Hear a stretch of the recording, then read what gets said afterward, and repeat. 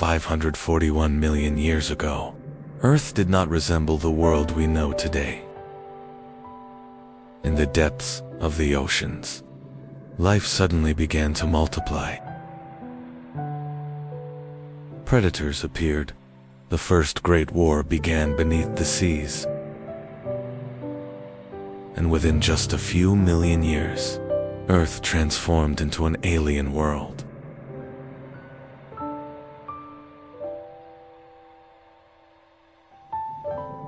"541 million years ago, an incredible event began on Earth.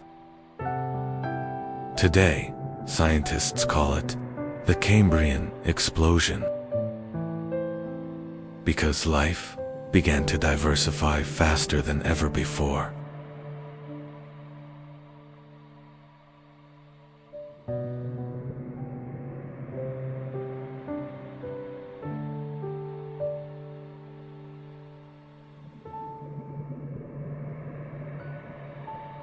Life had existed on Earth for billions of years, but most organisms were extremely simple.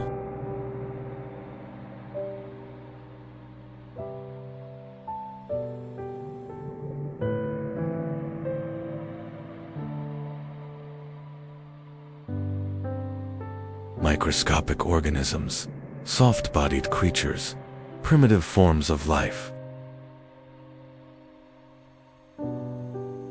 But then, a massive change began in the oceans.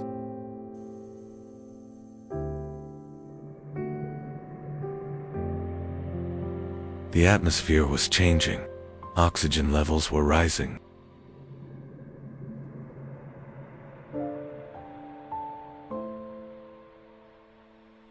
And this transformation allowed life to reach an entirely new level.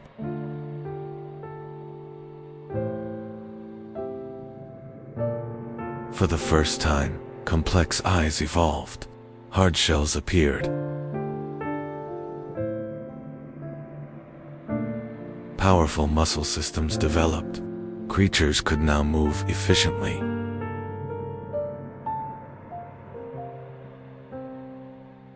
But the greatest change was this: creatures began hunting one another.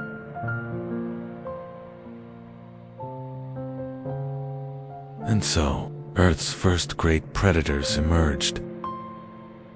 One of the most terrifying creatures of the Cambrian seas was an anomaly. It was nearly 1 meter long. By the standards of its age, it was a gigantic monster. It had enormous eyes. It captured prey with sharp, grasping limbs. The trilobites were among the most common creatures of the Cambrian period. They had hard outer shells. Some could swim, while others crawled across the ocean floor.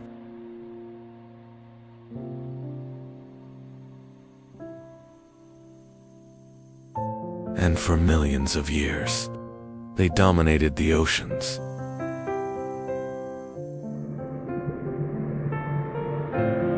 But the Cambrian Explosion did not only create new creatures, it also created competition.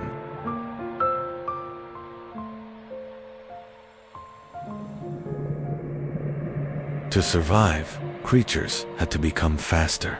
They had to become stronger.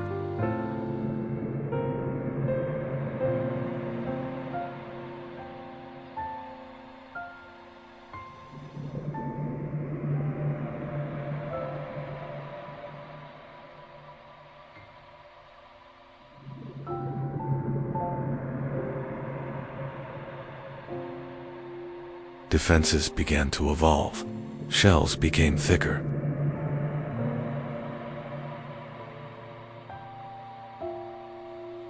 Spikes appeared.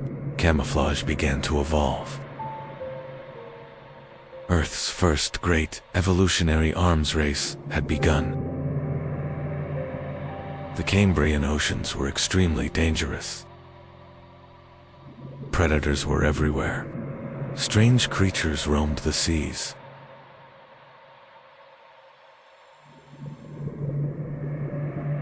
Some had long spikes, others had multiple eyes. Earth truly looked like an alien world. Many animal groups that appeared during this era became the ancestors of modern life.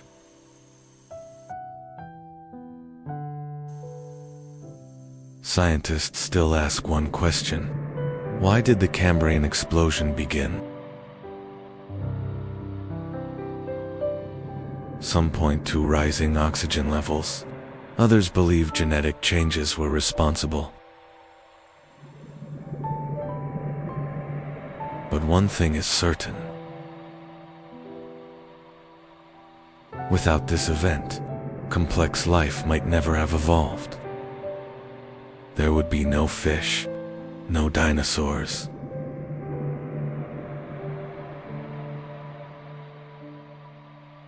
Because the Cambrian explosion was the beginning of Earth's great story of life.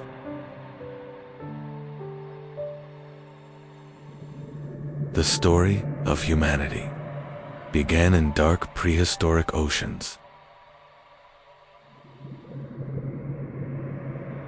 541 million years ago.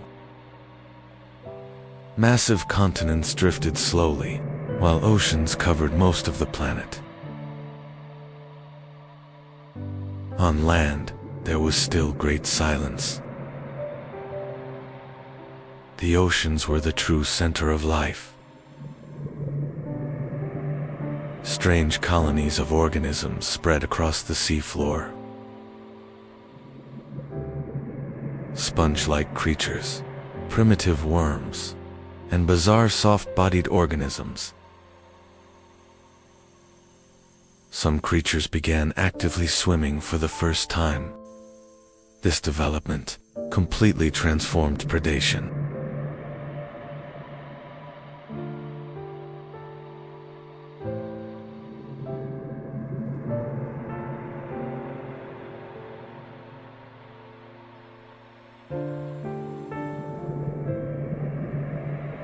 Now, hiding was no longer enough.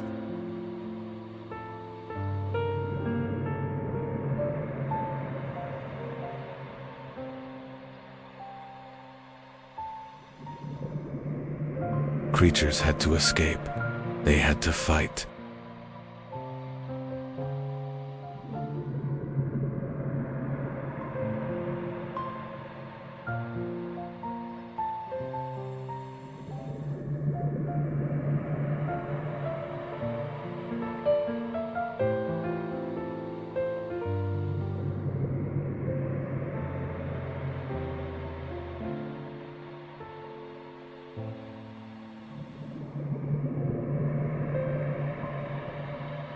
During the Cambrian Explosion, evolution accelerated dramatically.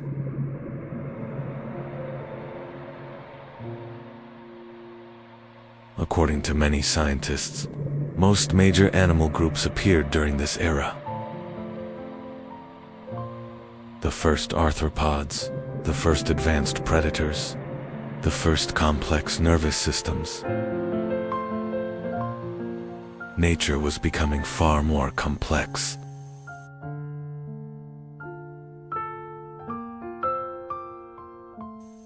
And this complexity became the foundation of all future life.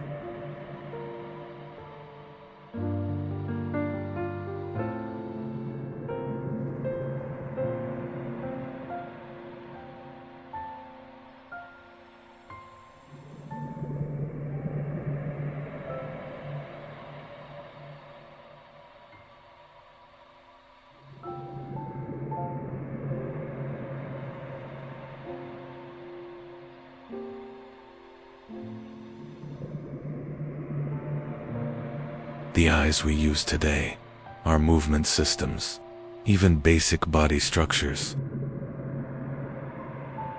may trace much of their origin back to this period.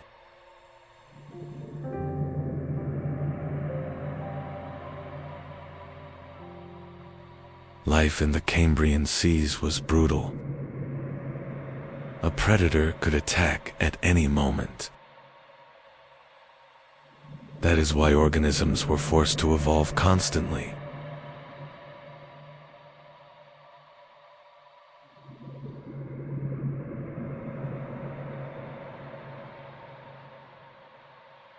Faster fins, stronger shells, sharper senses.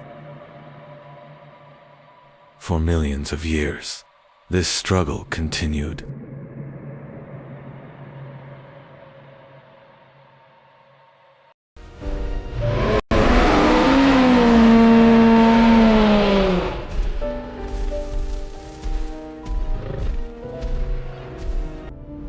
Long before dinosaurs walked the earth, 252 million years ago, the largest extinction occurred.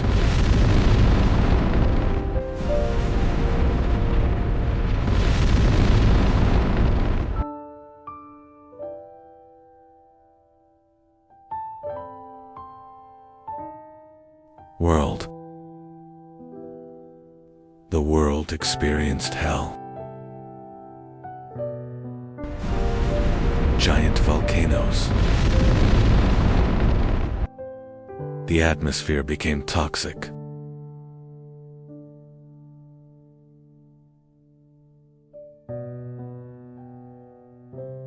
Oceans warmed and lost oxygen.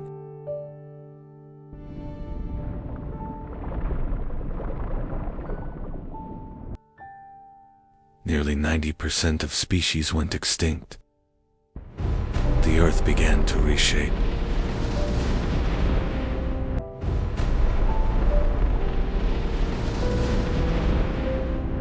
The climate was mostly hot and dry.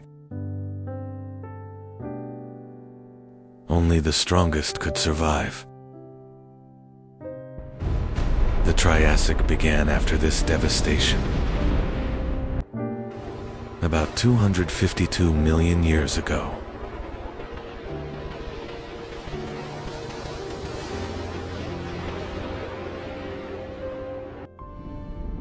End of the Permian period.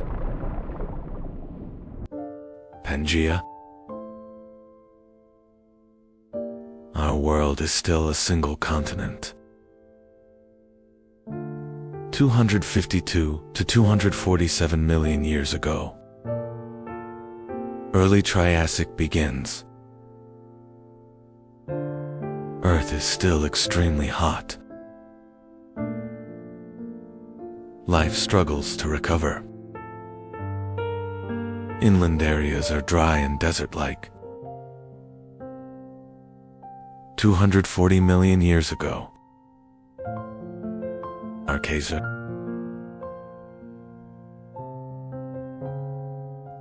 Ecosystems slowly stabilize.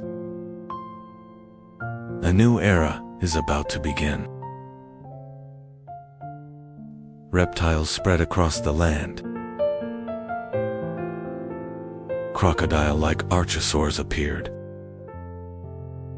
Small mammal-like creatures emerged, preparing for a battle for survival.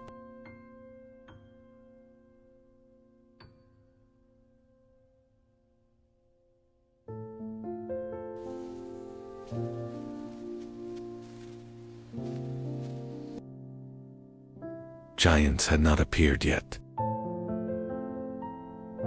Survival was the priority. The formerly dominant species had become extinct. The ecosystems were empty. This gap, it's an opportunity for new life. Resistant strains have begun to proliferate. Competition was low. Resilient species had an advantage.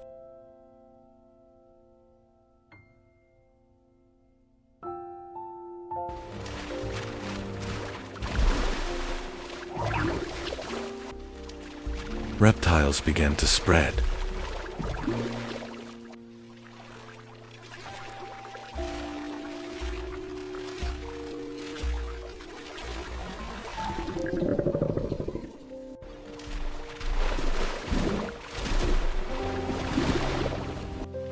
Some lived in water.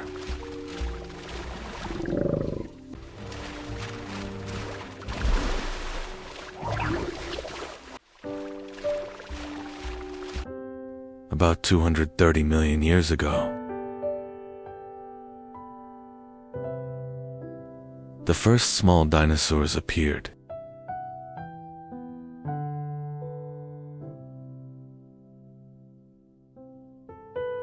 They were small in size.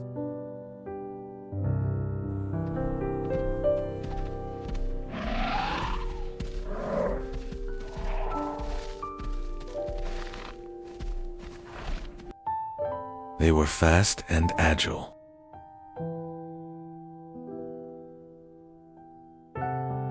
They were not dominant yet. Survival mattered more than hunting. They moved cautiously in open areas.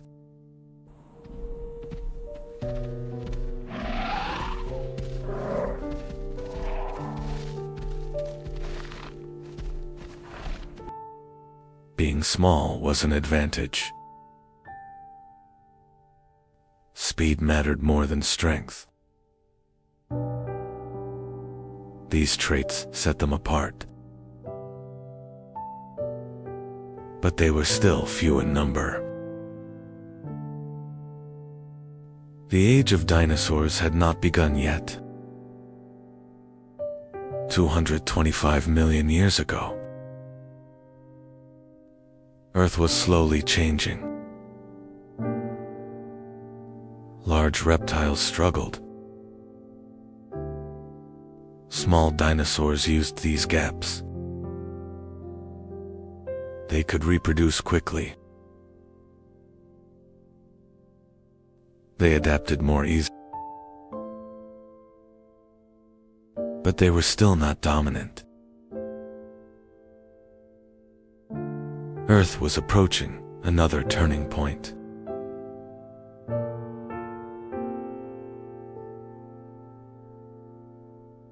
"215 million years ago,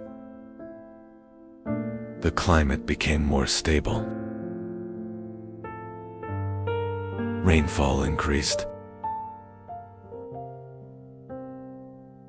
Plants spread across the land.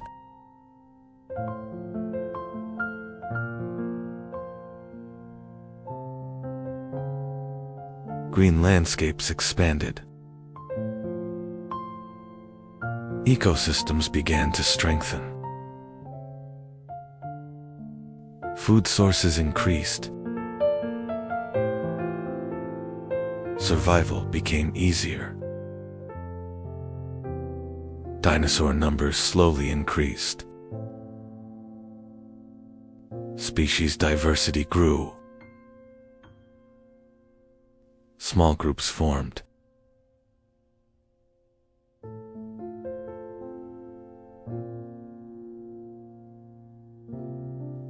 Competition became more balanced. Earth became more humid. Dinosaurs adapted to their environment. Different feeding strategies evolved.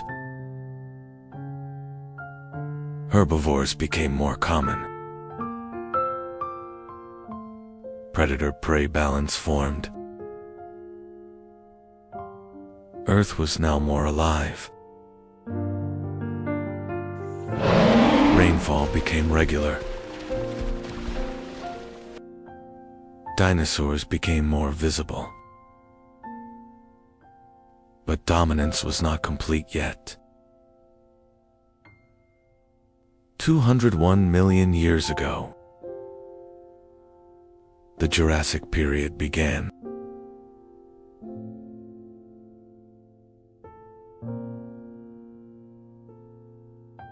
Climate stabilized. Plant diversity increased.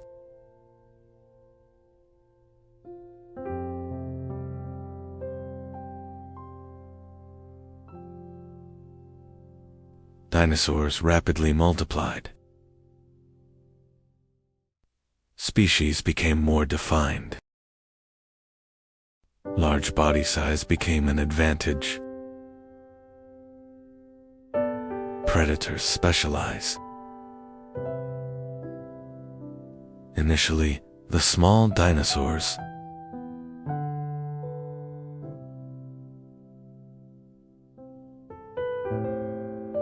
She became the ruler of the land.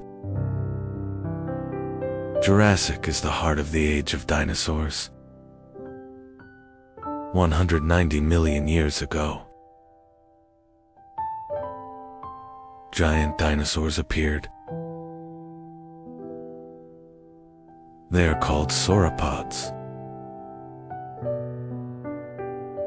Earth could now support giants. When life found balance, it grew. Power came not from destruction, but from harmony. Subscribe and like. The world was changing. Life endured. The survivors.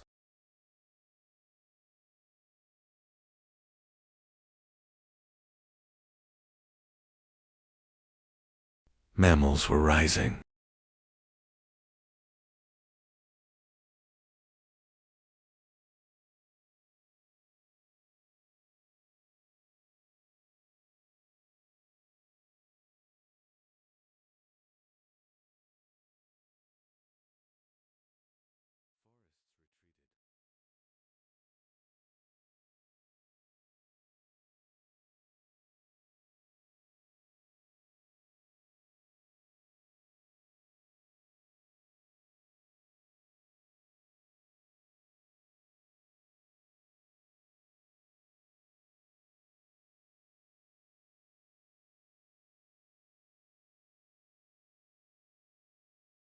Open lands prevailed.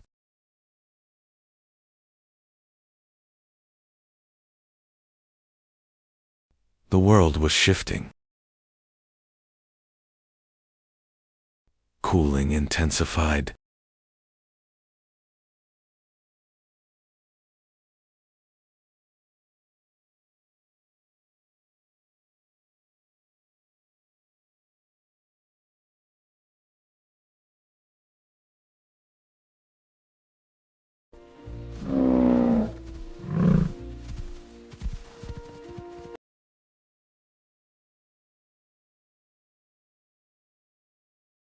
The adaptable endured.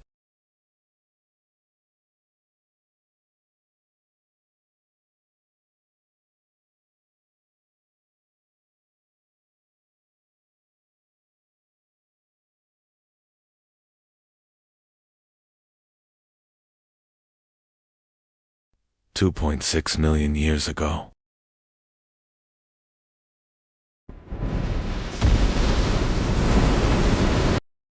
The Ice Age began.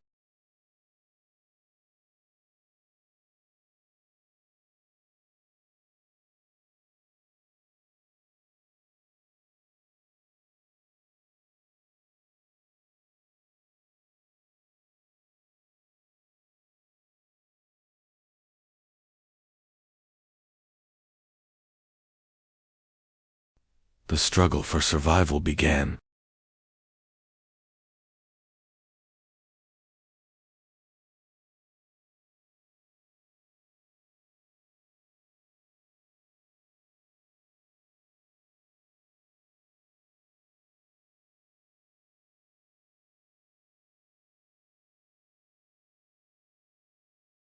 Cold and warm periods alternated repeatedly.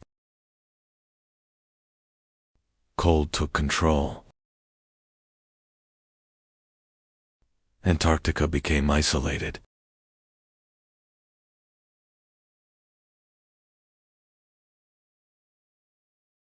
The ice sheets expanded further each year. The hot springs could no longer reach the shores. Life had to adapt to the increasing cold.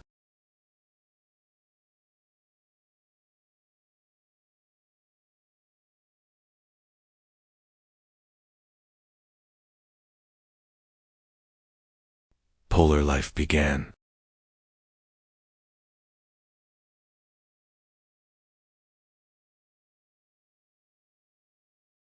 Forests have begun to be replaced by open spaces.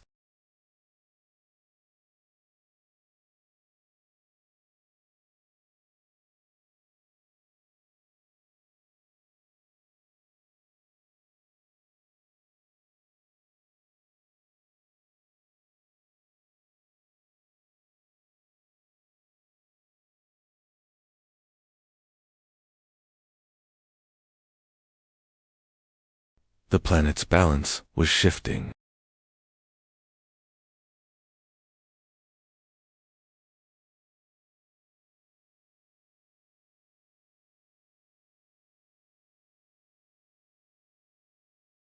Marine life adapted.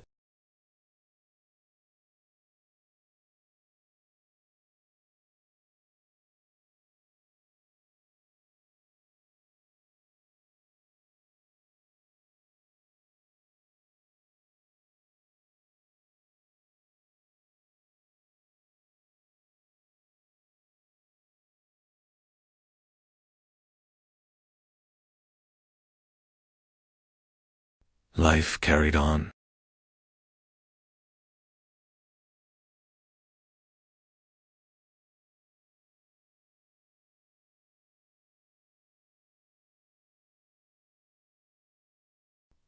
It was as if the world was preparing for something.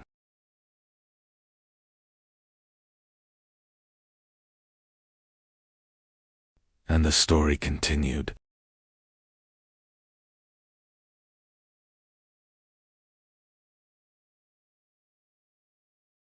Life accelerated.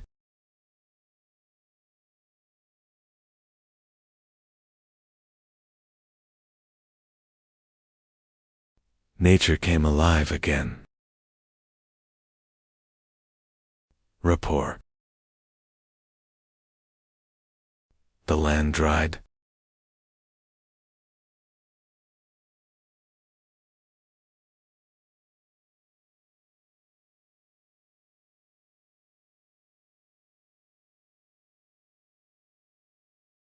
Drought spread.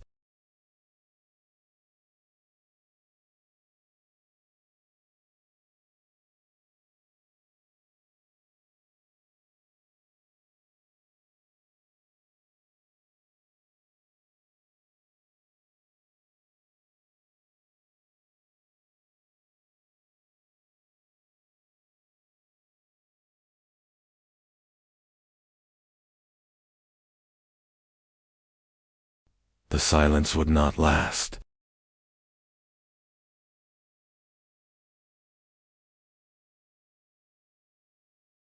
The change was very sharp.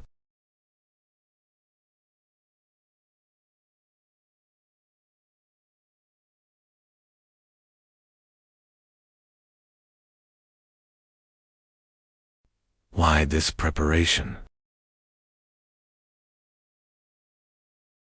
Years pass.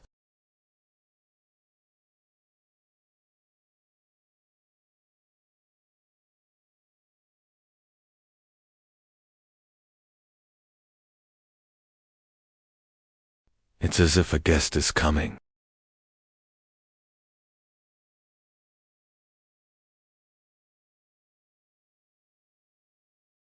The house seems to be tidying up quickly. A system where only those who adapt survive.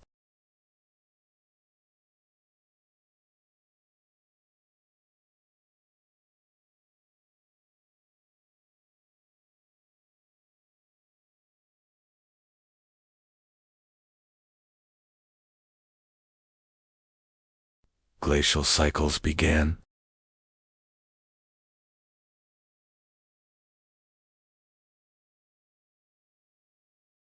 The Ice Age deepened. The ice began to melt.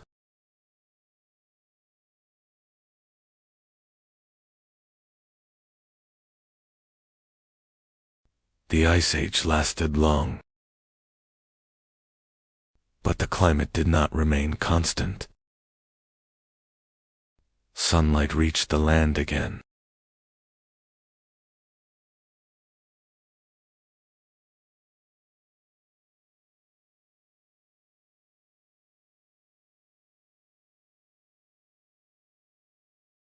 Rivers were set free. Grasslands expanded. Animals moved into open plains.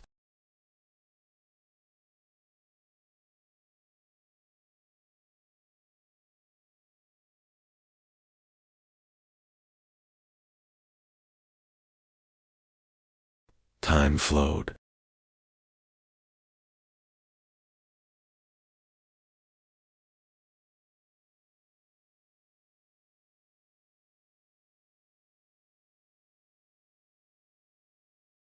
And one day, millions of years later, humanity appeared. And humanity entered the stage. The real story begins now. The story continues. Stay tuned. When humans learn how to survive. Before we understand these ages, we have to travel back, not hundreds, not thousands, but millions of years into the past. This is our world.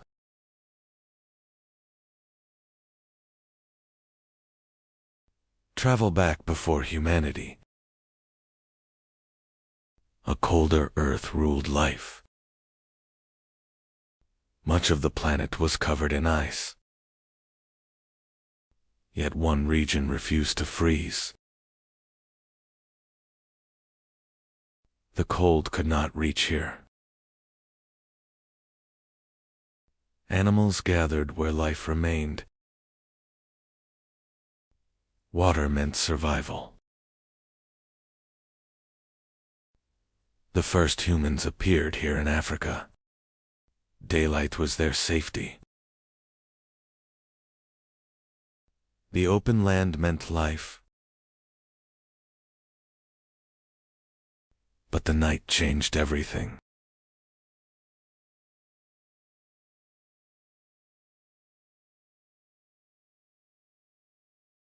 In the dark, they were not alone. Running was survival. They could not fight.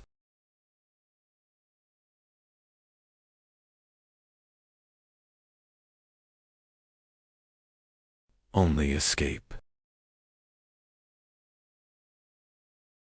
Not every enemy had teeth.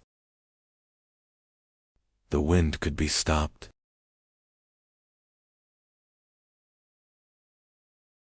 Not everywhere meant death.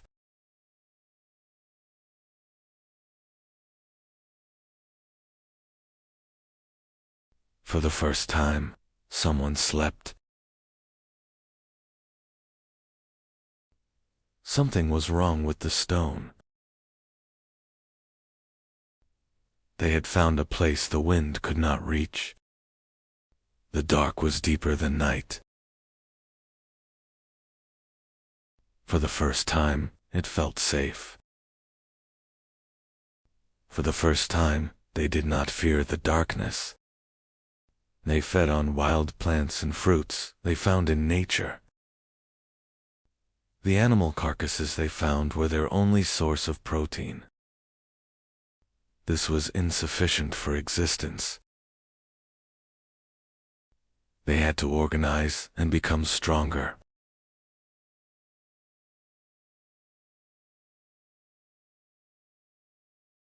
The line between life and death was very thin. Survival came first. The stone broke. The edge was different. It cut the skin. Meat separated. They had never seen flesh open like this before. The smell was strange, but irresistible. Others noticed the smell. Something new was happening.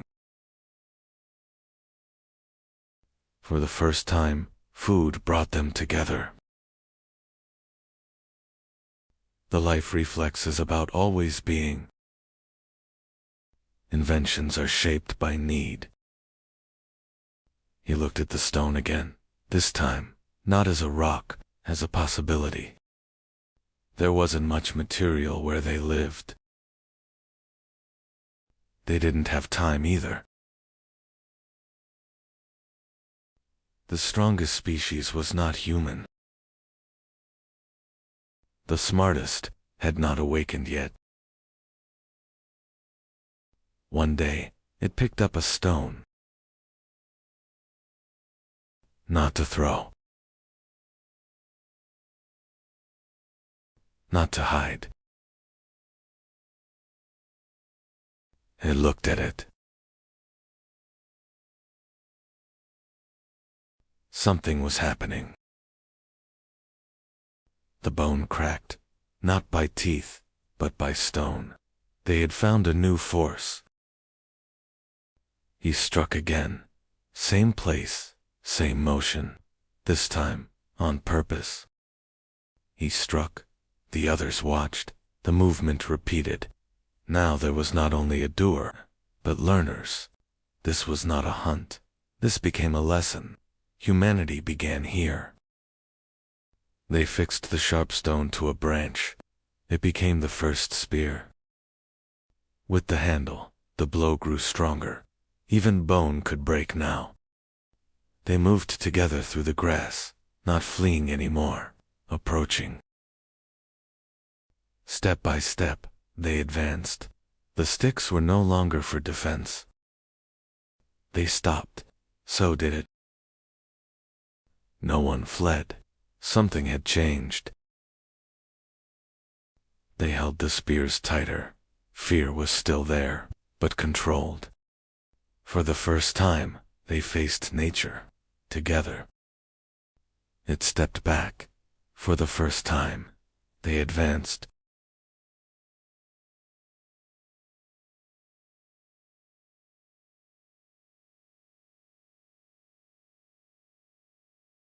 It ran. Now the hunters followed.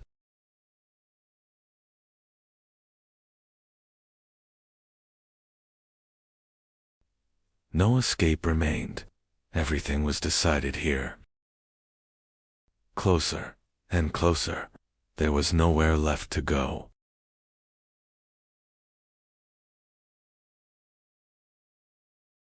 The hunt ended.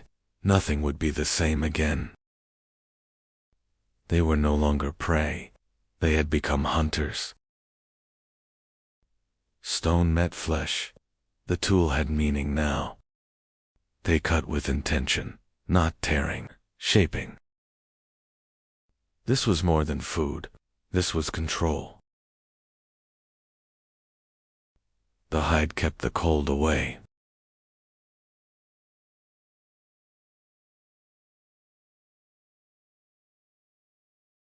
Stone-shaped bone, tools could now create tools. A tiny hole appeared. Nothing would fall apart again. They no longer searched for shelter. They built it. Bone, wood, and hide became walls. Nature was reshaped. For the first time, they had a place to return to. From stone came tools. From tools came life.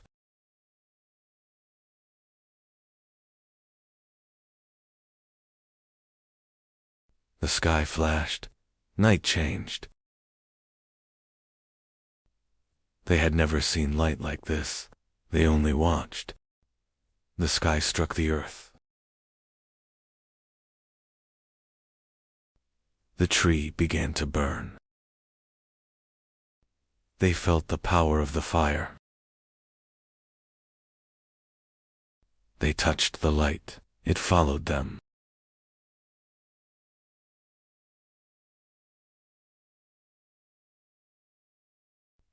Now the night stayed away. The night was no longer theirs to fear. They had made their own sun. From the sky came fire. They carried it, and the darkness ended.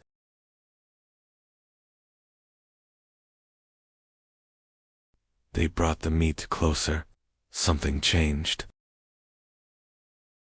The smell was new. They waited. He tasted, then reached again. This was better.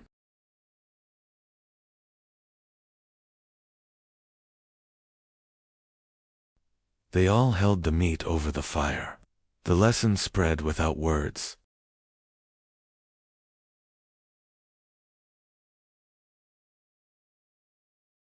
They tasted together. Hunger changed into comfort. The fire fed more than their bodies. Eyes spoke first. Faces carried meaning. Sound was no longer instinct. Imitation began.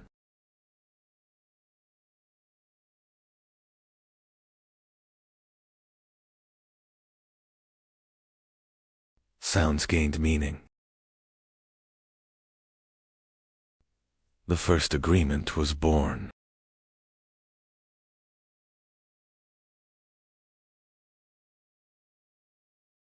Thought was shared. Humans were no longer alone. Language was being born.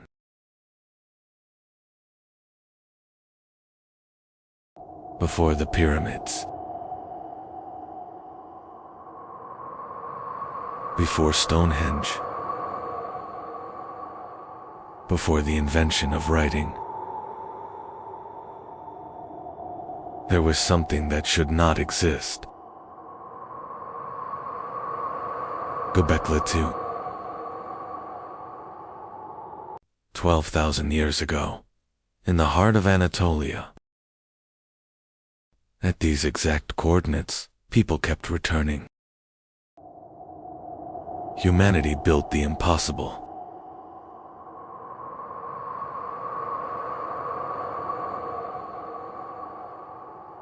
Massive pillars, weighing up to 20 tons. Carved with predators, foxes, snakes, scorpions. This was not random, this was deliberate. But how did hunter-gatherers build this?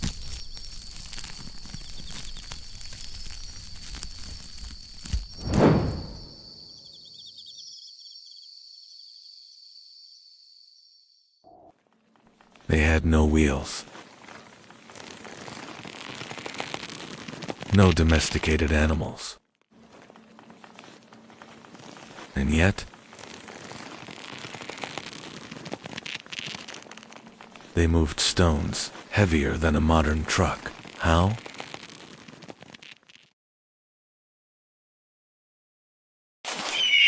Every strike meant something. These carvings were not crude. They show planning, skill, symbolism. This was intelligence, organized intelligence. Look closely. These carvings are not accidental. Every line has intention. Every animal has placement. This was precision, not chaos. They built something extraordinary. This was not an ordinary place. There was meaning carved into the stones.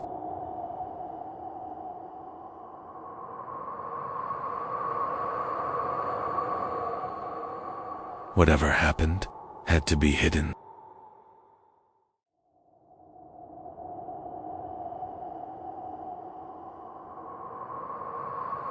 But the earth cannot hide everything forever. In 1994, an archaeologist looked at that hill, and he did not see an ordinary mound. In 1995, excavations began. As the soil opened, history changed. This was only the beginning. The work was being carried out with great meticulousness.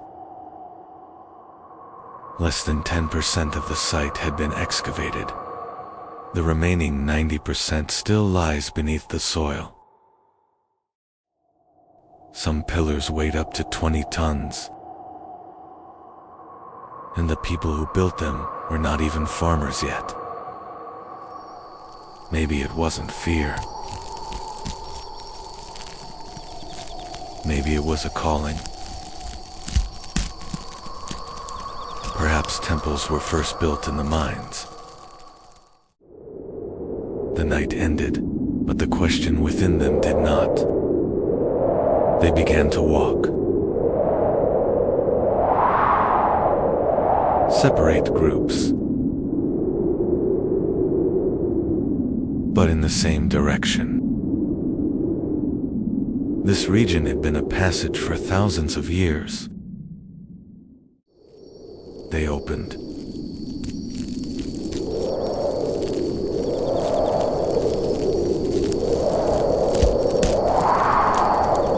It was as if they were gathering strength.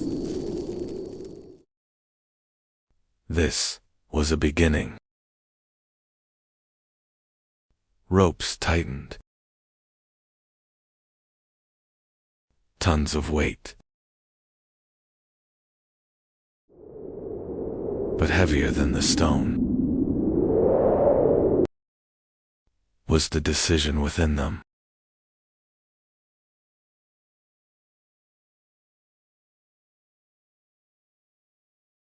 The people who lived here were hunters. When the stones were erected, it wasn't just architecture. It revealed a ceremonial space where communities came together. Excavations point to Göbekli Tepe, not as a village, but as a ritual center.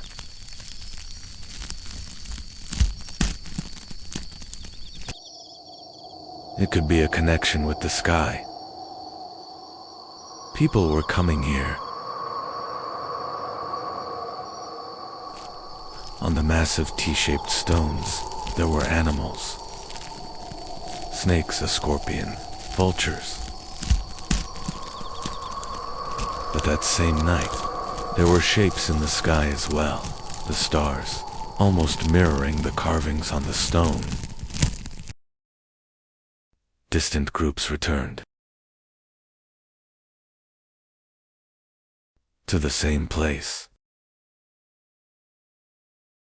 Around the same stones. The circle was complete. But the crowd was growing. This was not an ordinary meal. It was a celebration.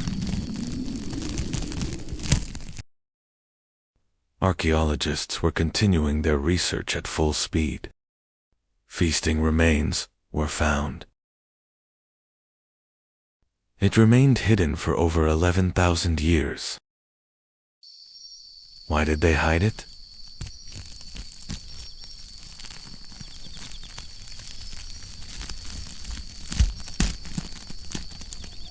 The ritual began. Before they settled there, they had already built their temples. Soil preserves history. Its age was measured in the laboratory.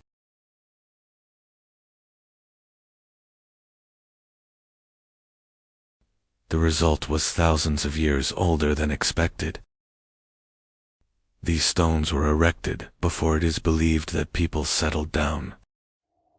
History had to be rewritten.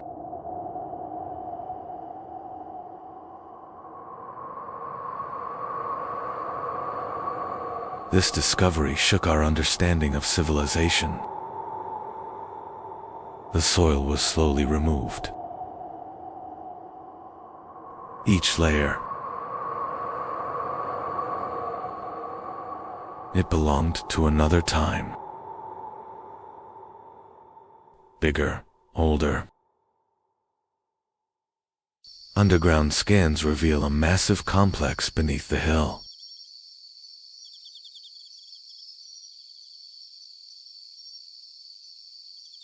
There was a past hidden beneath the earth. Like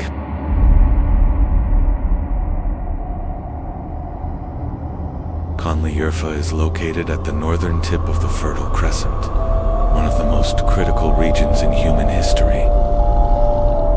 The climate was suitable for life in the post-Ice Age period. It is one of the areas where wild wheat and barley grow naturally.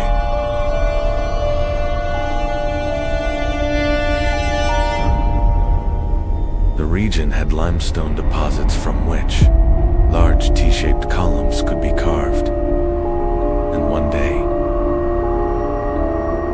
they decided not to return. Hunters were becoming settlers.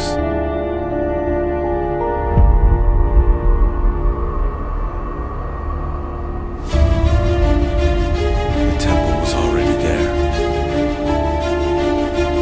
Now, life was there too.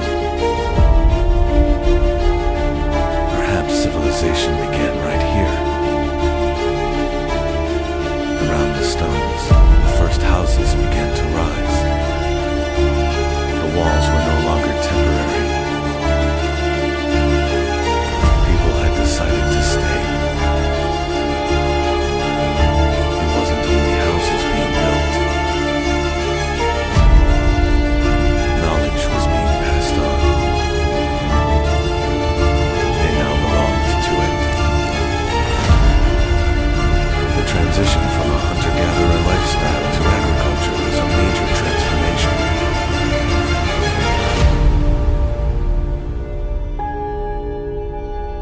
They settled.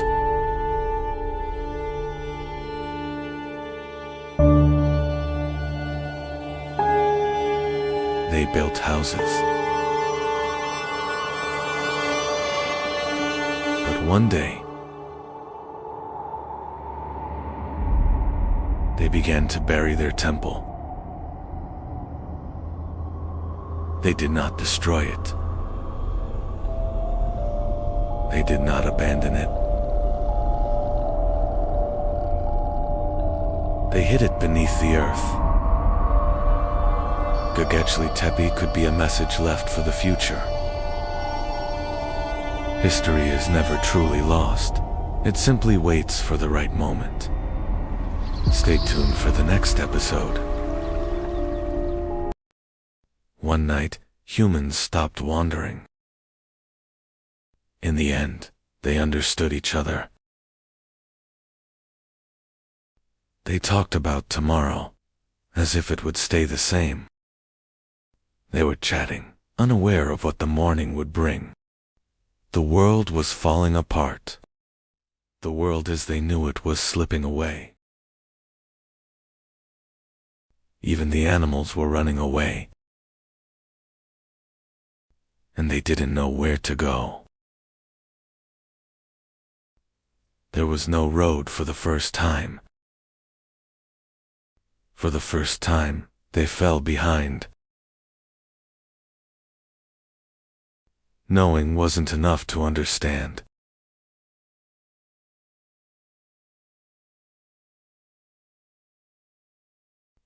They were helpless in the face of nature's power. The trace disappeared. The lands where they hunted were gone. There was no ground left to stand on. They called, but there was no response. Hunger now had a face. Hope was fading.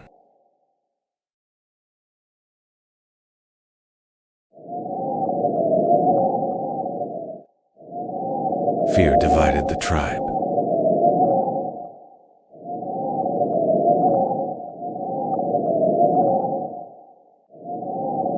Life was silently leaving her.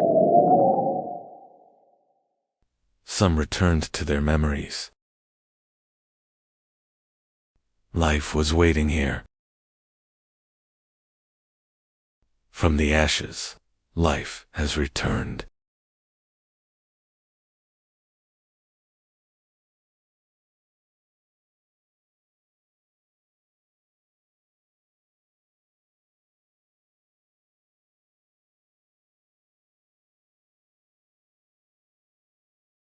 They didn't go this time.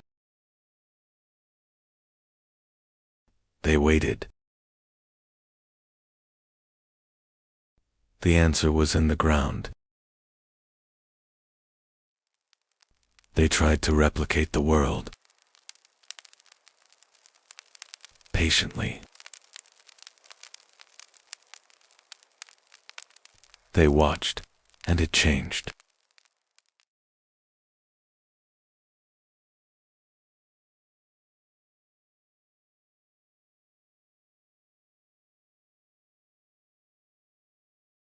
They did it again.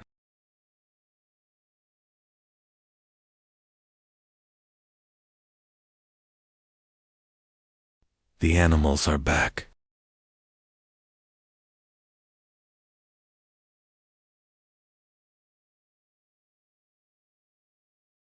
But nothing was the same. They no longer had to follow them. For the first time, they could stay. And again.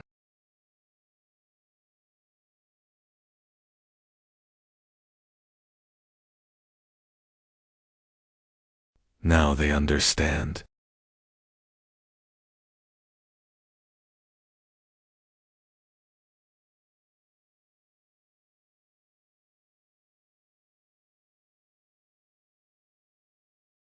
They could do tomorrow.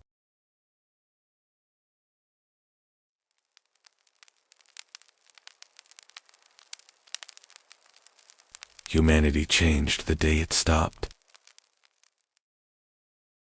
Civilization began here. They were no longer searching for food. They learned, and they taught.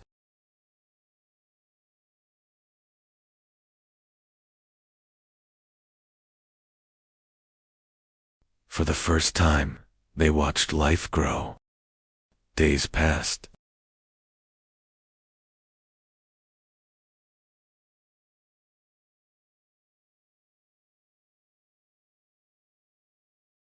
The earth responded.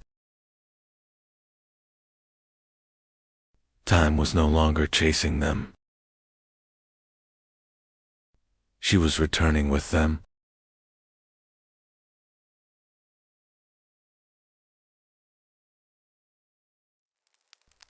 They had entered the rhythm of the world.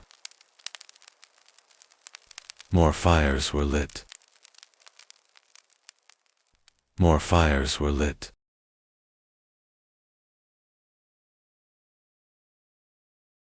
People don't travel very far anymore.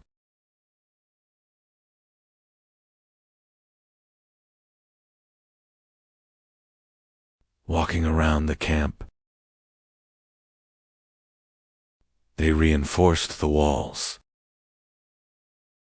What was temporary has become permanent.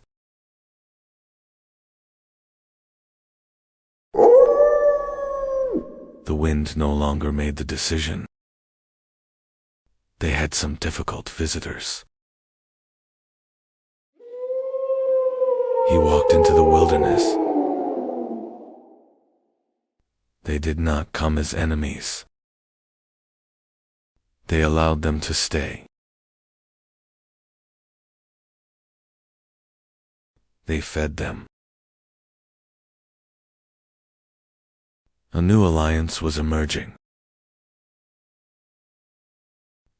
The person was no longer alone. They had a future ahead of them. They stayed nearby. They felt like they were part of something bigger.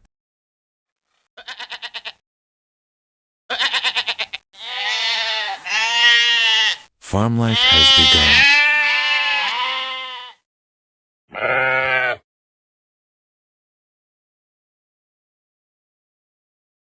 They learned to live with life. They led the flock. Fear has been replaced by confidence.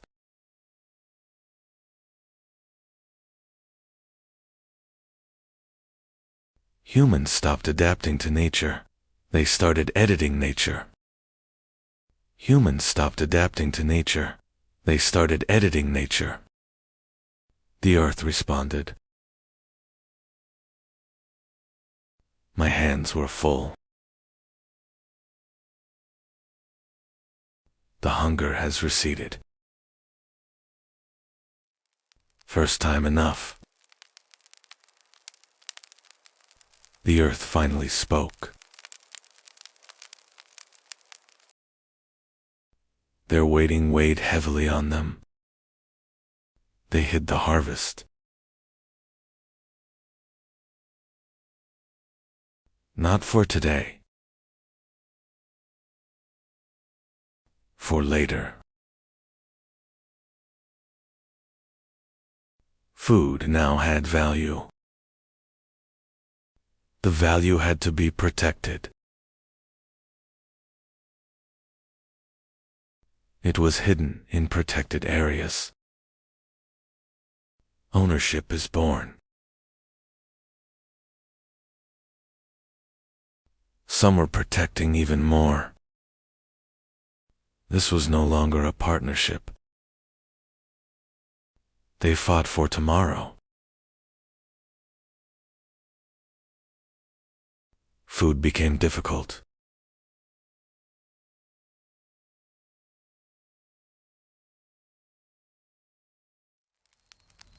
The union had ended. This chaos had to end. One voice became more important.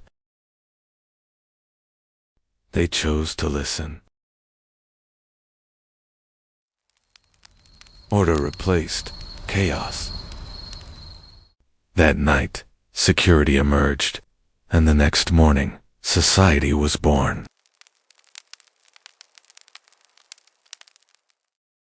Not everyone was a hunter anymore. Some protected, some produced. Some of them were no longer hunting. They were making tools. The information wasn't withheld. It was taught. Experiences were shared. A voice began to be heard. Nobody was right yet. It was no longer power. It was words that determined the outcome. The first verdict was given.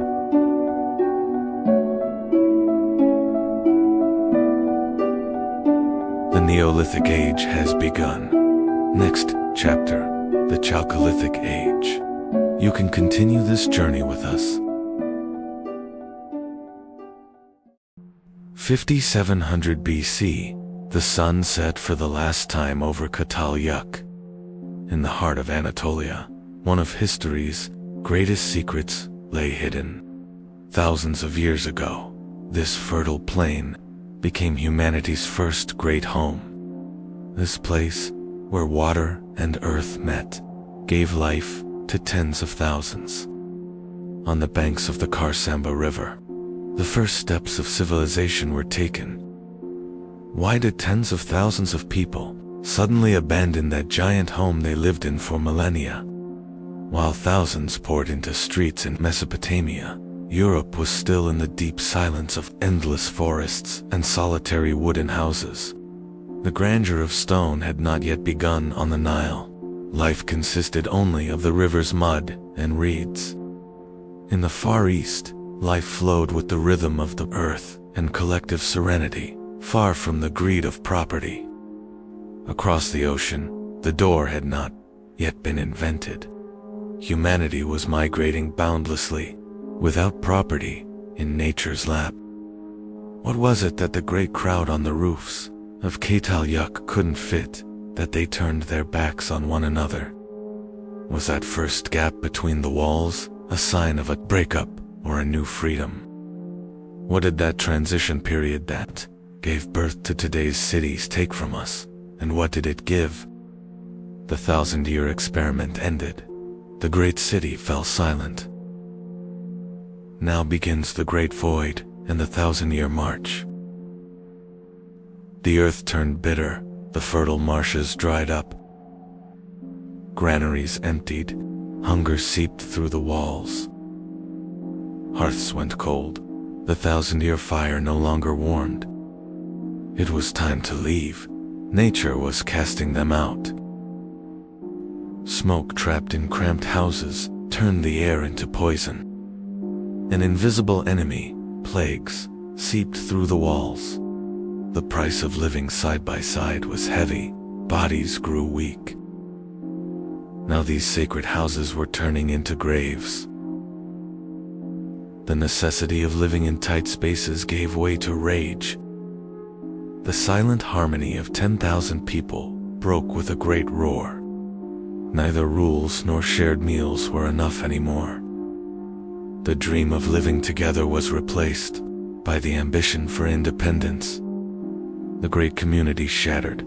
Families broke away from the city one by one. Safe walls were abandoned. The first steps into the uncertain step were taken. Those dark holes where thousands of voices once rose fell into silence. Humanity was escaping into freedom from this giant prison of its own making. Walls were no longer shared. Houses began to separate from each other. That narrow gap between the houses was the first street in history. Humanity began to breathe and see sunlight at ground level. Now everyone had their own boundaries. Privacy was quietly being born. Walls were pierced from below.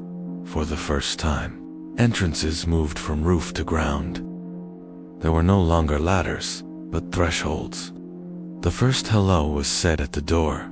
There were no longer ladders, but thresholds. The first hello was said at the door. The door was not just an entrance, but the first shield protecting man's fortress. When the door closed, the noise and gazes of the outside world remained behind. For the first time, humanity tasted the peace of breathing without others watching. Now we had secrets, private moments shared. Behind walls were born. When the door closed, the community ended, and the individual and family began. The colorful stones in the earth's bosom were heralds of a new power. Fire brought the hard rock to its knees. Copper melted in the glowing embers. Molten metal took the shape of a new world in stone molds. Now, not only stone, but also metal bowed to the will of man. Ketalyuk fell silent, but the dream it built was sealed beneath the earth. Though thousands of years passed, the desire to live together never died. Smoke rising from mud roofs has turned into towers, reaching for the sky today. We are the heirs today of the great story that began in those cramped rooms. The street was not just a road, it was the first boundary between yours and mine. Humanity took its first step from a common roof to a personal land here. The door and the threshold were born. Now the front of the house was as private as the inside. The giant mound of the past was giving way to an organized order, the first neighborhood. Streets were not just paths, they were the world's first free markets. Economy moved from the privacy of roofs to the transparency of the street. Barter came to life on doorsteps. The street was a bond connecting people.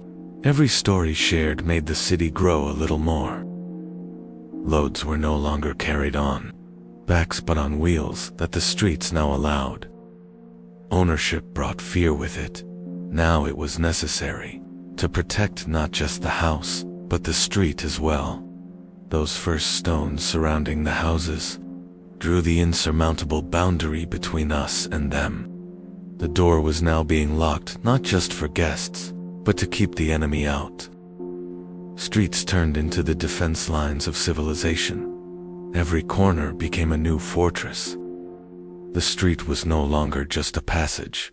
It was a giant machine holding thousands of people together. As the city grew, streets began to carry, not just people, but water and the burden of civilization. Where the street ended, walls began. The city was now both a sanctuary and a giant prison. In Uruk, streets were no longer just passages. They were the first great social contract holding thousands of strangers together. Doors closed. Property became sacred. The street was now the sharp boundary between what belongs to all and what belongs to one. The sound of the wheel echoed for the first time on these unpaved roads. The street was no longer just for walking, but for hauling in trade. And then, time warped. Mud brick gave way to stone, and paths turned into imperial roads connecting continents. Light made the street livable at night. Random paths turned into a planned city. The gap between two houses was the street's first breath. Stone and gravel protected the street against mud. Crossing paths created the first public space. The cleanliness hidden under the street was civilization. The wheel widened the shoulders of the street. Climate changed. The Euphrates shifted. The street was condemned to the dust of a parched city. As the water receded, distant settlements were one by one plunged into silence. The streets became the dusty refuge for those fleeing to the city for survival. The street was no longer just a path. It was the last bastion of order. The wrath of the climate forced people to seek refuge behind massive walls. As the crowd grew, the rules of the street were carved into clay, not just memory. Records replacing words became the new and unshakable memory of the street. Information turned into an invisible power, governing the city and ending chaos. Water was trapped beneath the street. Hidden channels kept the city clean. Engineering turned chaos into health. Infrastructure became the foundation. The wheel made the street not just a path, but the main artery of civilization. Every brick was the work of a collective will that turned chaos into order. Randomness ended. The streets were now the work of a mind and a plan. The unseen revolution was under the street. The first channels gave life to the city.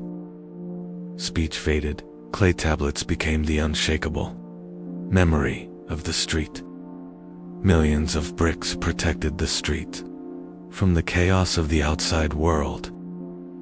The street was no longer just a path, but the signature of a civilization. Randomness ended. Every street was the work of a mind and a plan. The story of the street didn't start here, but here it became immortal. It all began beneath this silent mound. For 9,000 years, this earth kept humanity's strangest secret in its heart. When the first shovel hit in 1958, all known history was torn apart like paper. What stood before us was not a village, but a giant labyrinth.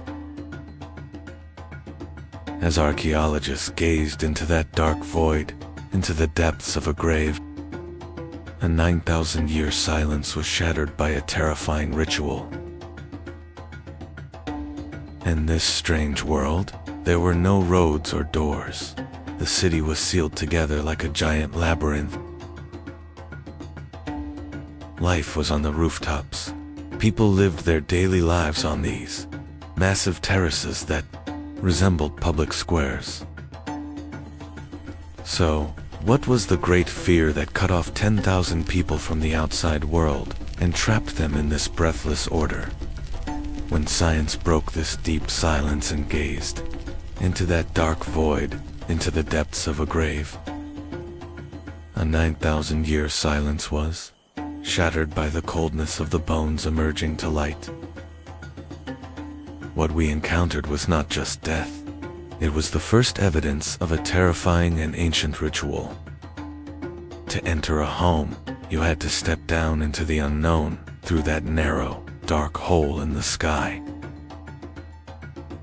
Every rung of the wooden ladder pulled you away from the outer world and left you in the arms of a smoky silence. When you reached the bottom, neither light nor doors welcomed you. There was only the suffocating narrowness of the walls. These houses were not just shelters. They were windowless, breathless cells where 10,000 people were trapped. Belongings were few, but silence was plenty. Everyone shared the same narrow space, the same dim light, and the same fate. The walls were so close. There was no private life here, nor a secret corner. Everyone was watching each other, every single moment. No one could be different here. There were no leaders, no slaves, but there was no freedom either. 10,000 people moved as a single soul. Everyone slept at the same time, lived the same way, and bowed to the same rules. So, what great fear sustained this perfect order that even a king could not provide? Walls were not just mud. They were woven with the bones of the wild. Giant bullheads were like gods, watching you every moment. Red paint was not just a decoration. It was the trace on the wall of a ritual, of shed blood, and of untamable fears. They did not conquer nature. They chose to imprison savagery in the deepest corner of their home and sleep beside it. Watch where you step. In these houses, the floor was not just earth, but a grave cover. They buried their loved ones right beneath where they slept, in a fetal position, as if in the womb. Death was not a parting here. The living and the dead were sealed together forever under the same roof. The story of some dead did not end with burial. They would separate the skulls from the bodies and give them a new life. They rebuilt their ancestors' faces with clay. They made new eyes from mud and pigment so they would never forget. These masks watched those sitting on reed mats by the fire. Death was right there, by the hearth, inside the family every evening. In this dark world, power came not from gold, but from a black glass born in the heart of the volcano, obsidian. They crafted it so sharply that obsidian was both a hunter's most loyal friend and the most perfect blade, two-part skin from flesh. But obsidian was not just for cutting. It was a black, misty mirror where humans first encountered their own dark reflection. The true masters of the steppe were not them, but the leopards watching from the shadows. They could not domesticate this savagery, but by carving it onto their walls, they turned fear into a power imprisoned within their homes. Wearing a leopard skin was not just clothing. It was the only way to possess and rule the most predatory spirit of nature.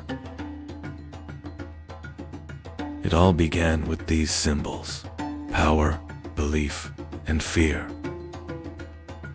These walls you touch are silent witnesses of 9,000 years. This is Cataloic, the first metropolis with no streets and doors closed to the world. You had only one way in, this dark opening on the roof. Outside was a wild world. Inside, a life of claustrophobia. Why were they hiding? From the gods above, or from each other? Sunlight could only seep through this hole. Just like life, narrow and limited. Their weapons were made of volcanic glass, as sharp and dark as obsidian. But the real mystery was hidden in the floors of these empty rooms. 10,000 people were breathing inside a giant labyrinth. They are still there, watching us and guarding our secrets. And one day, when the sky filled with fire, everything would change. Watch where you step, because they are right beneath you. They slept together. Death was not an end here. The hardest goodbye was indoors. Every house was a cemetery. He was following his ancestors. This silence has a price. Even the walls are made of bone. Why didn't they let them go? We are burying our secrets. Cataloyak, City of the Dead. This massive mound has kept humanity's greatest secret in its heart for 9,000 years.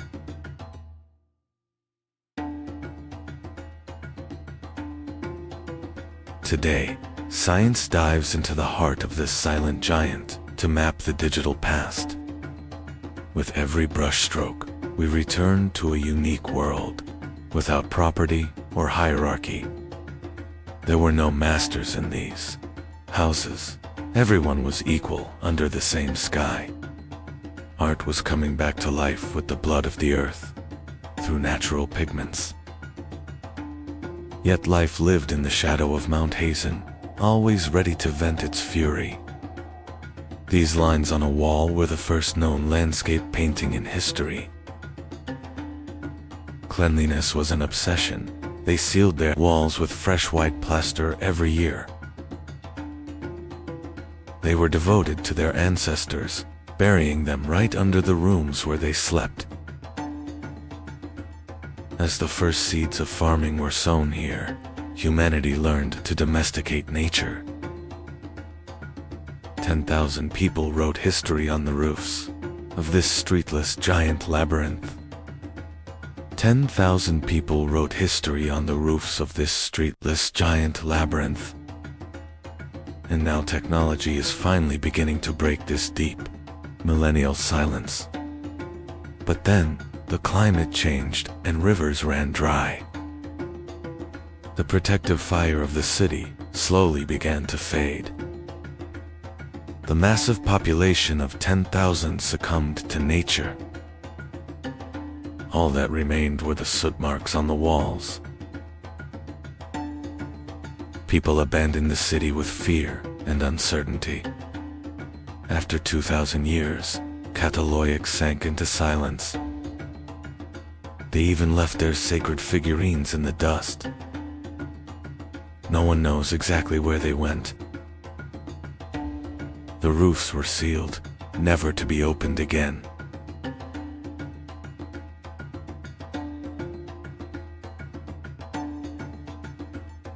The last meals were never eaten.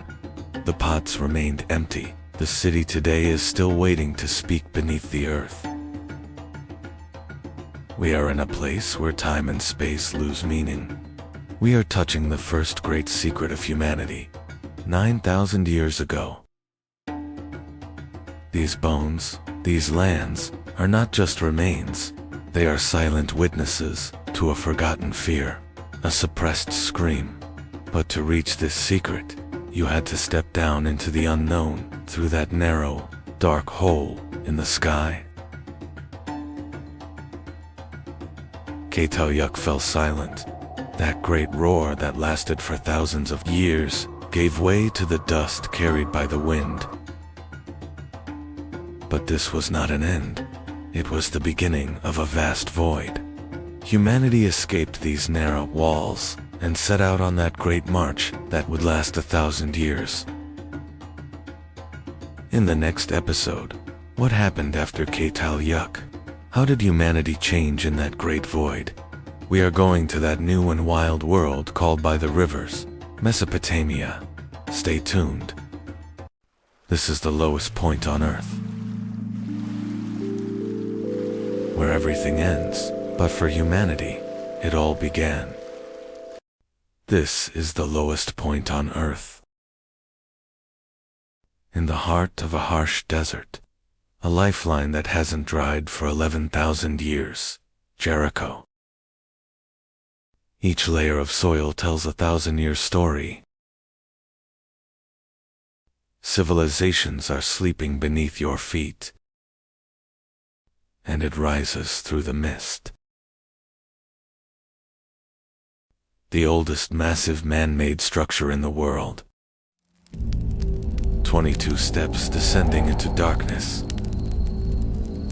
Where did these stairs lead? To protection or a ritual? They were the first masters to survive in a wild nature. When they found this oasis, the end of nomadism had come for humanity. They began to build not just a shelter, but a collective memory here. History was carved into stones and souls here, for the first time. Welcome to the greatest mystery of human history, the world's first city, Jericho. Before civilization, in the Jordan Valley, 10,000 years before pyramids, life spreads across the land. Around 9,000 BCE, the Jordan Valley. Why did humans stay here? To the Levant, in the Jordan Valley. The Ice Age comes to an end. The world grows warmer. Food was already here. They returned to the same fields. They wandered for ages, but that night, the dark wasn't silent. Something was there. They didn't understand. They were afraid. Not every stone was the same. Together they were stronger. The stone was no longer just a stone. The wall stood.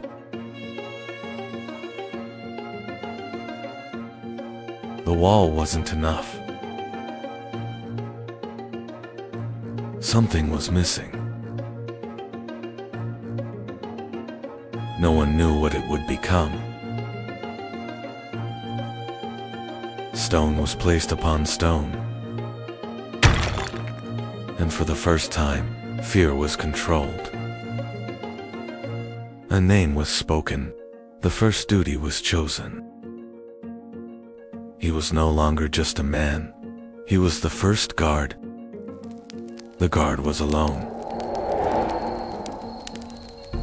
The sentry could feel the eyes watching him from the pitch-black darkness. This fear was very dangerous. The walls had to keep out, not just wild animals, but the unknown as well. But the greatest fear came not from the outside, but from within. The line between life and death blurred for the first time in Jericho. They didn't let the dead go. They recreated them with clay.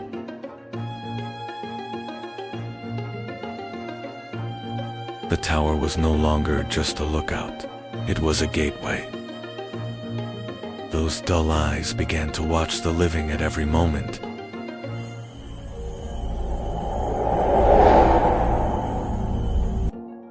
As resources dwindled, the peace protected by the walls turned bloody. Only the sound of stone and bone was heard. At sunrise, Jericho was no longer the same. The first city had become humanity's first prison. Jericho's greatest secret was not outside the walls or in the tower. It was right beneath the houses. They didn't bury their dead far away. They lived with them under the same roof, beneath their feet. But after a while, the graves were opened. The skulls were separated from the bodies. But after a while, the graves were opened. The skulls were separated from the bodies. Was it respect, or an attempt to bring them back? They gave the skulls life again with clay. Cowrie shells were placed in the eye sockets. Now those voids had begun to look back again. These masked skulls were placed in the corner of the house, among the living. The world's first city was hosting the world's first spirit summoning rituals. Even 11,000 years later, these faces ask us the same question. Were they afraid of death, or did they want to rule it? Wild beasts, or enemy tribes? Jericho sealed its fears with walls.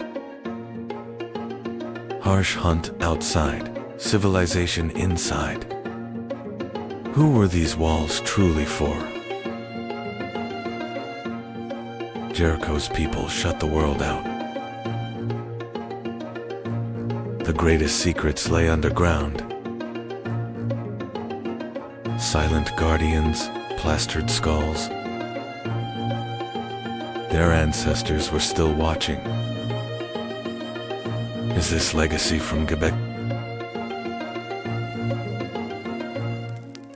The first portraits carved on bone.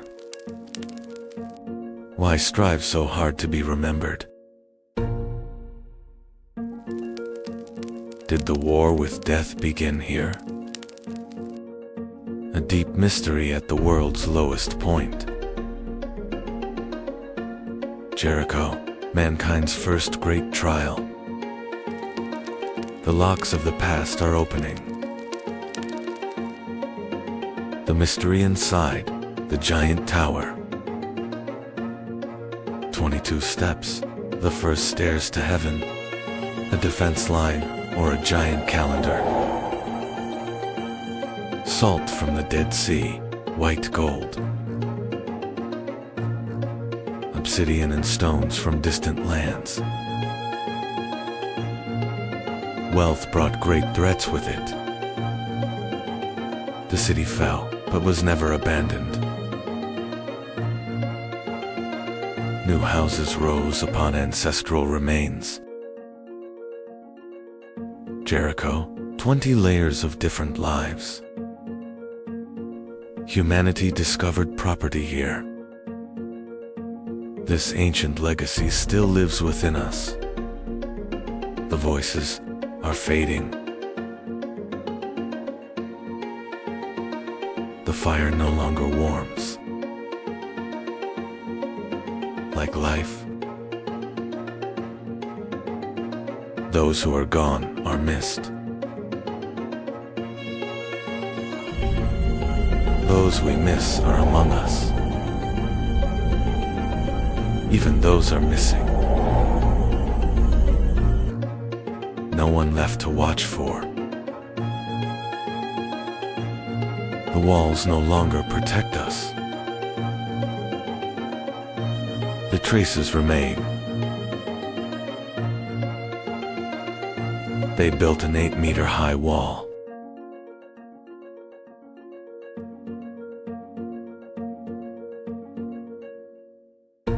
They took them with them so they wouldn't forget their dead.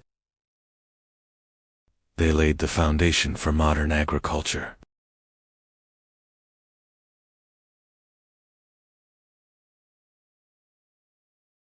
They hunted.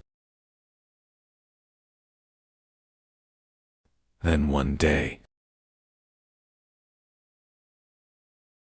they left in small numbers. The rest,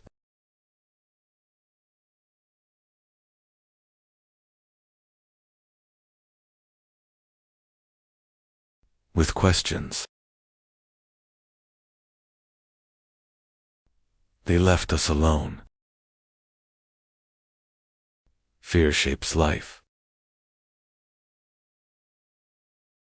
And now we know that.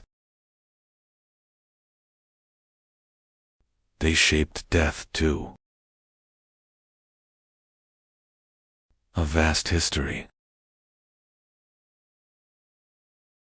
1/6 of the desert soil. She waited to enlighten us. They hit. They lived. They left.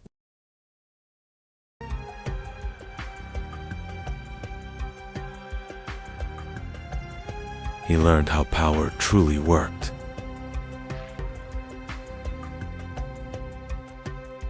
He watched power from the shadows.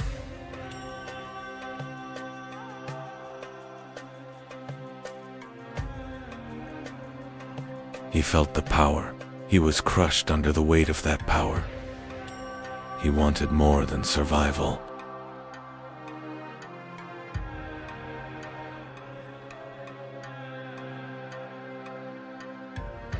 Into the unknown.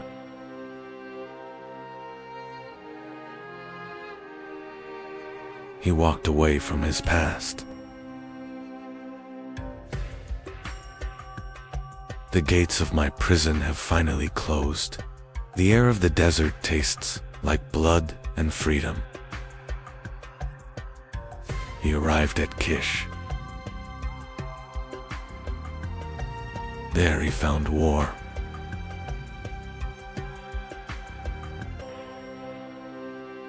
A name lost to the sands of time, AKD, the world's first empire. Before them, there was only chaos, independent cities, locked in eternal conflict. The gates were breached. The city was no longer its own.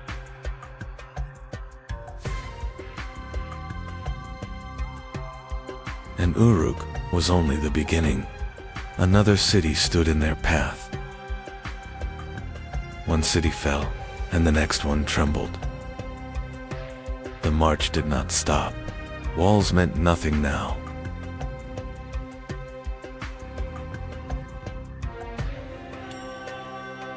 Another gate, another city broken.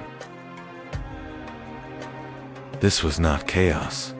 It was command. Sargon stood above them all. The age of kings had changed.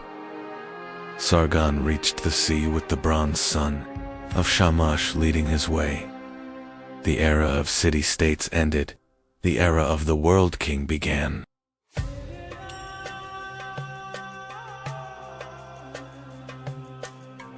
The Akkadian Empire had now been established.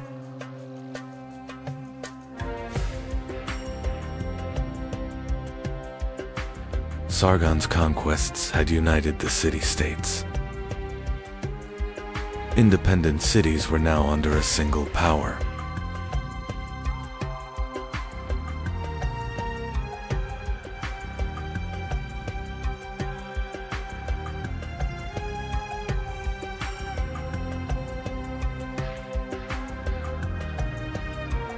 It was one of the first great empires in history.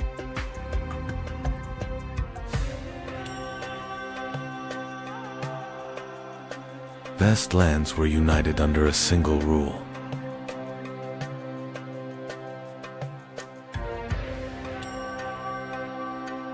New roads were opened between cities. Caravans carried goods between cities. Trade brought life to Mesopotamia. Communication across the empire became faster. Cities were now connected. News traveled from distant cities. Akkad introduced the first standardized weight and measure system. Centralized administration was managed through thousands of clay records. The state controlled the grain, creating the world's first tax system. The world's first postal system was born, in the desert, connecting distant provinces. Clay envelopes ensured the confidentiality of imperial orders.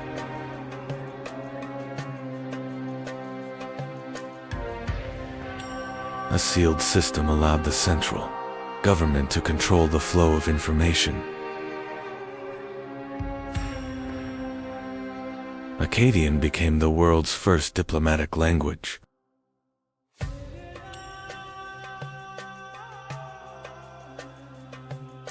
A common identity was forged through shared laws and faith.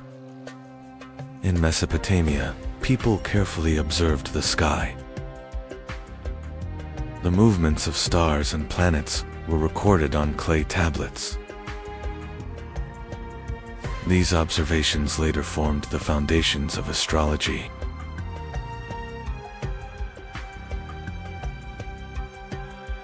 Akkadian trade routes reached the distant lands of Magan and Malup. During the Akkadian period, trade ships carried goods to the ports. Cities traded with distant regions. Scribes recorded incoming goods on clay tablets. Trade had become a system carefully documented.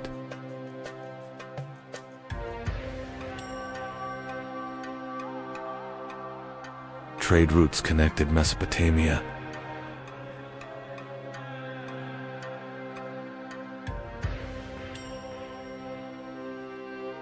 Goods constantly moved across the land.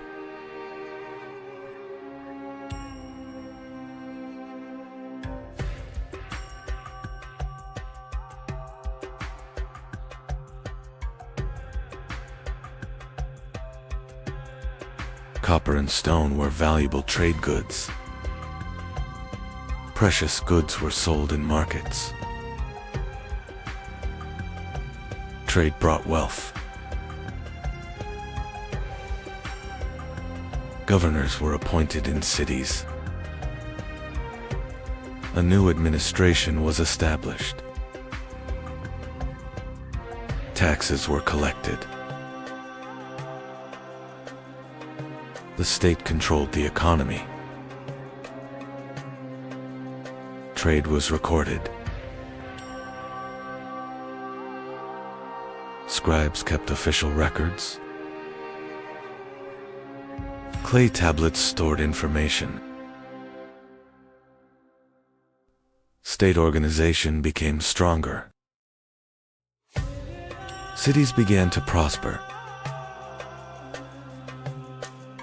Trade brought life to the cities. The economy was strong. But the empire would not stay strong forever. Problems slowly appeared.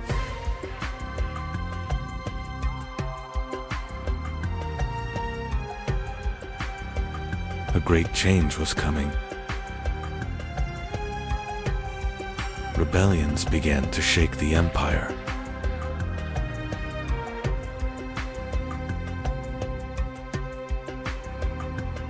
Unrest grew inside the cities.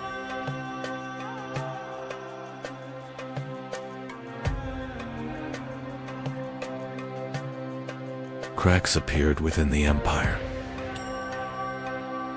Distant cities became harder to control. The empire had grown too large.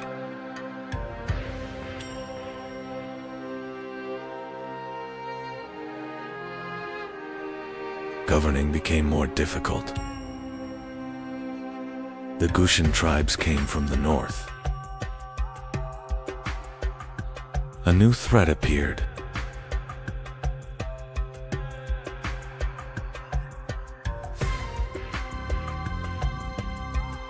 Warriors descended from the mountains. Wars weakened the empire. Cities were under attack. Defense became harder.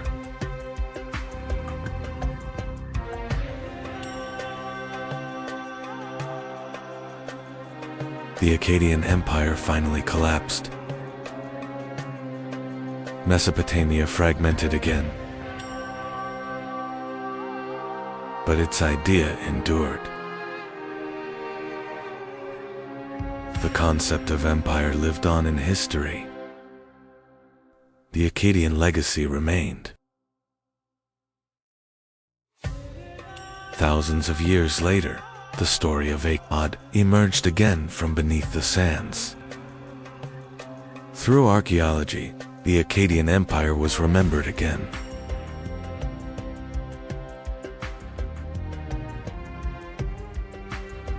Follow for the next chapter.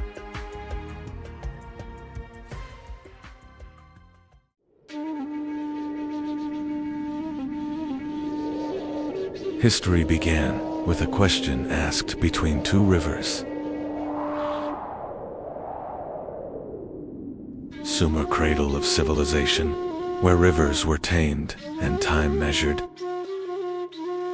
They didn't just survive, they recorded human memory.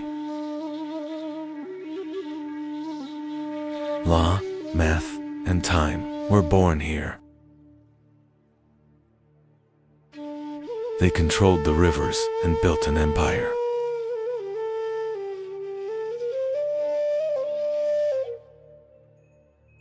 Logistics was born here. The wheel-powered trade.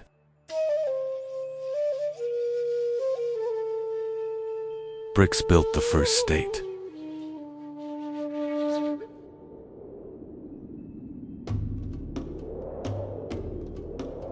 Wealth became numbers, power became records. They divided time itself. The hour was born.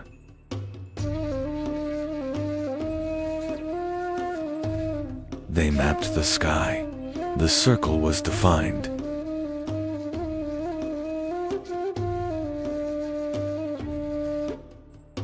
Writing began to tell stories and laws.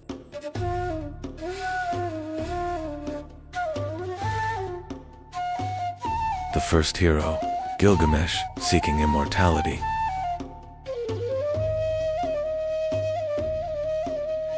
Enlil roared, the great flood came.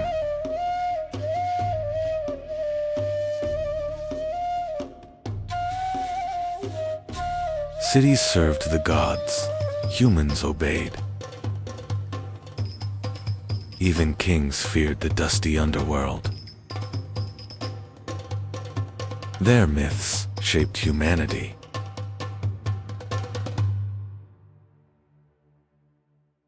They fought for water, not unity. Internal wars ended their golden age. Drought turned nature into their enemy.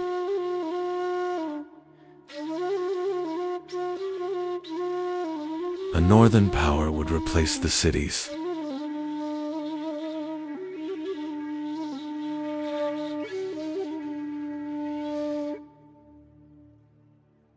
Every civilization is a continuation of a memory.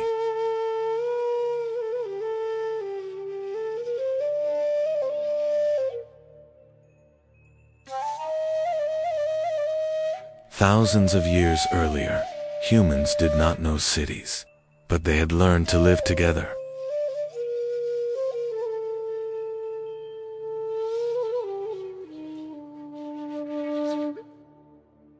This was not a world of walls. It was a world of people leaning on each other.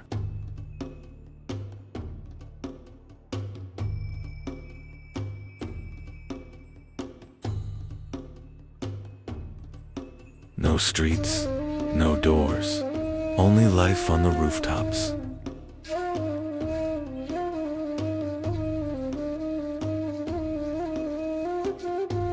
Life began on the rooftops. A streetless human hive. Change broke the old safety. In 5000 BC, the first souls took a leap of faith. They walked away from the only home they knew, heading south toward the wild marshes. They were not searching for a place. They were searching for a way to live.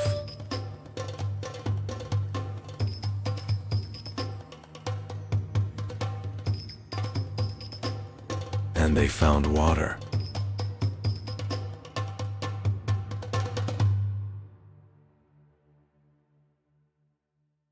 But water was not life.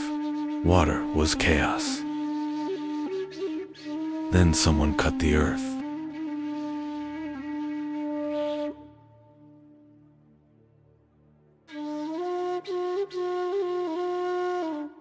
They mastered water with engineering. The wheel began a new era. The first Sumerian city, Uruk, began the Bronze Age. Before civilization, only rivers existed here. Humans had not yet built cities. This land was older than the Sumerians.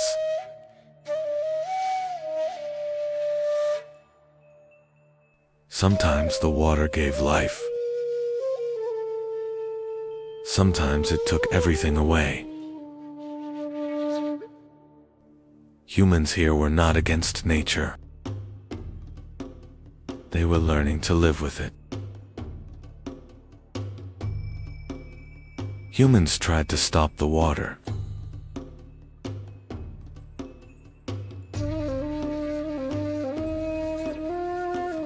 Alone, it was impossible.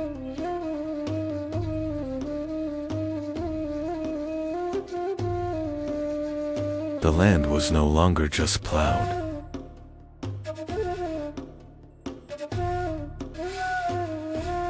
A path was given to the water. Nature was changing direction for the first time.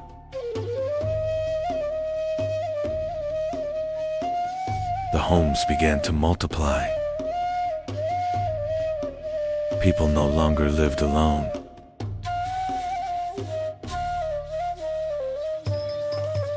Neighborhoods appeared. Shared spaces formed.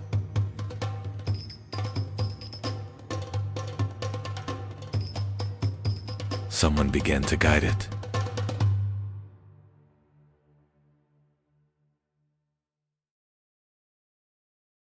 They built the first skyscrapers.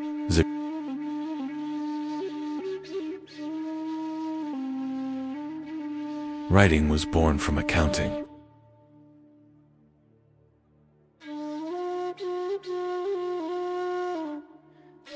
They turned stars into numbers.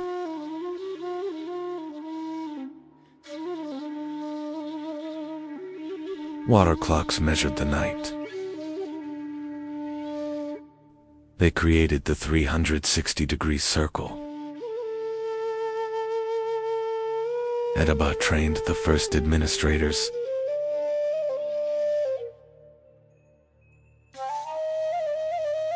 Information became power through records.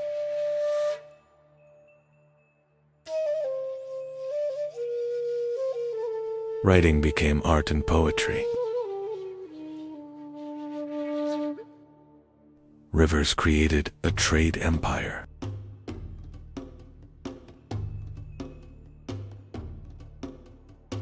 They created the state treasury system.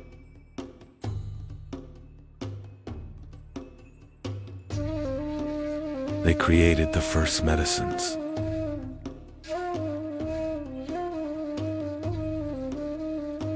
The cedar plow fed the first cities.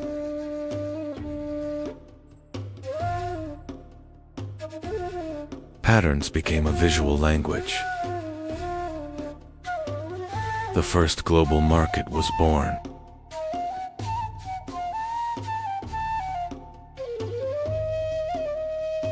Law replaced tribal rule.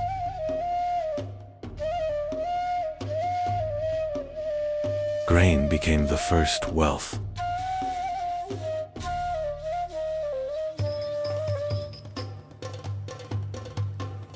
Bronze gave them power.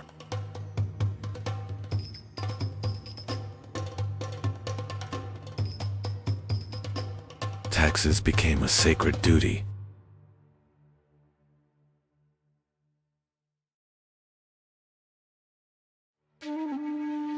They connected east and west by sea.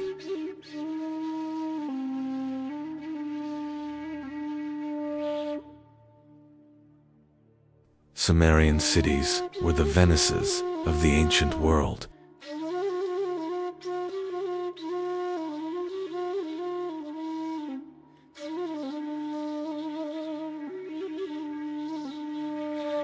A city raised against the desert.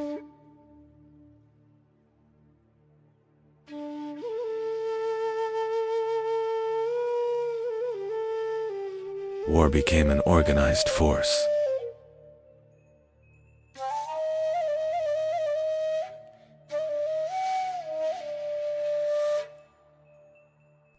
The first army marched as one.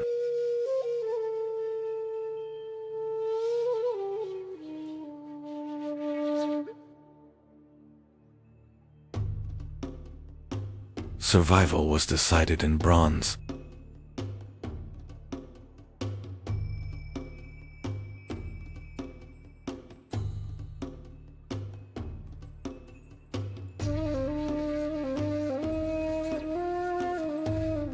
Sumer didn't die, it waited.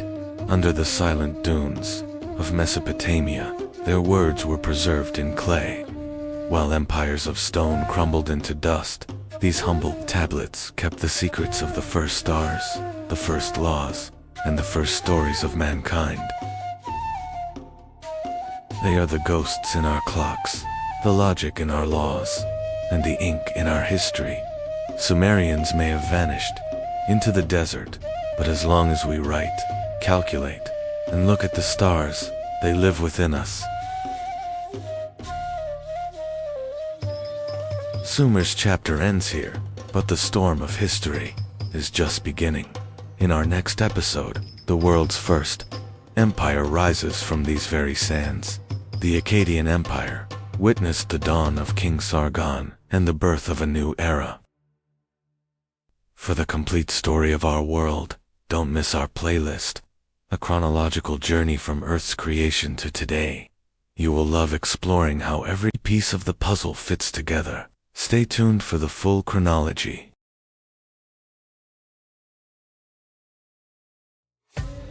Mesopotamia was one of the lands where the earliest civilizations in human history were born.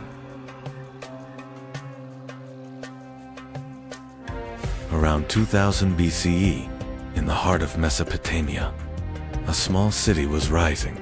Its name was Babylon. Babylon stood in the very heart of Mesopotamia. Its position along the Euphrates River played a crucial role in the city's rise. Trade routes passed through Babylon. Merchants from distant lands came to sell their goods in this city.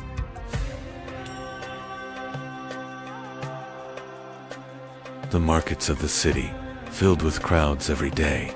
Grain, textiles, and precious goods changed hands in Babylon.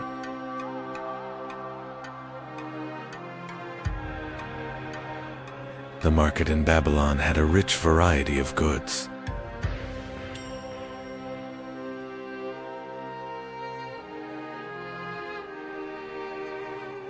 As Babylon grew, the city walls rose higher. Strong fortifications protected the city from its enemies. Buildings began to rise.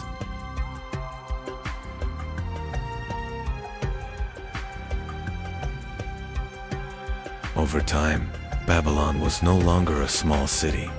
It had become one of the most powerful centers in Mesopotamia.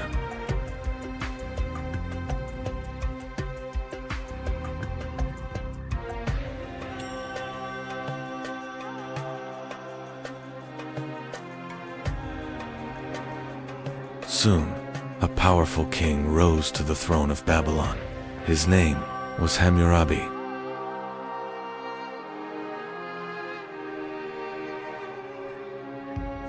Hammurabi wanted to turn Babylon into a powerful empire. For that, he first strengthened his army.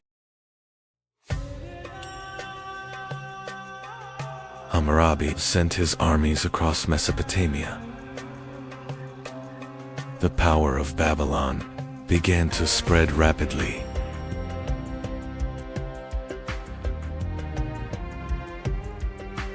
Many cities, Babil Ordusunakar, Koyamat, Lar,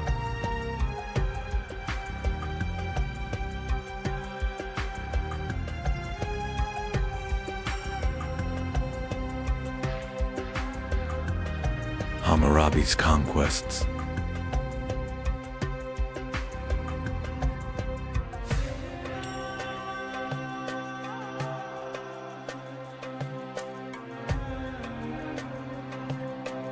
began to change the fate of Mesopotamia.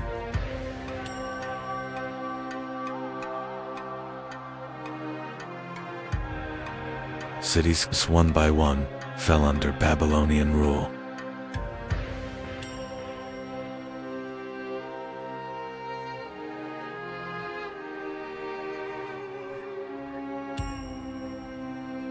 Hammurabi's kingdom was becoming a vast empire.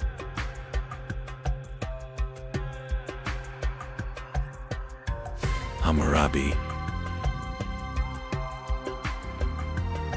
had turned Babylon into the most powerful state in Mesopotamia. His rule now stretched across vast lands. Hammurabi was not only a conqueror, he would also become one of the most famous lawgivers in history.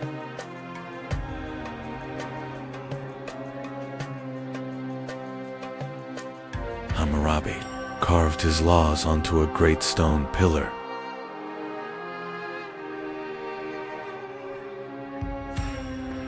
In Babylon, everyone could see the rules. Babylonian scribes wrote the laws onto clay tablets. In this way,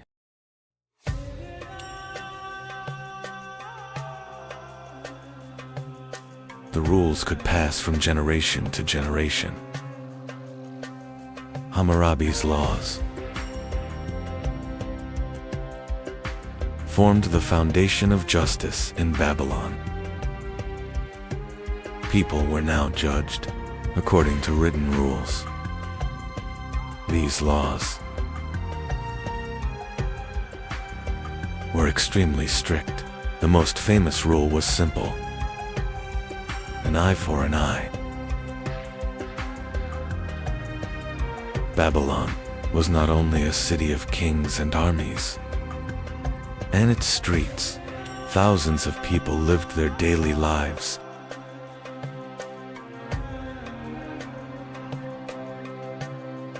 In Babylon, craftsmen worked throughout the day. Pottery, textiles, and many goods were produced in these workshops.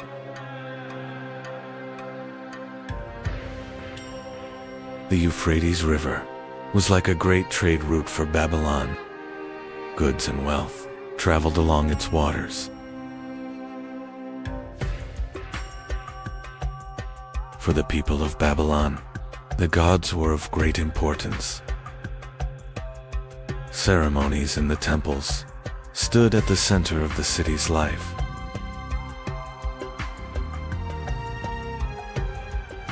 From the top of the great temples, Babylon looked like a vast city. Its streets were full of life.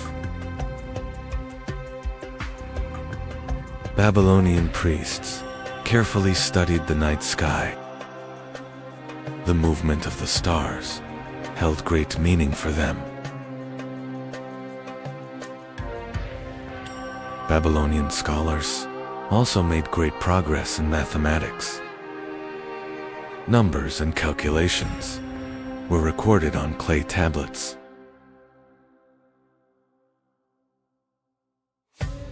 Babylonian mathematics was based on a base 16 number system. Even today, we still use it to measure time. One of the most famous stories about Babylon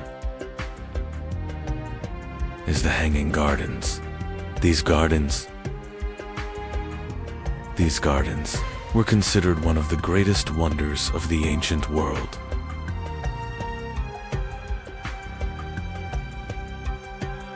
Keeping these gardens alive was not easy. Water was lifted from the Euphrates River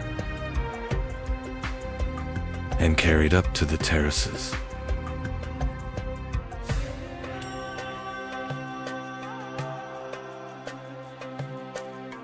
The Hanging Gardens symbolize the grandeur of Babylon.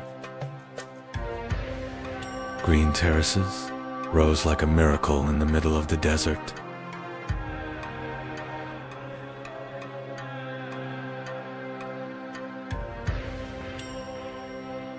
At one time, Babylon was the most powerful city in Mesopotamia. Its wealth and power were known across distant lands.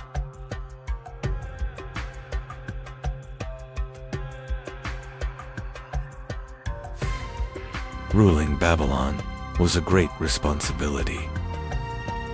Officials and scribes worked to maintain order across the empire.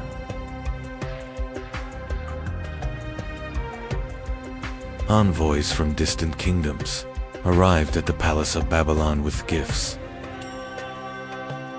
These visits showed the city's power and influence. But over time, the power of Babylon began to fade. The empire was no longer as strong as before.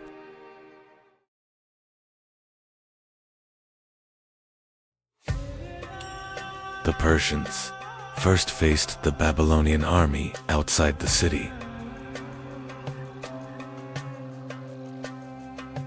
In the Battle of Opis, Babylon's forces suffered a crushing defeat.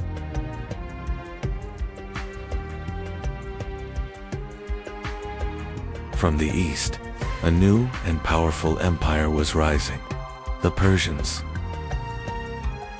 were moving toward Mesopotamia.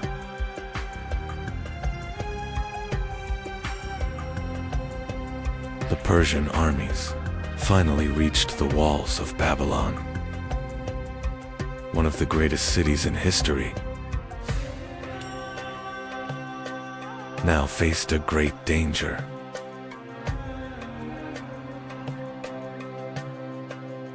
In 539 BCE, the Persians entered Babylon. The once mighty empire was now under the rule of a new power. Babylon was now part of the Persian Empire. Yet the city had not completely lost its importance. Babylon was no longer the capital of a great empire. Yet the city continued as a center of trade and culture.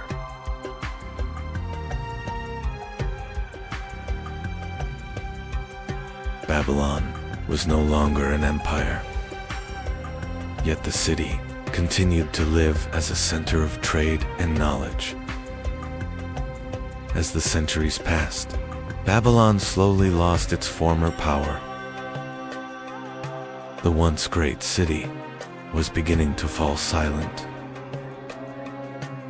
In time, people began to leave Babylon. The great city was slowly sinking into silence.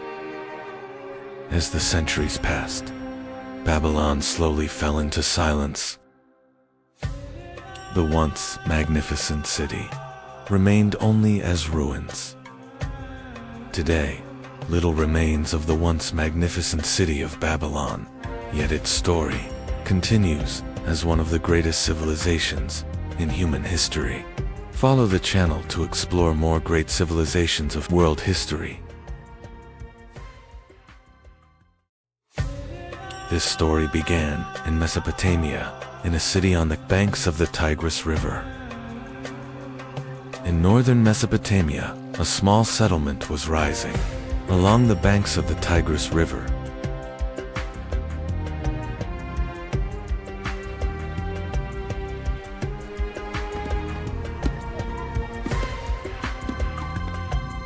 Over time, this settlement grew and became the city of Ashur, the heart of the Assyrian people.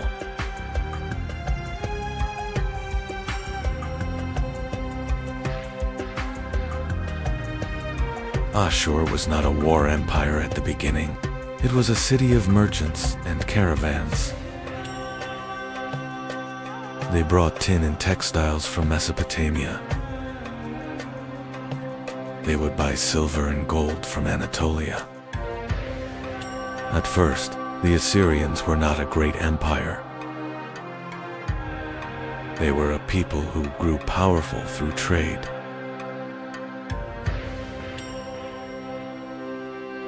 Assyrian merchants reached Anatolia and established trade colonies there.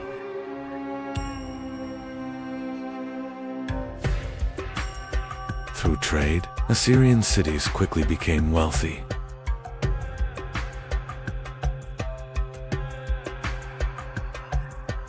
Over time, powerful kings emerged, and Assyria began to become a centralized power. Assyrian kings began to build a powerful and disciplined army.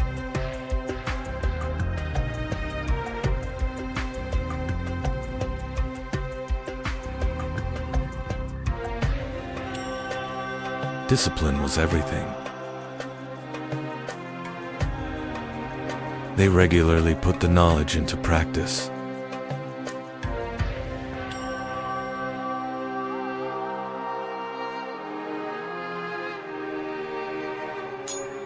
Iron weapons gave the Assyrian army a powerful advantage.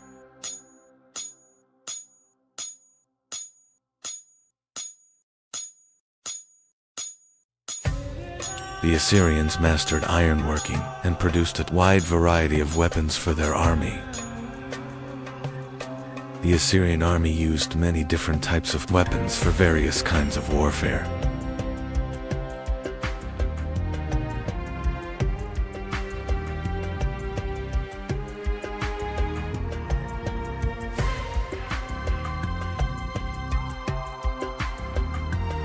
Each soldier was equipped with different weapons depending on their role on the battlefield.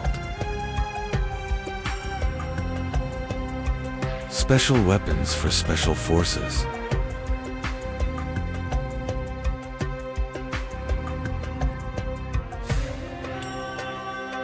Weapon diversity and military discipline made the Assyrian army one of the most powerful forces of its time.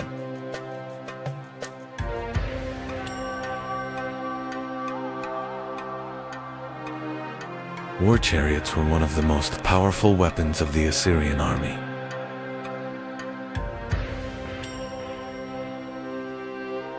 Using a war chariot required great training and skill.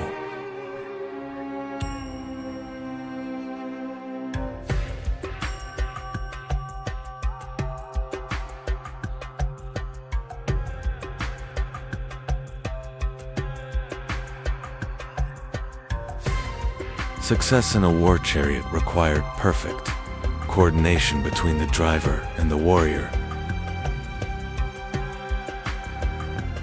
They were working in difficult terrain.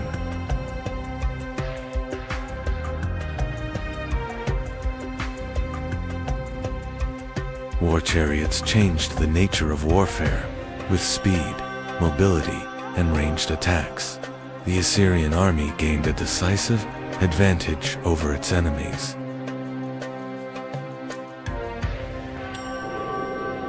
The Assyrian army was disciplined and powerful.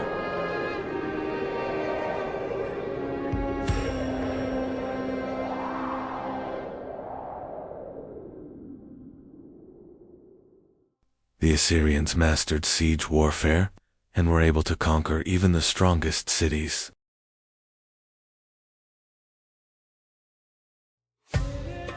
The Assyrians used massive siege machines to break through city gates.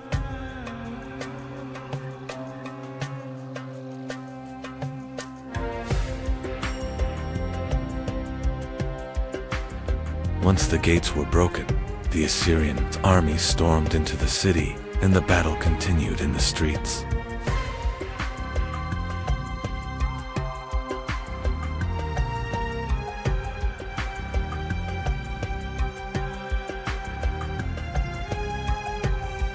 The Assyrian Empire soon took control of much of Mesopotamia.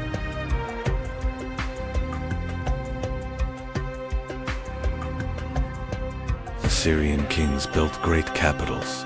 One of them was the magnificent city of Nimrud. Assyrian kings ruled from magnificent palaces and governed the empire with iron discipline. Conquered peoples were forced to bring tribute and gifts to the Assyrian kings. The Assyrians ruled conquered cities with strict control to prevent rebellion.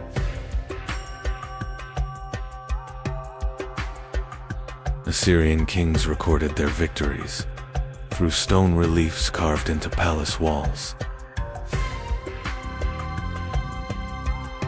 Eventually, Nineveh became the new capital of Assyria and grew into one of the largest cities in the world. Nineveh had become the largest and most magnificent city of the Assyrian Empire. Under King Ashurbanipal, the Assyrian Empire reached the height of its power. Ashurbanipal built a great library in Nineveh, where thousands of clay tablets were preserved. The Assyrians recorded their knowledge on clay tablets using cuneiform writing. The famous Epic of Gilgamesh survived this day thanks to the clay tablets preserved in the library of Nineveh. At its peak, the Assyrian Empire stretched from Egypt to Persia. But ruling such a vast empire was difficult, and many cities began to rebel against Assyrian rule. Eventually, the Babylonians and the Medes formed a powerful alliance against the Assyrian Empire. The Babylonian and Median armies marched together toward Nineveh, the capital of Assyria. In 612 BC, Nineveh was placed under siege, and one of the greatest battles in ancient history began. The siege lasted 4 days, and the mighty walls of Nineveh began to weaken. At last, the mighty walls of Nineveh collapsed, and enemy armies poured into the city. When Nineveh fell, the city was devastated, and the end of the Assyrian Empire was near. With the fall of Nineveh, the Assyrian Empire disappeared into the pages of history. From one of the most powerful empires of the ancient world, only ruins remained.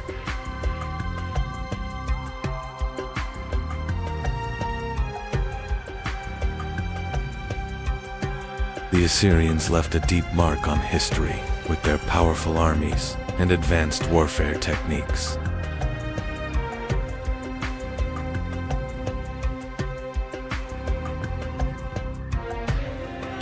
Today, many artifacts of the Assyrian Empire are displayed in major museums around the world.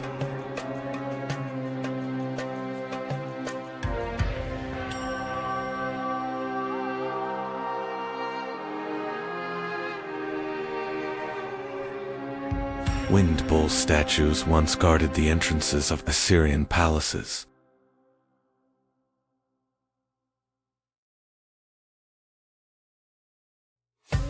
Artifacts recovered from Assyrian cities remain a vital source of knowledge for historians. We will continue exploring the mysteries of world history. Subscribe to the channel for upcoming episodes.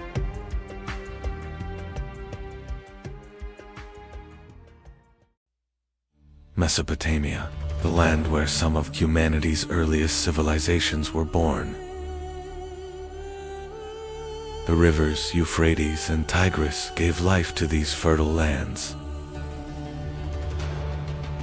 For thousands of years, cities rose here and powerful kings ruled. And this region became the stage for the first great empires in human history. One of these cities was Babylon, rising along the Euphrates River. Over time, Babylon became one of the most powerful cities in Mesopotamia. Trade routes met here, and people gathered within its walls. For centuries, Babylon remained one of the most important centers of the region.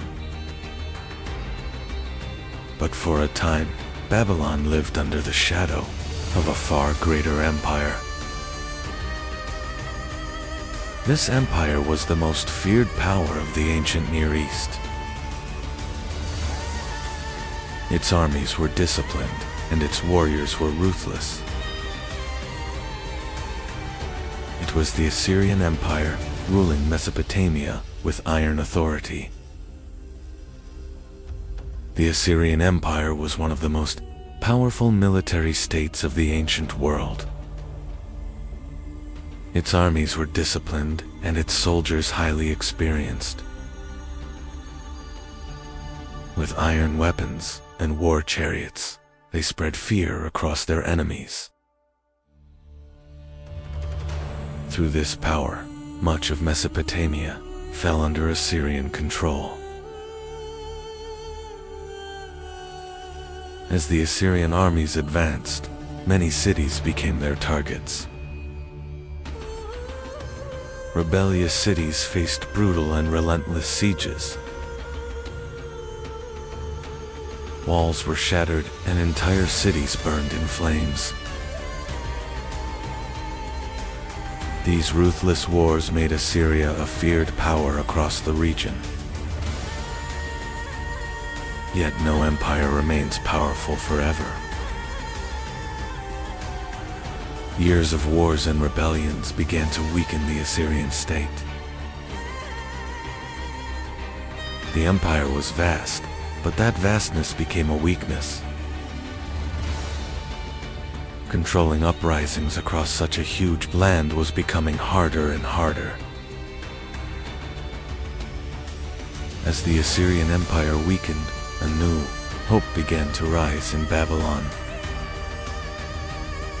The leading figures of the city were watching this opportunity closely. For the first time, Assyria's power seemed truly shaken. And in Babylon, some were preparing to rise for freedom. In 626 BC, a new leader emerged in Babylon. His name was Nabopolassar, and he began a rebellion against Assyrian rule. This uprising was more than just a revolt. It was the beginning of a great change. Because the people of Babylon wanted to reclaim their own destiny. Nabopolassar quickly secured his power in Babylon. The rebellion against Assyria grew into a full movement for independence. Eventually, Nabopolassar was proclaimed king of Babylon. With this, a new era for Babylon had begun. Babylon was not alone in the war against Assyria.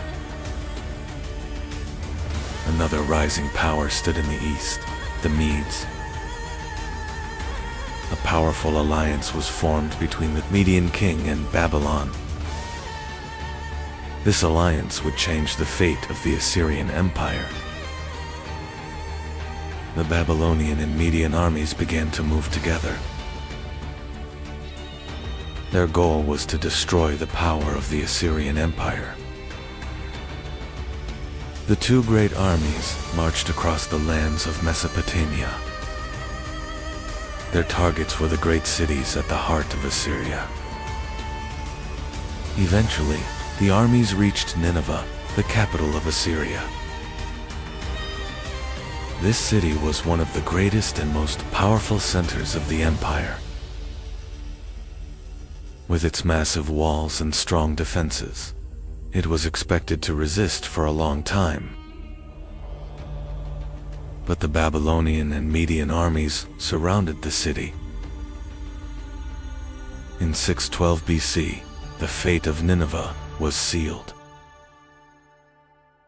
After a long siege, the mighty walls of the city collapsed. The Babylonian and Median armies entered the city. And with that, the heart of the Assyrian Empire had fallen. Once one of the most powerful cities in the world, Nineveh now lay in ruins. Palaces had fallen, and statues were shattered. The glorious Assyrian capital was sinking into silence. And with it, the mighty Assyrian Empire began to fade into history. With the fall of the Assyrian Empire, the balance of power in Mesopotamia changed. At the center of this change stood Babylon. The city began to grow and regain its strength. A new and glorious era for Babylon was beginning. The man behind Babylon's rise was King Nabopolassar. He would be remembered as the ruler who freed the city from Assyrian control. Under his rule, the Neo-Babylonian Empire began to grow stronger. Babylon was becoming the new power of Mesopotamia. Beside Nabopolassar grew a young prince. He would become one of the most famous kings in Babylonian history. His name was Nebuchadnezzar, and he would transform Babylon into one of the most powerful cities of the ancient world. Nebuchadnezzar gained experience on the battlefield at a young age. He joined important campaigns at the head of Babylonian forces. His courage and military skill quickly drew attention. These experiences were preparing him to become a great king. In 605 BC, Nebuchadnezzar ascended the throne of Babylon. The new king quickly secured control over the empire. His rule would begin one of the most powerful periods in Babylon's history. During Nebuchadnezzar's reign, Babylon entered a massive reconstruction era. The city expanded with enormous walls, palaces, and temples. Babylon soon became one of the most magnificent cities of the ancient world. During Nebuchadnezzar's reign, Babylon grew into a powerful imperial center. The city became both a political and economic hub of the region. Babylon was now considered the heart of Mesopotamia. One of the most famous structures of Nebuchadnezzar's reign was the Ishtar Gate. It was decorated with blue glazed bricks and reliefs. The gate symbolized the power and magnificence of Babylon. Babylon was not only a magnificent city, but also a powerful fortress. The city was surrounded by enormous defensive walls. These walls protected Babylon from external threats. One of the most famous stories about Babylon is the Hanging Gardens. Ancient sources describe them as gardens built on massive terraces. They were said to be one of the most impressive wonders of the ancient world. Babylon was not only a powerful city but also a major center of trade. Caravans from distant lands gathered within its markets. Through trade, Babylon became a wealthy and vibrant city. Babylon was also an important center of knowledge and science. Significant work was done, especially in astronomy. Babylonian priests observed the sky and carefully recorded the stars. As the years passed, Nebuchadnezzar began to grow old. His reign had created Babylon's most powerful era. But with the death of the great king, the empire would enter a new chapter. After Nebuchadnezzar's death, stability in Babylon began to decline. Several short-lived kings took the throne, and palace conflicts increased. This gradually weakened the strength of the empire. Meanwhile, a new power was rising in the east. Cyrus the Great of Persia was building a rapidly expanding empire. Soon, Babylon became one of his main targets. In 539 BC, the Persian army reached Babylon.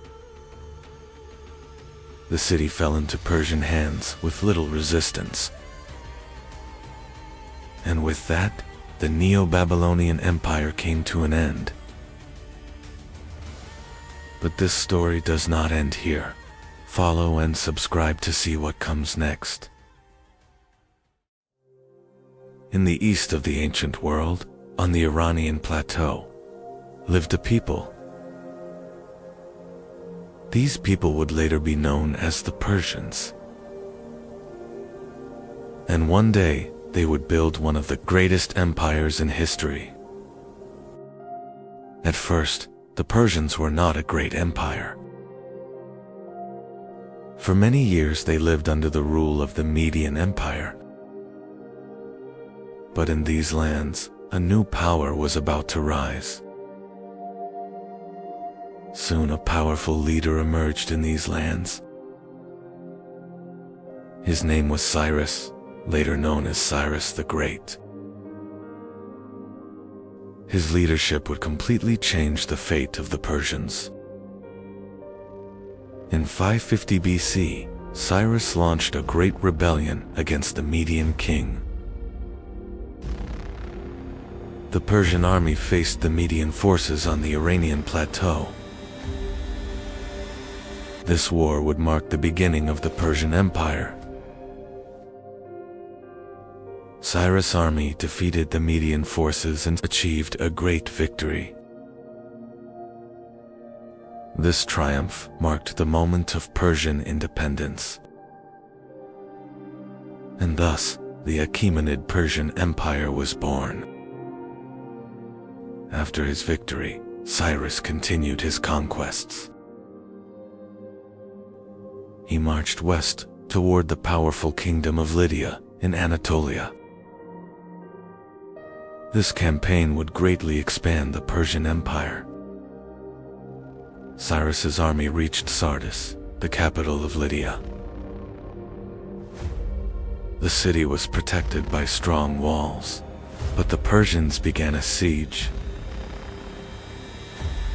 In the end, Sardis fell, and the kingdom of Lydia became part of the Persian Empire. After conquering Lydia, Cyrus turned his attention eastward. His next target was Babylon, the greatest city of Mesopotamia. This campaign would shape the future of the Persian Empire. the Persian army marched toward the heart of Mesopotamia. Their target was Babylon, one of the greatest cities of the ancient world. For centuries, the city had been a powerful center of the region. In 539 BC, the Persian army reached Babylon. The city fell into Persian hands with little resistance. Mesopotamia now became part of the Persian Empire. Cyrus entered Babylon not just as a conqueror, but as a new ruler. He worked to maintain order in the city. This policy would define Persian rule. The conquest of Babylon greatly strengthened the Persian Empire. From Anatolia to Mesopotamia, vast lands were now under Persian control. The Persians had rapidly built a great empire. Cyrus's rule strengthened the foundations of the Persian Empire. The conquests were not only about land. They were also about building a strong system of governance. Cyrus ruled the empire for many years. After his death, the throne passed to a new king. The Persian Empire would continue to expand. Cambyses II, who took the throne, began new conquests. His target was Egypt, one of the strongest kingdoms of Africa. The Persian army marched south. In 525 BC, the Persian army conquered Egypt. This victory expanded the empire into Africa. The Persian Empire now stretched across 3 continents. One of the most important kings of Persia was Darius. His rule made the empire even stronger. Darius introduced major reforms. Darius launched massive construction projects. The city of Persepolis was built during this period. It became a symbol of Persian power. The Persians built a vast network of roads. The royal road connected distant regions of the empire. These routes improved trade and communication. At its greatest extent, the Persian Empire had become a vast power. Its lands stretched from India to Egypt. One of the first true super-empires of the ancient world had emerged. The Persians influenced the world not only through war, but also through trade. Their roads connected distant regions. This network strengthened the economy. The Persian Empire included many different peoples. These cultures continued living under Persian rule. This system helped the empire remain stable for a long time. One of the most famous Persian military units was the Immortals. This elite force always consisted of 10,000 soldiers. They were known as the strongest army of the empire. But in the west, the Persian Empire would face a new power.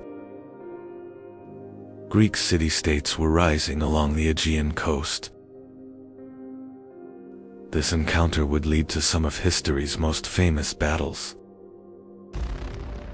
In 490 BC, Persian and Greek armies met at Marathon. It was one of the first major battles of the Greco-Persian Wars.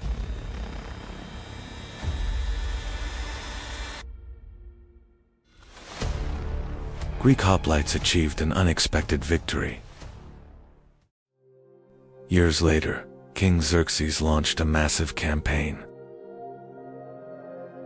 a huge Persian army marched toward Greece.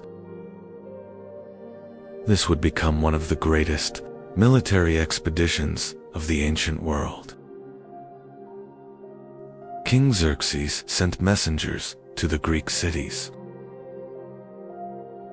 The envoys arrived in Sparta, demanding submission.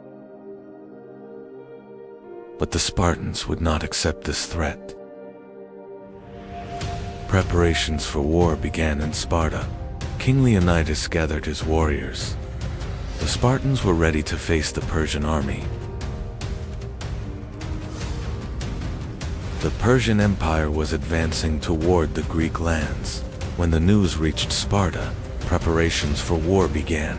Spartan warriors started gathering in the city courtyard. Soon, King Leonidas arrived in the courtyard. He stood before the warriors and assessed the situation. The Persian army was marching toward Greece. Leonidas began carefully inspecting the warriors. He was choosing the strongest and most experienced soldiers, because they would face a massive Persian army. In the end, 300 Spartans were chosen. This small force would march with Leonidas to Thermopylae. They were preparing for one of the most famous battles in history.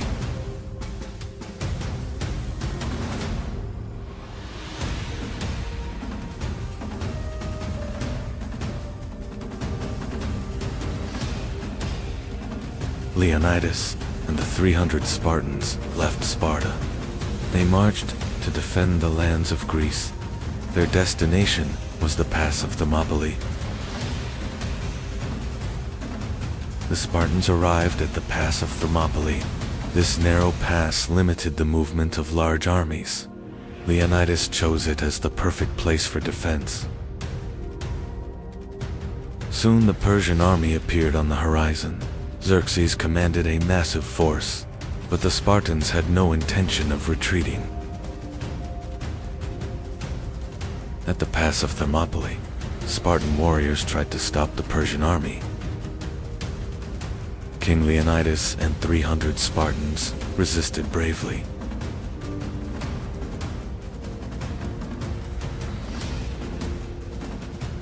The battle began at the pass of Thermopylae. The Spartans fought in a tight phalanx formation. In the narrow pass, they managed to stop the Persian army. The Persian army attacked again and again, but the Spartans continued defending the pass. The battle lasted for days. Eventually, the Persians found a way around the pass. The Spartans were surrounded. Leonidas and his warriors chose to fight until the end. In the end, the Spartans were completely surrounded. King Leonidas and his warriors refused to retreat. They fought until the end and fell at Thermopylae. This moment became one of the most famous battle stories in history. The Persian navy met the Greek fleet at Salamis. In the narrow sea, the battle became a major defeat for Persia.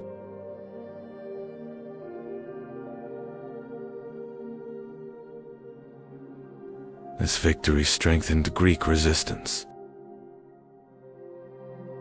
Despite the Greek wars, the Persian Empire survived. The empire continued ruling its vast lands. But over time, its power slowly weakened. In the 4th century BC, a new power emerged in the west. Alexander the Great of Macedon marched eastward. His target was the Persian Empire. In 331 BC, the Battle of Gaugamela took place. This battle became the turning point for the Persian Empire. The Persian army was defeated and the empire began to collapse. The Battle of Gaugamela was a disaster for the Persians. Darius's army was forced to retreat.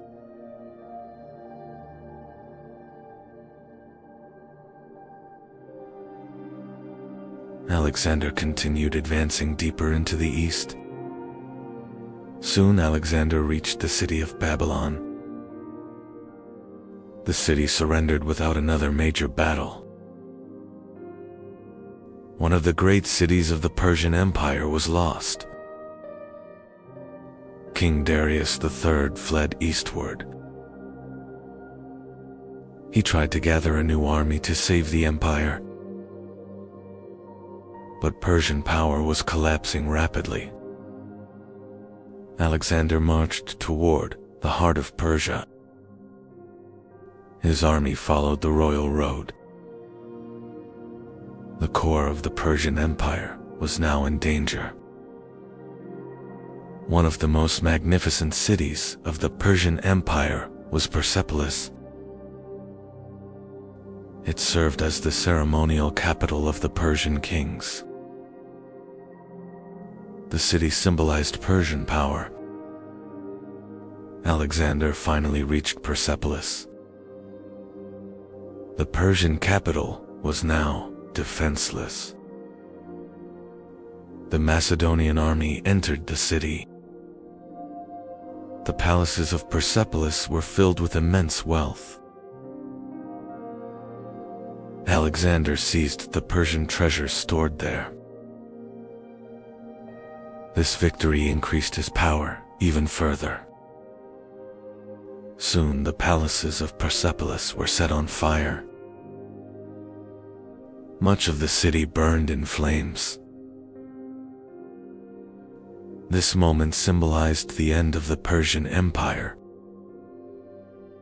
One of the greatest empires in the world had fallen. The throne of the Persian kings now stood empty. The balance of power in the ancient world had changed. Alexander now ruled a vast empire. The lands of Persia were under his control. But history would not end here. The Persian Empire would be remembered as one of history's greatest states.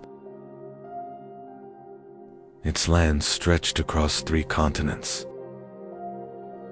This scale made it a superpower of the ancient world.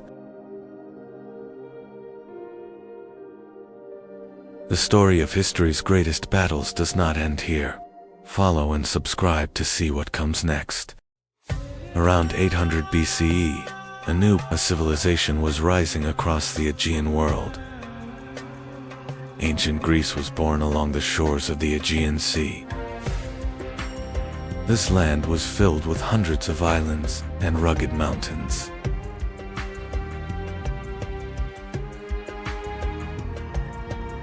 This harsh geography made it difficult to form a single empire. Instead, independent city-states began to rise. Over time, these small settlements grew into powerful city-states. But the first great civilization of this region did not appear in Greece. It began on the island of Crete. With their powerful fleet, the Minoans controlled trade across the Aegean Sea.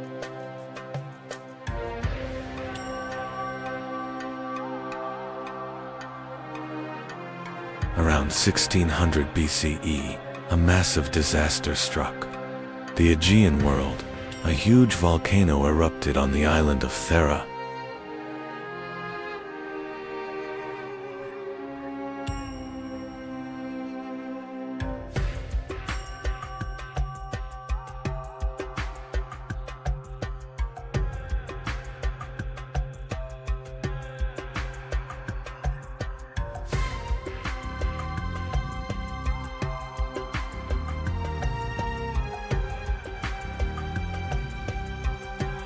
The eruption did not only destroy Thera. Massive tsunami waves spread across the Aegean and moved toward the coasts of Crete.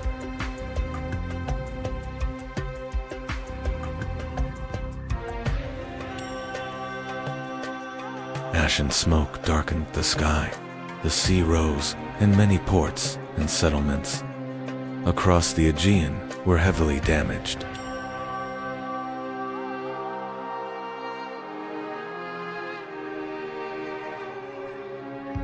This disaster weakened the Minoan civilization.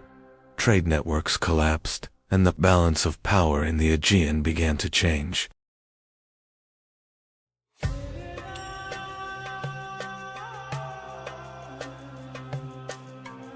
As the Minoan civilization weakened, a new power began to rise.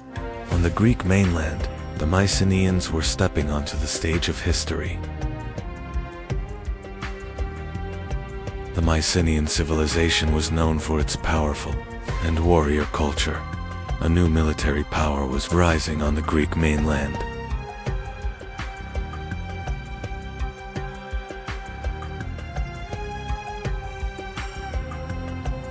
One of the most famous moments of the Trojan War was the duel between two great warriors. Achilles, the greatest Greek fighter, faced Hector, the Prince of Troy. Achilles was one of the most famous warriors of the Greek army. His courage and unmatched fighting skills turned him into a legendary hero. Hector was the Prince of Troy and the city's greatest defender. He stood on the battlefield to protect Troy from the Greek army. At last, the two great warriors faced each other. The duel outside the walls of Troy would become one of the most legendary moments of the war.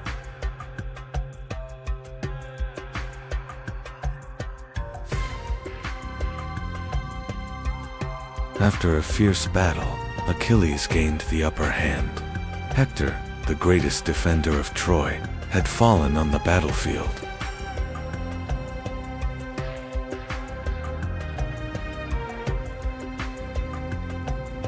The Trojan War did not end quickly. For years, the Greek army remained outside the massive walls of Troy.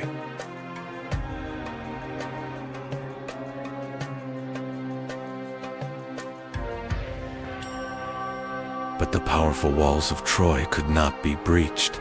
As the war dragged on, both sides suffered heavy losses.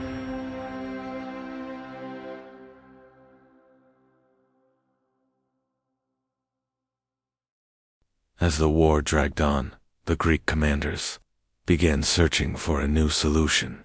Taking the city by force no longer seemed possible.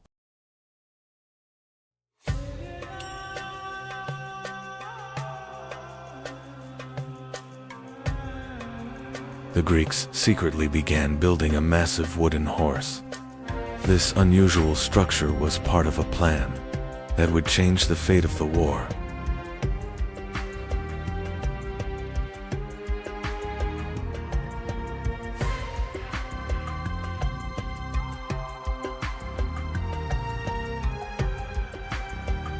After years of war, the Greeks came up with a different plan.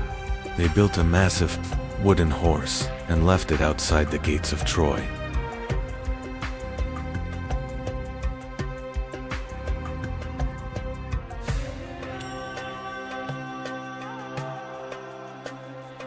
The Trojans believed the giant horse was a symbol of victory.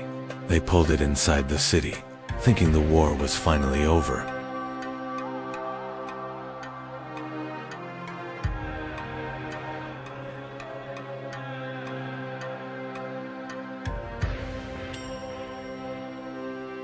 When night fell, the plan was revealed.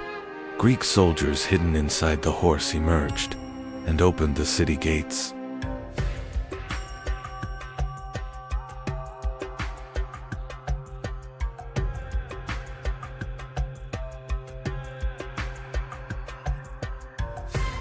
Once the gates were opened, the Greek army entered the city.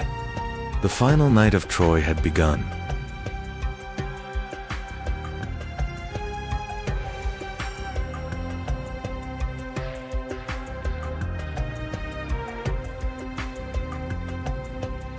That night, Troy fell.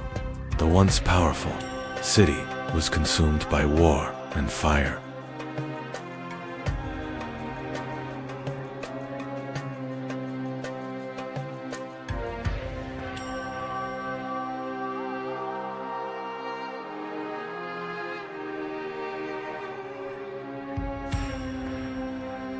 After the Trojan War, the Mycenaean world slowly began to weaken.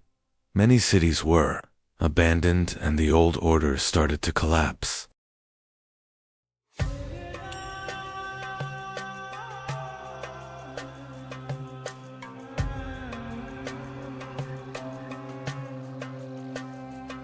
After the collapse of the Mycenaean civilization, the Greek world entered a long period of decline. Historians call this era the Greek Dark Age.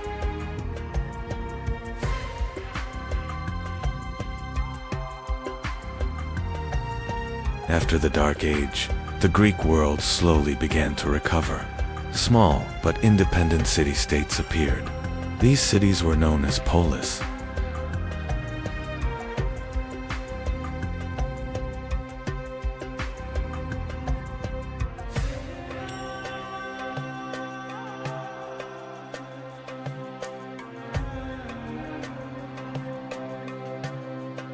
One of these city-states was Sparta.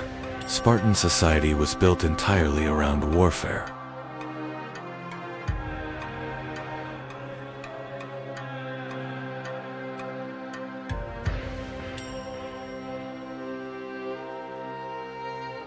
In Sparta, boys were taken from their families at a very young age.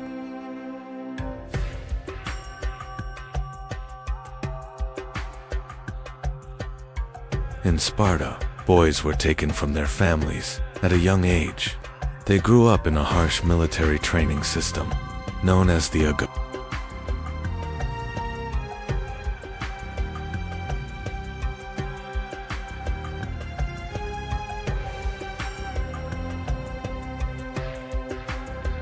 This harsh training turned Spartan soldiers into extremely disciplined warriors.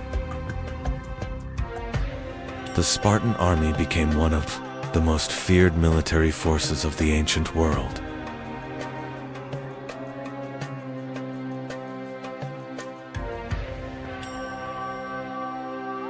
But not all Greek cities were like Sparta.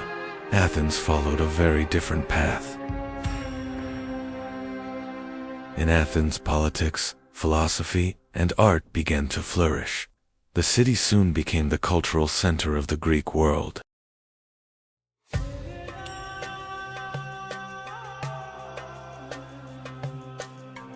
In Athens, citizens began to take part in government. Important decisions were discussed together by the people. Over time, this system became one of the earliest examples of democracy in history.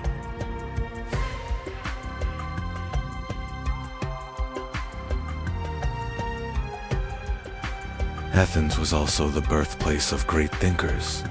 One of them was Socrates. Socrates encouraged people to think by asking questions. His ideas would later form the foundation of Western philosophy. One of Socrates' students was Plato. He founded one of the first great philosophical schools in Athens.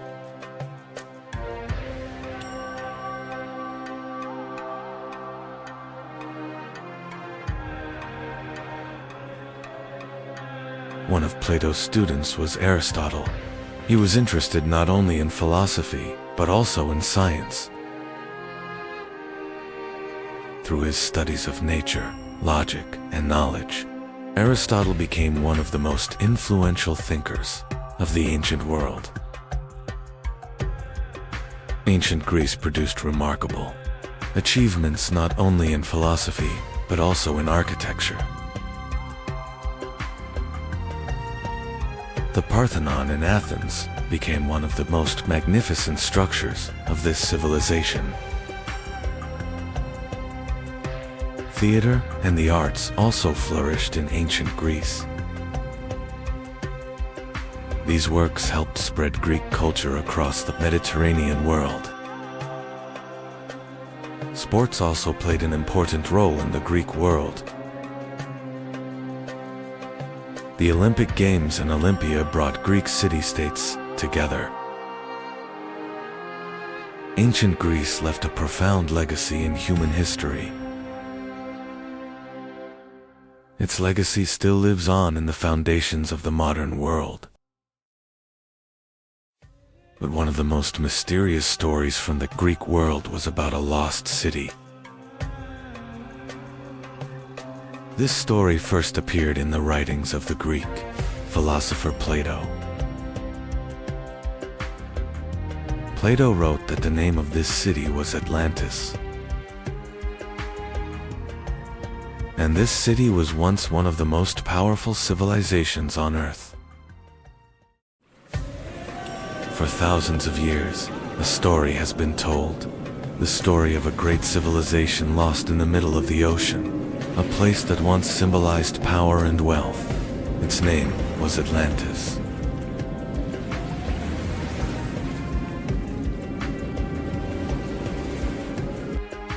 For thousands of years, a story has been told.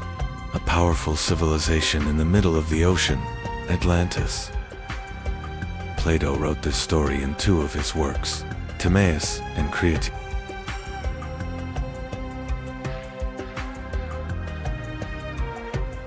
According to legend, Atlantis was one of the most powerful and wealthy civilizations in the world.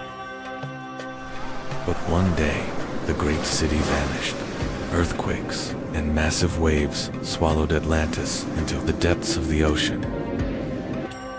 The story of Atlantis first appeared in the writings of the Greek philosopher Plato.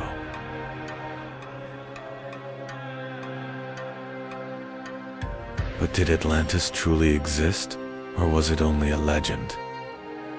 Atlantis was not just a city, but a vast empire. According to Plato, the founder of Atlantis was the sea god Poseidon. Poseidon began to rule a great island in the middle of the ocean. Poseidon had 10 sons and divided the island into 10 kingdoms. The eldest son was named Atlas, and the island was named after him. For centuries, Atlantis thrived as a powerful and wealthy civilization. But one day dark clouds gathered on the horizon, and a massive storm rising over the Atlantic began moving toward the island. Atlantis was not only a powerful city, it was also a great center of trade. Ships moving through the inner canals carried goods from distant lands into the heart of the city.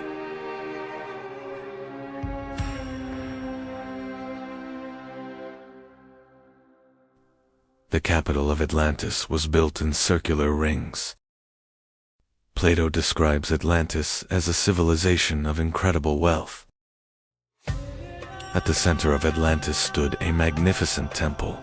It was dedicated to Poseidon, the god of the sea, and symbolized the power of the city. The people of Atlantis gathered around it to honor their god.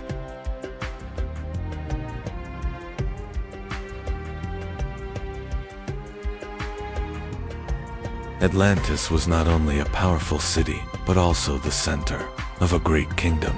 Its rulers believed they were descendants of Poseidon and governed Atlantis with wealth and power.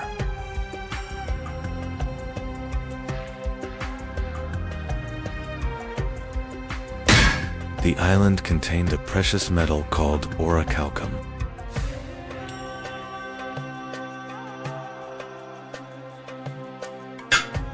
Atlantis was said to contain a precious metal called orichalcum, according to ancient sources.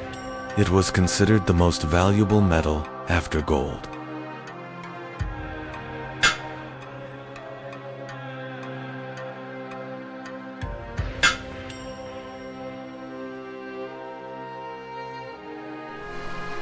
But the power of Atlantis did not last forever. According to ancient accounts, great earthquakes and disasters began one day. The sea rose, and the mighty city was swallowed by the ocean.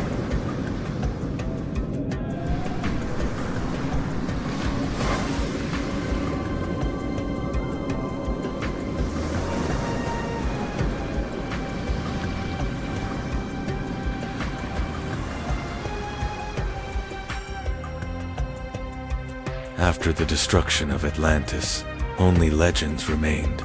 For centuries, People have wondered whether this lost city truly existed.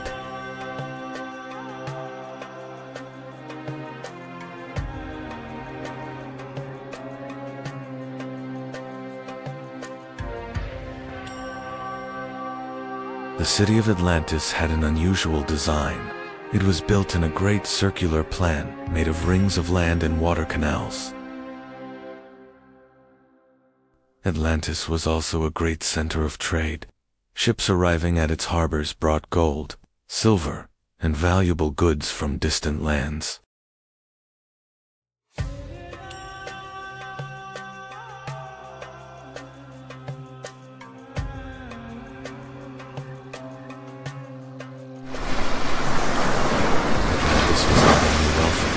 It also possessed a powerful navy.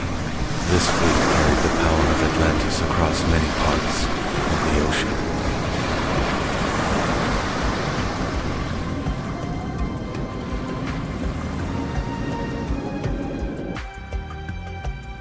Over time, Atlantis became more than just an island.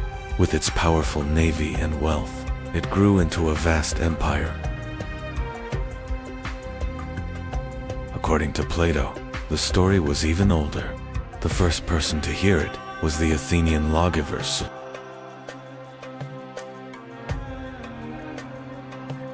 During his journey to Egypt, Solon learned this story. Egyptian priests told him about a powerful civilization that existed in ancient times.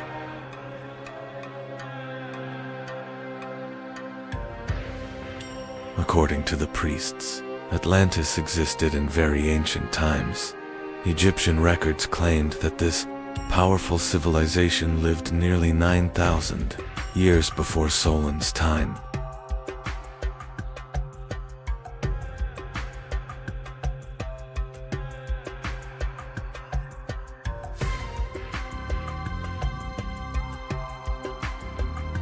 The priests told Solon that Atlantis was located beyond the Pillars of Hercules.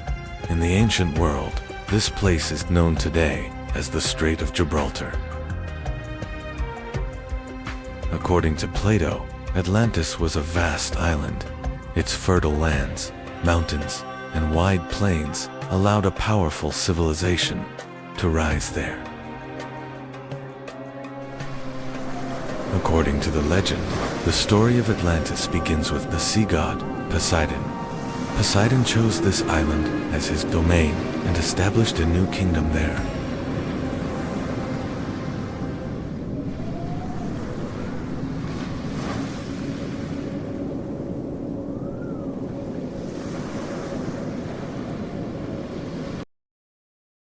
Poseidon fell in love with a mortal woman named Cleito, who lived on the island.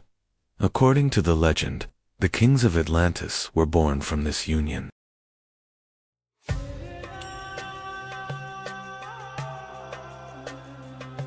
Poseidon and Cleito had 10 sons. These sons became the first rulers of Atlantis and divided the island into 10 kingdoms. The eldest of these kings was Atlas. The island of Atlantis and the surrounding ocean were said to be named after him. The 10 kings of Atlantis gathered together at certain times. During these meetings, important decisions were made about the laws and governance of the empire. Atlantis was not only a powerful empire, it also possessed fertile lands.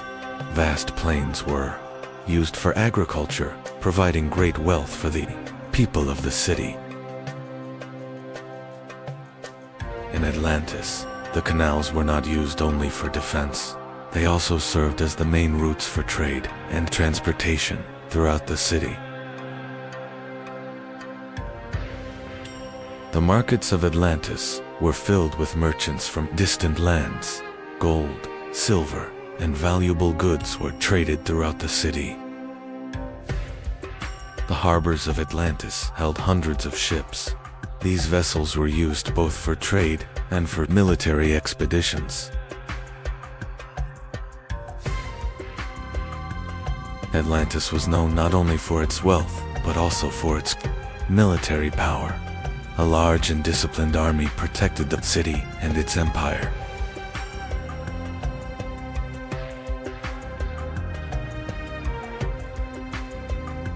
According to Plato's account, Atlantis possessed a very precious metal called orichalcum, which was considered the most valuable metal after gold.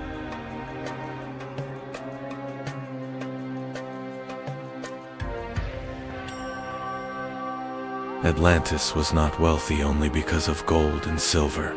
Ancient sources mention a mysterious metal called orichalcum. Some accounts claim it had an extraordinary shine and was one of Atlantis' greatest treasures.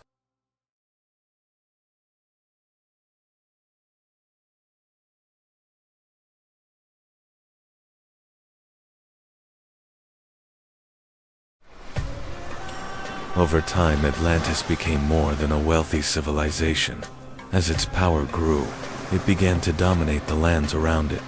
Atlantis was becoming a vast empire.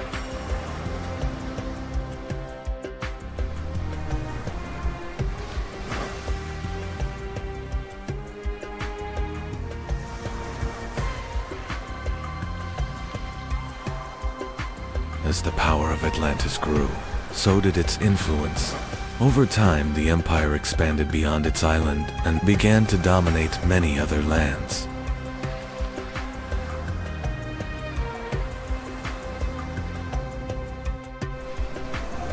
According to Plato's account, the people of Atlantis eventually began to change. They moved away from their divine origins and became increasingly greedy. In the legend, Zeus, king of the gods, noticed this and gathered the other gods for a council. However, this may only be a mythological explanation.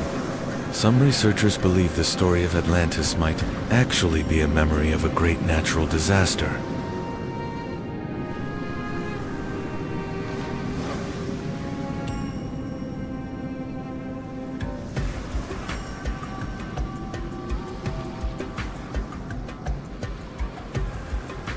Some researchers believe the story of Atlantis may be connected to a massive natural disaster. Earthquakes and rising seas may have set the stage for the fall of the great city.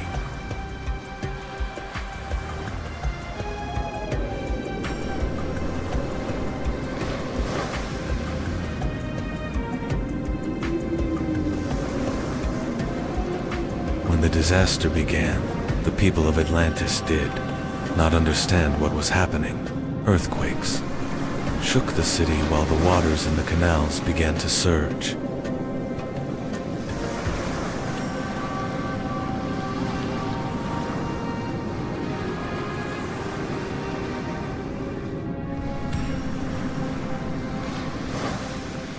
Soon the sea began to rise as the canals overflowed. Parts of Atlantis started to sink beneath the water.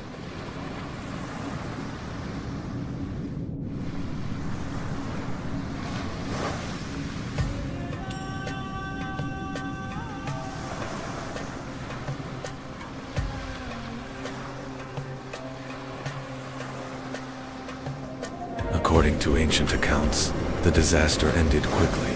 In a single day and night, Atlantis sank beneath the depths of the ocean.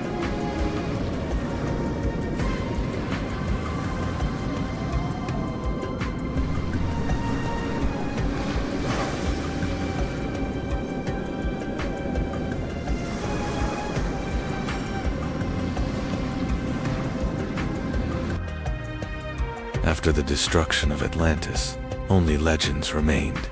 Whether the city truly existed has been debated for centuries.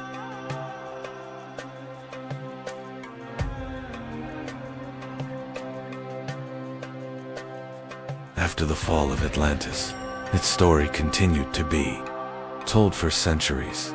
Even medieval maps sometimes showed mysterious islands in the middle of the ocean.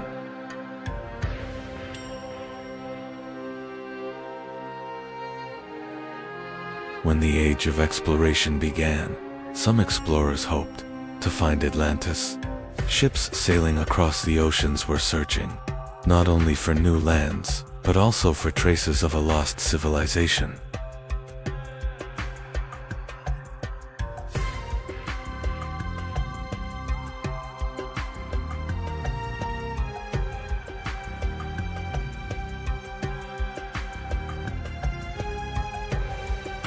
Even today, the search for Atlantis has not completely ended. Scientists and researchers explore the ocean floor, hoping to find traces of a lost civilization.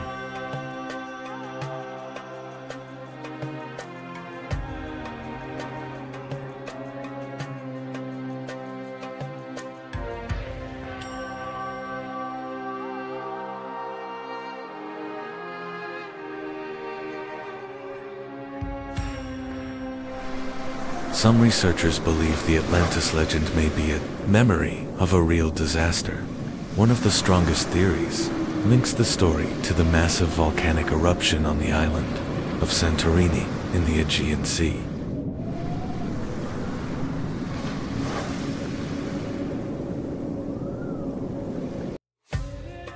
Another theory suggests that the remains of Atlantis may lie near the Azores Islands in the Atlantic Ocean. Some researchers believe this region could be the remnants of an ancient land that once existed above the sea.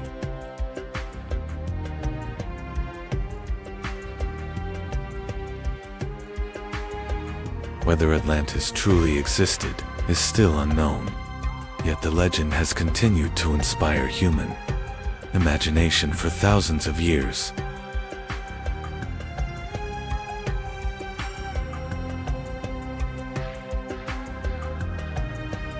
Perhaps Atlantis truly existed, or perhaps it was only a legend. But deep beneath the ocean lies a question that remains unanswered. Did Atlantis ever truly exist?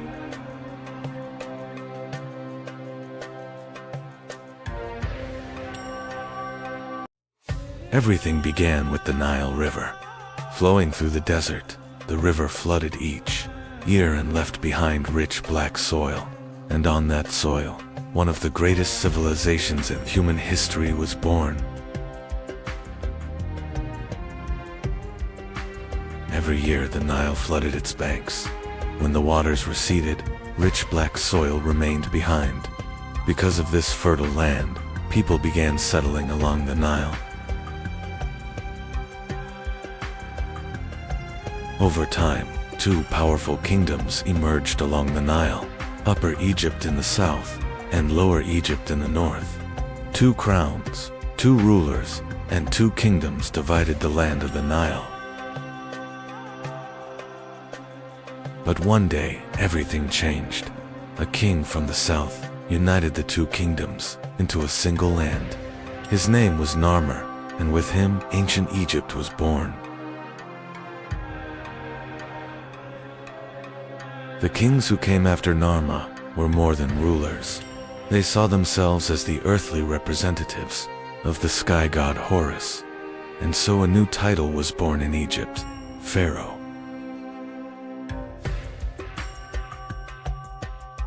The Pharaoh was the most powerful ruler of Egypt, but he needed trusted officials to govern the kingdom.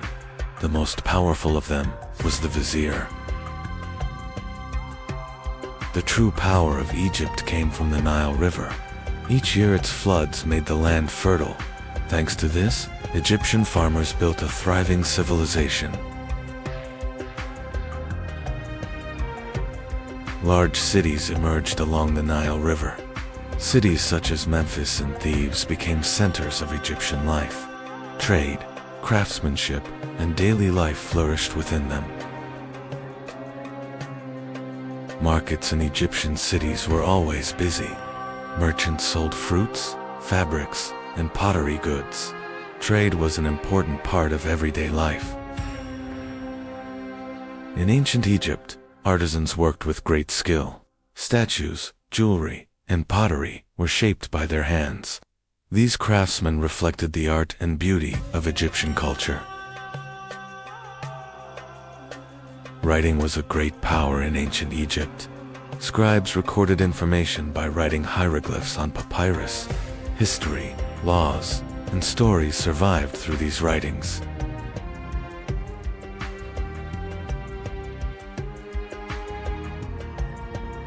Religion was at the center of life in ancient Egypt. The Egyptians worshipped many gods, such as Ra, Osiris, and Anubis. Inside the temples, priests performed daily rituals for the gods.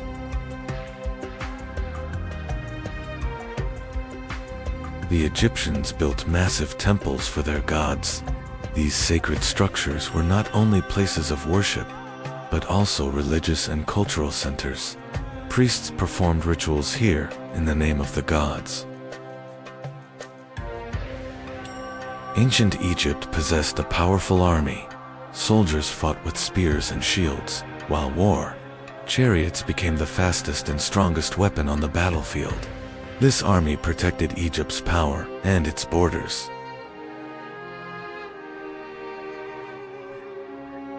At the top of ancient Egypt stood the pharaoh. Egyptians believed the pharaoh was not just a king, but the living representative of the gods on earth. His word carried the power of law throughout the land. The Egyptians did not believe death was the end. They believed the spirit of the pharaoh would continue to live. But for that to happen, the body had to be preserved, and so the practice of mummification began. Royal tombs were filled with gold, jewels, and sacred objects. But over time, these tombs became targets for thieves. The pharaohs now had to protect not only their bodies, but their tombs as well. Pharaoh Djoser wanted his tomb to stand forever. His architect Imhotep proposed a new idea, stacking stone structures upward, and in the desert of Saqqara, the first pyramid in history began to rise.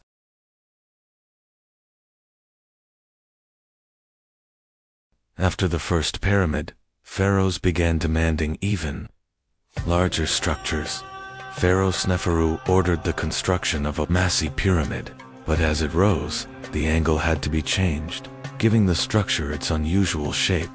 Today, it is known as the bent pyramid. Pharaoh Khufu decided to build the largest pyramid in history. On the Giza Plateau, millions of stone blocks were moved, as construction continued for years. In the end, one of the greatest stone monuments in human history rose into the sky, the Great Pyramid of Khufu. The pyramids were not alone in Giza.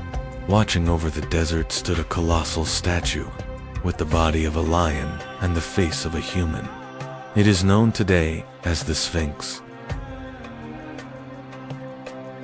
The Great Pyramid was not only massive, it was built with astonishing precision. Its four sides are almost perfectly aligned with the cardinal directions.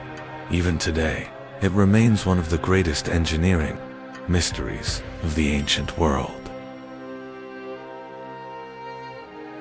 Inside the pyramids were complex passages and hidden chambers. Narrow corridors led deep into the burial chamber of the pharaoh.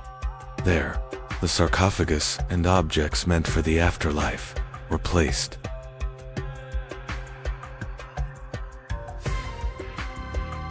Building the pyramids required millions of stones. These massive blocks were cut from limestone quarries near the Nile. Workers used copper tools to break the rock and prepare stones, weighing several tons.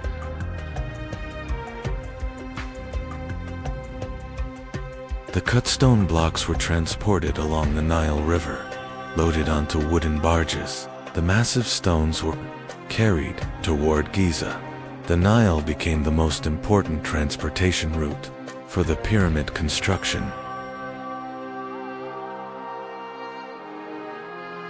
Once the stones reached Giza, they were dragged across the desert on wooden sledges. Hundreds of workers pulled the massive blocks with thick ropes. Water was poured onto the sand to reduce friction and help the stones move more easily. As the pyramid grew taller, moving the stones became increasingly difficult. To solve this, architects built massive ramps around the structure. Workers pulled the blocks up these ramps to reach the higher levels of the pyramid.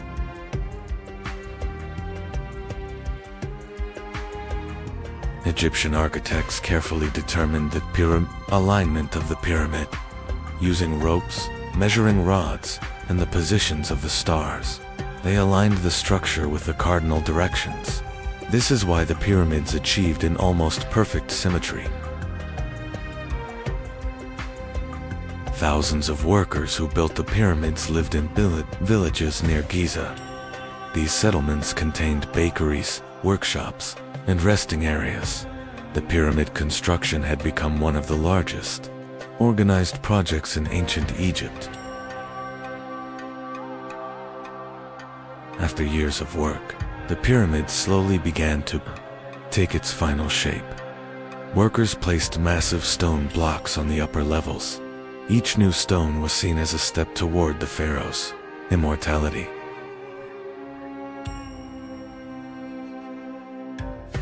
Today the pyramids appear rough and weathered, but when they were first built, their surfaces were covered with smooth, white limestone casing stones. Under the desert sun, the pyramids shone like enormous towers of light. When the pyramid was completed, a special capstone was placed at the top. Many historians believe it was covered in gold.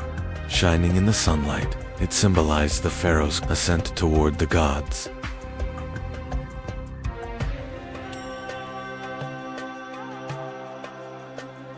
The pyramid was not a single structure. Around it stood temples, ceremonial courtyards, and long stone causeways leading to the pyramid. These places were used for royal funerals and sacred rituals. Years later, the life of the pharaoh came to an end. Priests and royal attendants began preparing for the great funeral ceremony. For the Egyptians, death was not the end, but the beginning of the journey to the world of the gods.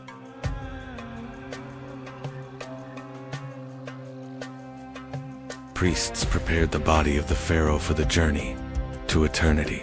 The organs were removed, the body was dried, and then wrapped in linen bandages. This sacred process ensured that the pharaoh's spirit could return to its body.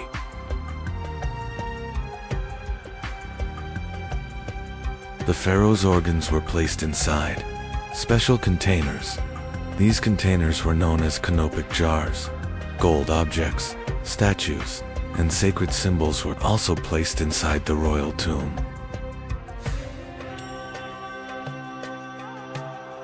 The mummified body of the pharaoh was carried toward the pyramid in a grand funeral procession. As priests recited prayers, mourning women raised their arms and cried in grief. This ceremony symbolized the pharaoh's final journey to the world of the gods.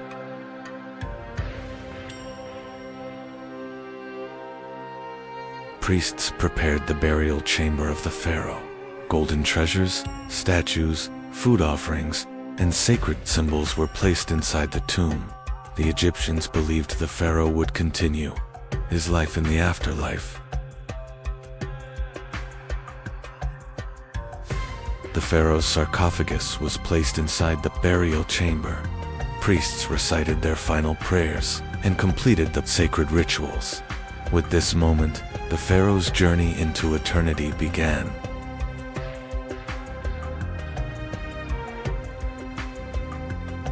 After the funeral ceremony, the passages of the pyramid were sealed. Massive stone blocks were slid into the corridors to close the tomb. From that moment on, the pharaoh's resting place was meant to remain protected forever.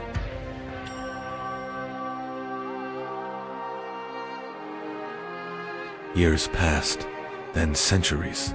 Pharaohs changed, dynasties rose and fell, yet in the desert, the pyramids continued to stand against the passage of time.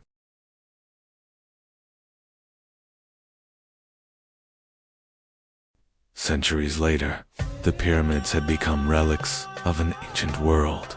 Travelers and merchants crossing the desert could see the massive structures from afar, and everyone asked the same question: who had built these enormous monuments? Over time, some people tried to enter the pyramids. Narrow corridors and dark passages led deep inside the structure, yet the pyramid still held many secrets.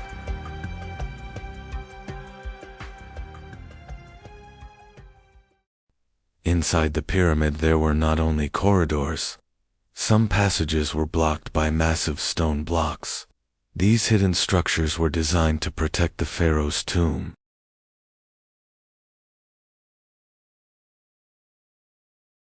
As centuries passed, most of the treasures inside the pyramids disappeared. Many tombs had been emptied or damaged. What remained were empty stone chambers and the traces of a lost civilization.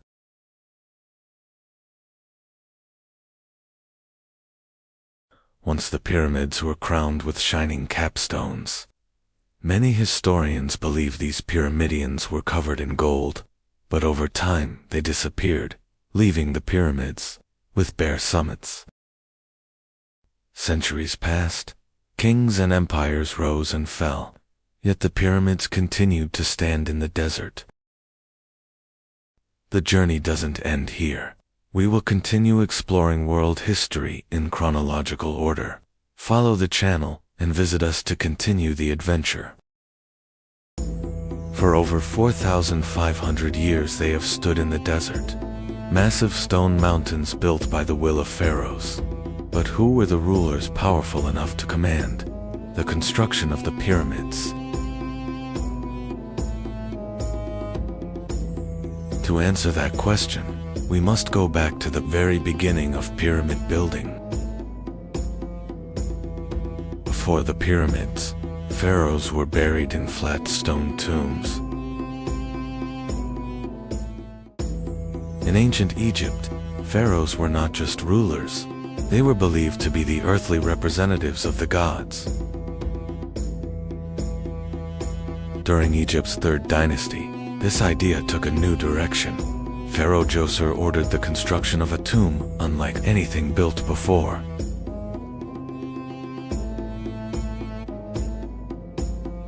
Over time, these mastaba tombs grew larger and more complex. Eventually, builders began stacking them on top of each other. This idea would lead to the first pyramid in history.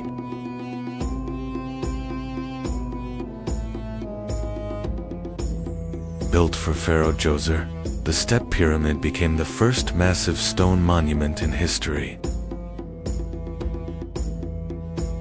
The mind behind this monumental structure was the pharaoh's architect Imhotep's idea was simple, yet revolutionary. Raise the tomb toward the sky.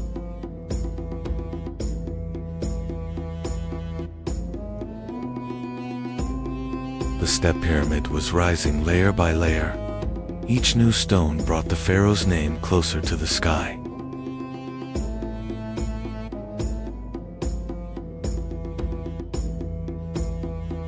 It is considered the first massive stone monument in human history.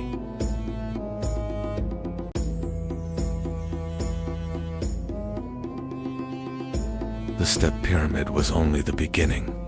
Architects were already dreaming of a perfect pyramid. The new pharaoh Sneferu dreamed even bigger.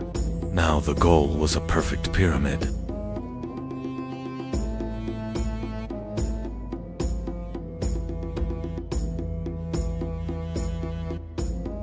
Detailed calculations were made.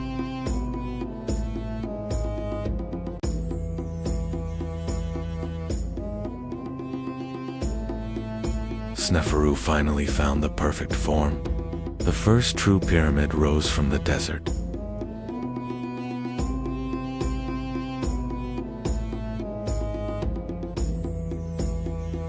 Years of labor had finally come to an end. The workers walked home, carrying the quiet pride of their achievement. Sneferu was one of the pharaohs who advanced pyramid architecture. During his reign, pyramids took on a new form. This success opened the age of pyramids. Soon, an even greater monument would be built.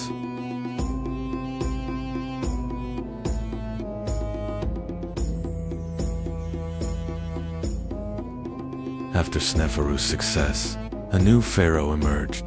Khufu decided to build the greatest pyramid in history. When Pharaoh Khufu came to power during the 4th dynasty, he sought to surpass the achievements of the rulers before him.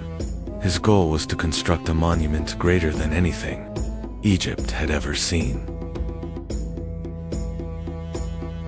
The structure rising there would become more than just a tomb. It would stand as a symbol of the pharaoh's power and Egypt's engineering mastery.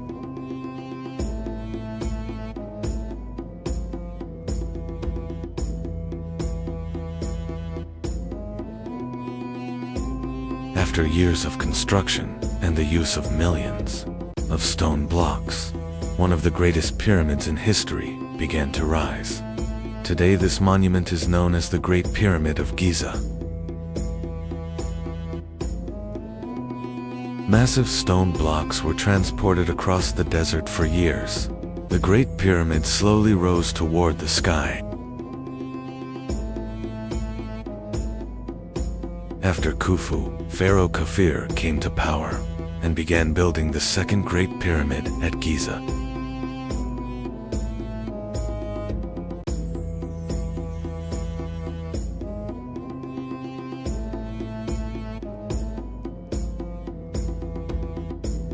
After the death of Khufu, the throne of Egypt passed to his son Khafre. The new pharaoh wanted to continue his father's legacy and demonstrate his power. For this reason, he ordered the construction of the second Great Pyramid on the Giza Plateau.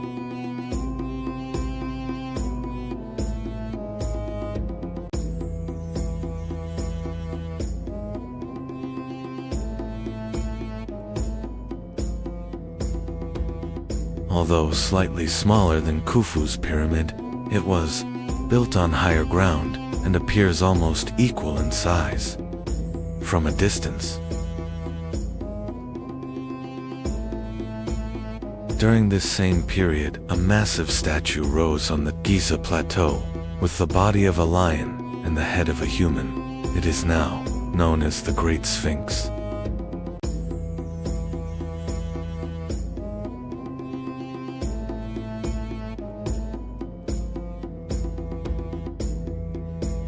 During the reign of Kafir, the Giza Plateau was more than just a field of pyramids. With temples, causeways, and ceremonial spaces, it had become a vast, monumental complex. Each of these structures represented the pharaoh's power and his connection with the gods.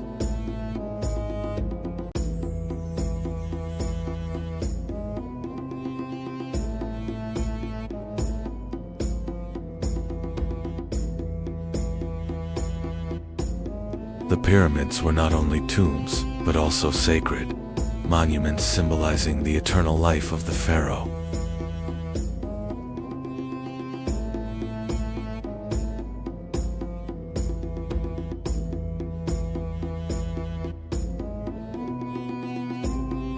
After Kafir, the throne passed to Pharaoh Menkaure, who began building the third pyramid on the Giza Plateau.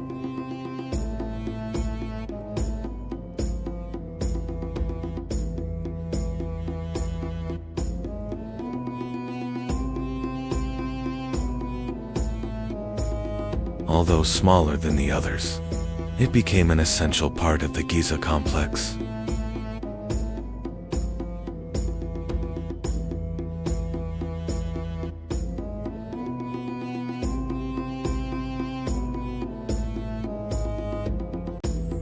Together, the three pyramids formed one of the most magnificent, monumental landscapes in ancient Egypt.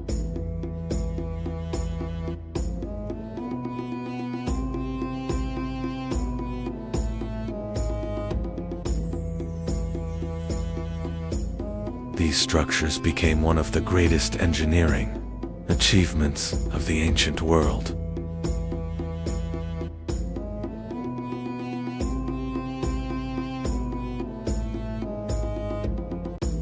For thousands of years they have endured wind, sand, and time.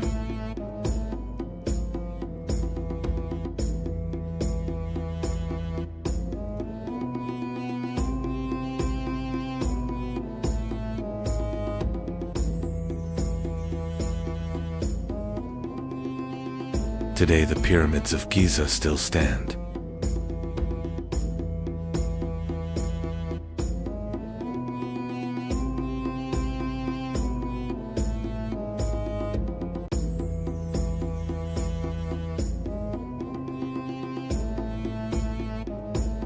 These monuments are more than structures made of stone blocks. They remain lasting symbols of the power, belief, and determination of ancient Egypt.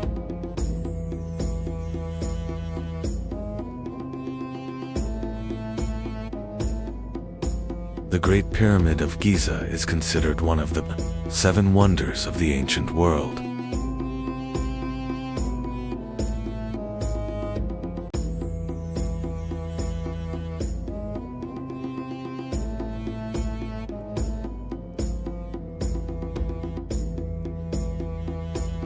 Follow the channel for the next chapter in our chronological journey through history. Thousands of years ago, Anatolia was a vast land where great empires had not yet emerged. Fertile plains, mountain, valleys, and early trade routes would soon turn this region into the cradle of powerful civilizations. Around 2000 BC, new groups began arriving in Anatolia. These Indo-European peoples would eventually become known as the Hittites and lay the foundation of a powerful civilization.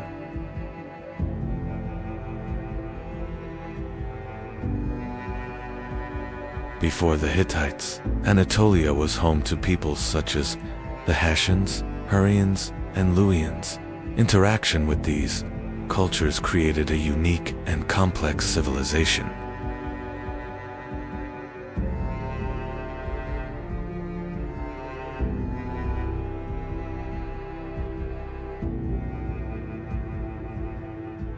Over time, the Hittites established an important city in central Anatolia. This city would become Hattusa, the future capital of a powerful empire.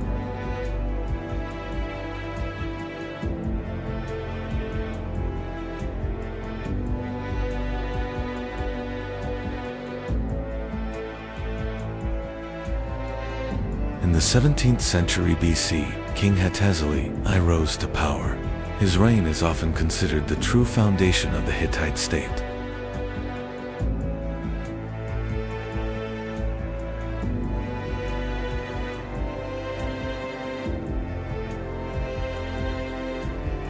During the reign of Hattusili, the Hittite army conquered many cities across Anatolia. These victories helped transform the Hittites into a regional power.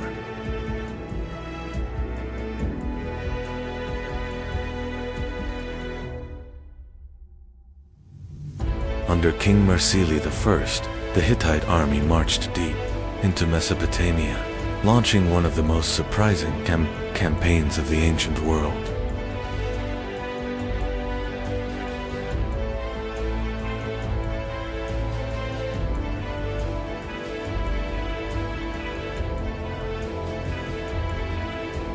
In 1595 BC, the Hittites captured Babylon.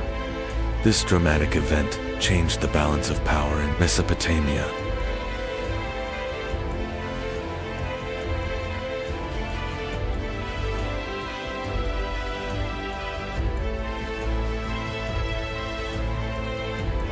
After the Babylon campaign, the Hittite kingdom entered a period of instability, marked by palace intrigues and power struggles.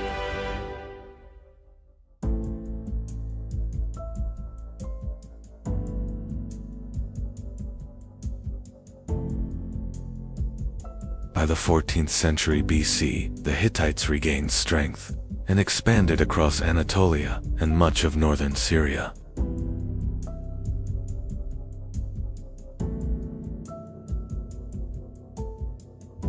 The Hittite capital Hattusa grew into a powerful city, surrounded by massive defensive walls. It became not only the capital, but also the political and military center of the empire.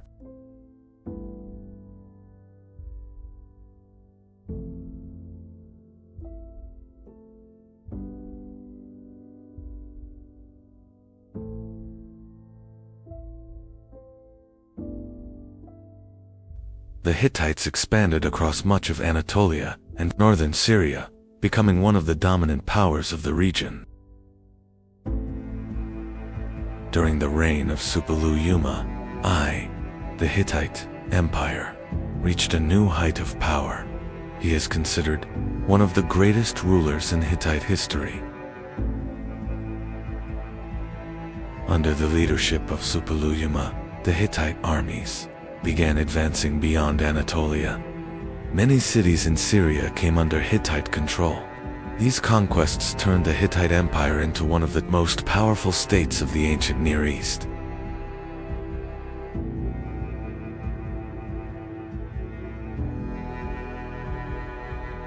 One of Suppiluliuma's greatest achievements was defeating the kingdom of Mitanni. With this victory, the Hittites gained control over many important cities in Syria.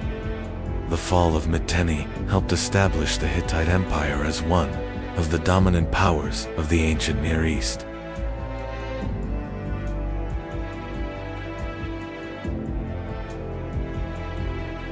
One of the greatest strengths of the Hittite army was the poor chariot. These vehicles, operated by a crew of 3, provided speed and maneuverability on the battlefield. With their chariots, the Hittites became one of the most formidable military powers of the ancient world.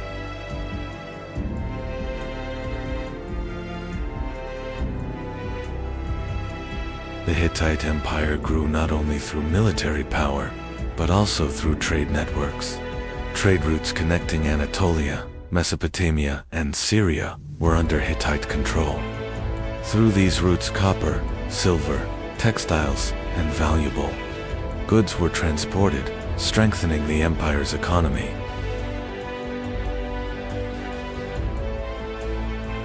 The Hittites recorded state documents on clay tablets, using cuneiform writing.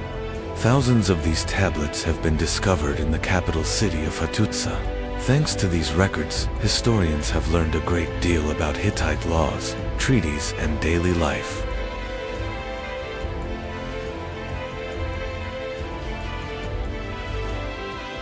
The Hittites practiced a polytheistic religion and were sometimes called the people of 1,000 gods.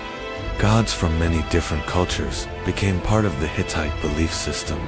The sanctuary of Yatsalakhaya was one of the most important religious sites where these gods were carved into massive rock reliefs.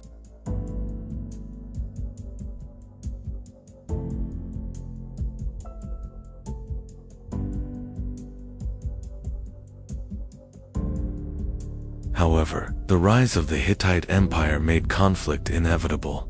The cities of Syria held great strategic value for both the Hittites and Egypt. This rivalry would soon bring the two great empires face to face near the city of Kadesh.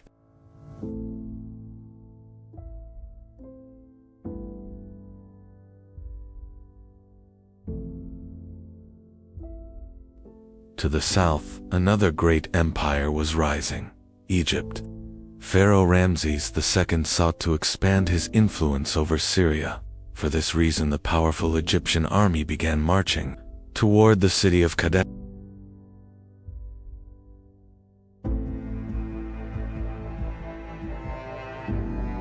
In 1274 BC, the Hittite and Egyptian armies met near the city of Kadesh. In the early moments of the battle, the Hittites launched a surprise attack. Their fast-moving chariots struck the Egyptian forces and created chaos across the battlefield.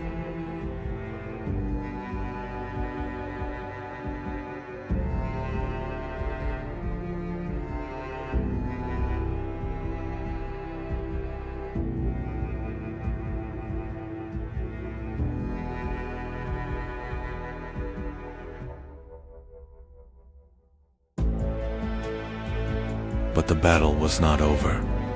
Pharaoh Ramses II rallied his forces and personally led the counterattack.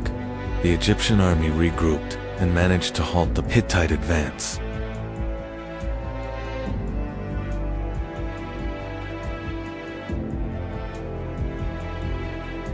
The battle raged for hours. Chariots, infantry, and archers fought fiercely across the desert battlefield. The Battle of Kadesh became one of the largest conflicts of the ancient world.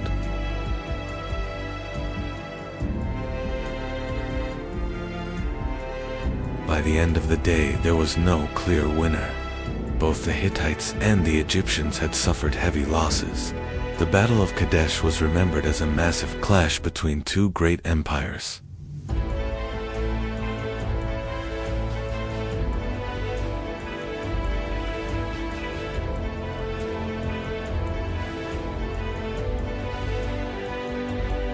After the Battle of Kadesh, the two great empires chose diplomacy.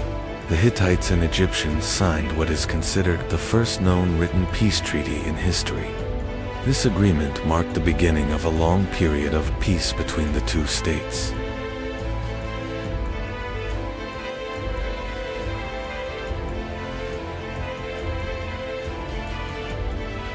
After the Treaty of Kadesh, a new era began between the Hittites and Egypt. Instead of war, the two great empires chose diplomacy and trade. Envoys were exchanged between the royal courts, strengthening relations between the two states.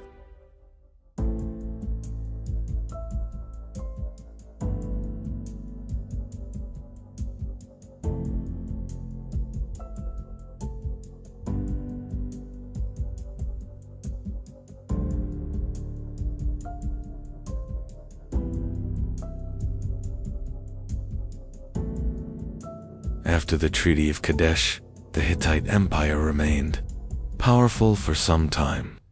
The capital city of Hattusa, with its massive walls, temples and royal palaces, stood as one of the greatest cities of Anatolia. But the fate of this powerful empire would soon begin to change.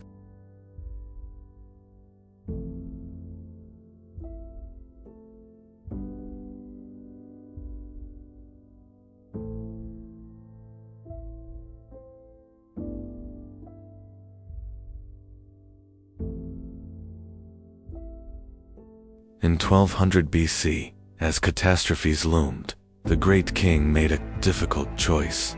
At dawn, the last hope of the Hittites and their sacred relics were quietly carried out of Hattusa's gates.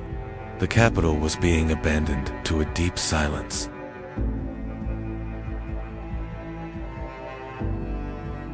As the convoy abandoned the city, the empire's fate was already sealed. A mysterious enemy from the sea was setting coastal cities ablaze. This was the Great Invasion that would bring about the end of the Bronze Age. These invaders were not just looting, they were dismantling an entire civilization. The famed Hittite chariots and bronze weapons proved useless against these warriors of the Iron Age.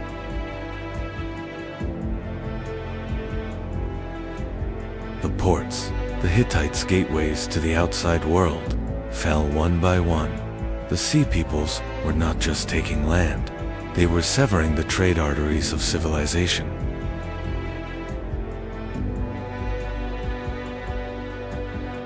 While the Hittite army fought deep in Anatolia, the coasts were left completely defenseless. Fire and smoke became the new fate of the once glorious Hittite cities.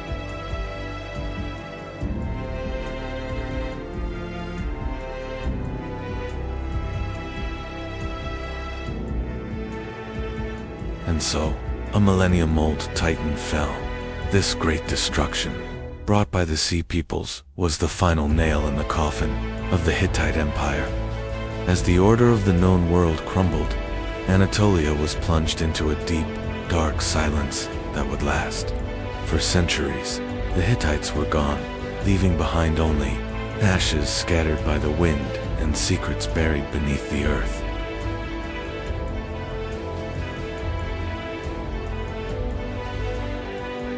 The Hittites may have disappeared from history, but their legacy remains part of the story of human civilization, and we will continue exploring history in chronological order. Follow the channel so you don't miss the next great civilization.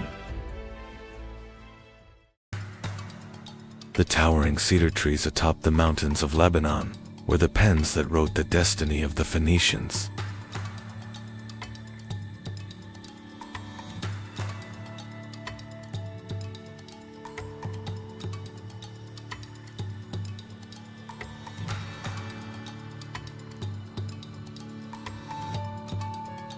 These trees were so remarkably strong that the ships built from them defied the fierce waves of the Mediterranean.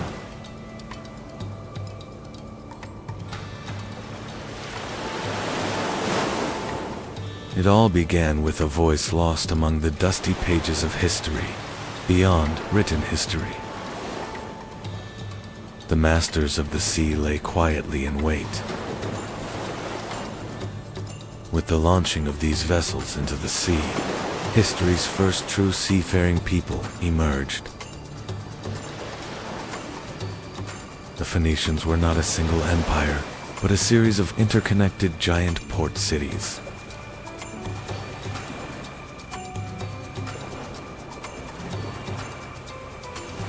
Tyre and Sidon were like impenetrable fortresses built upon the sea.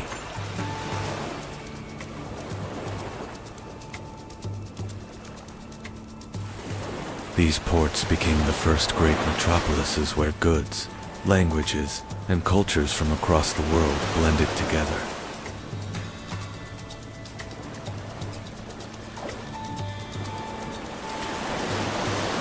The heart of maritime trade beat here.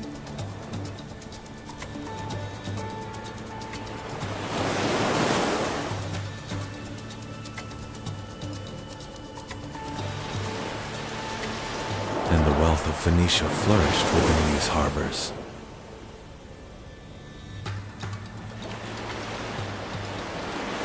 Tyrian purple, obtained from sea snails, was more valuable than even gold in the ancient world.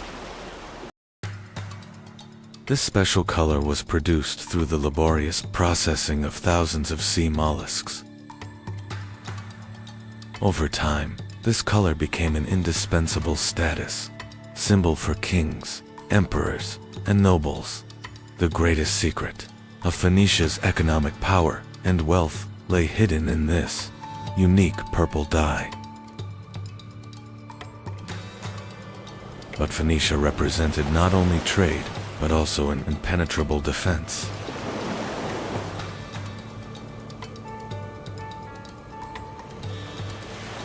A circular waterway leading to the center, with a small island in the middle where the admiral was positioned.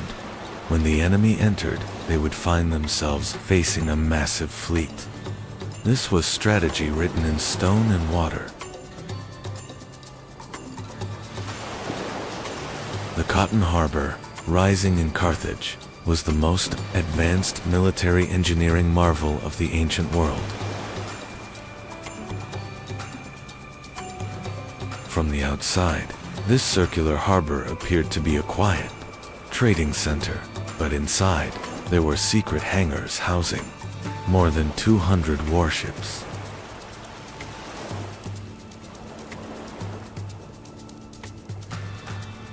According to legend, Phoenician merchants discovered glass by chance while lighting a fire on the beach.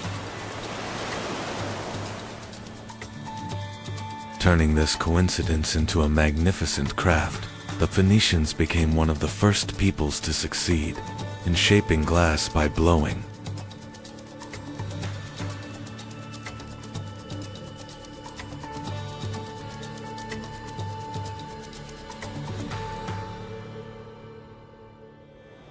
Transparent glass vessels, elegant vases, and colorful beads became the most sought-after luxury goods, everywhere from the Mediterranean to Mesopotamia. Glass craftsmanship proved their aesthetic sense and commercial intelligence to the entire world.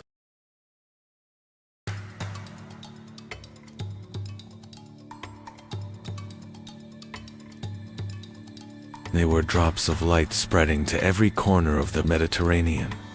This was the greatest proof of how the Phoenicians mastered the elements of nature, fire, and sand. Now we turn our camera thousands of miles away, across the Atlantic Ocean, to the rainforests of Mexico. While the Phoenicians were shaping glass, the Olmecs, a major culture of the Americas, were rising to prominence. They were carving colossal basalt rocks to erect mysterious 20-ton statues and developing complex calendars.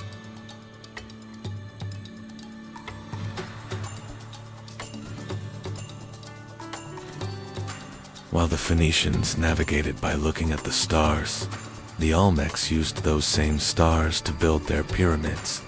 Two different worlds, with one shared curiosity: the sky. Meanwhile, in the east, in the heart of China, the Zhou dynasty reigned supreme. This empire, which proclaimed the sanctity of governance, with the concept of the regency of the heavens, was laying the foundations of philosophy and social order. While purple-dyed fabrics adorned kings in the west, an empire of silk and wisdom was rising in the east.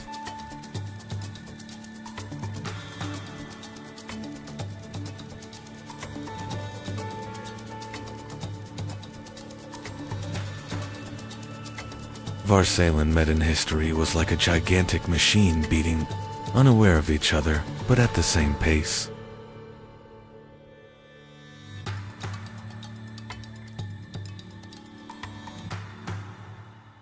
They set aside complex hieroglyphs and cuneiform scripts to create the first alphabet, consisting of only 22 letters. Thanks to this revolutionary invention, reading and writing moved beyond the monopoly of palaces and reached the common people and merchants. The foundation of the modern alphabets we use today was laid with this knot tied by Phoenician scribes thousands of years ago. The Phoenicians did not just build ships, they also learned to read the language of the sea. They were the first sailors to find their way during night voyages by following the North Star, known at the time as the Phoenician Star. Their double-rowed galleys, the biremes, provided both agility in war and high capacity in trade. This technological superiority made them the undisputed sole masters of the open seas. They were the only people who dared to cross the Pillars of Hercules, known today as the Strait of Gibraltar, which was considered the end of the known world. They fearlessly ventured into the fierce waters of the Atlantic Ocean, circumnavigated the African continent, and reached the British Isles to trade in tin.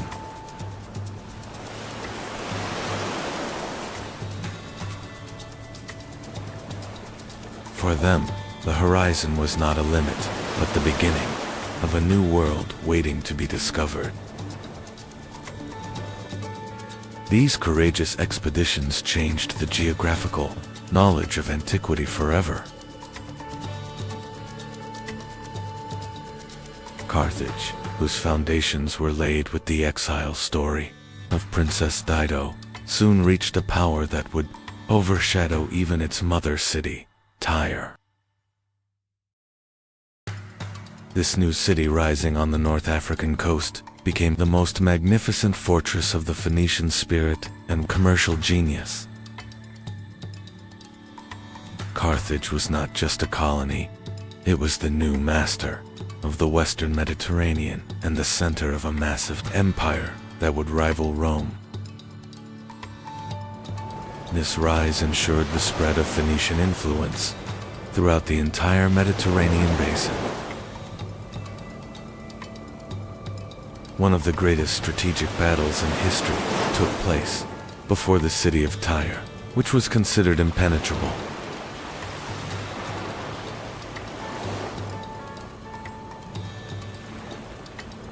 To capture this island city on the sea, Alexander the Great achieved a massive feat of engineering by building a causeway from the shore to the island.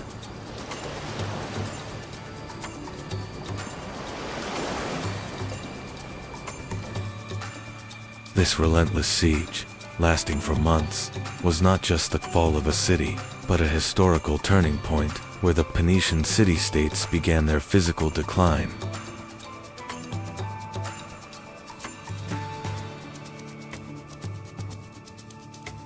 With this event, the absolute dominance of the ancient world over the seas began to change hands.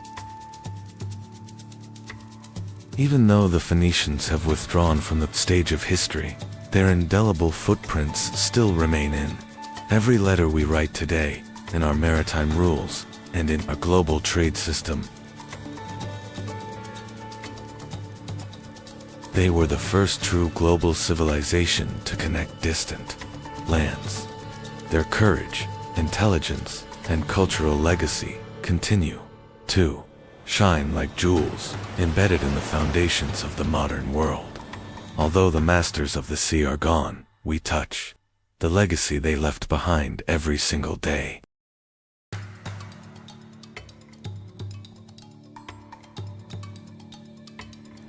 The ancient world was far larger than we imagined, bound together by invisible threads.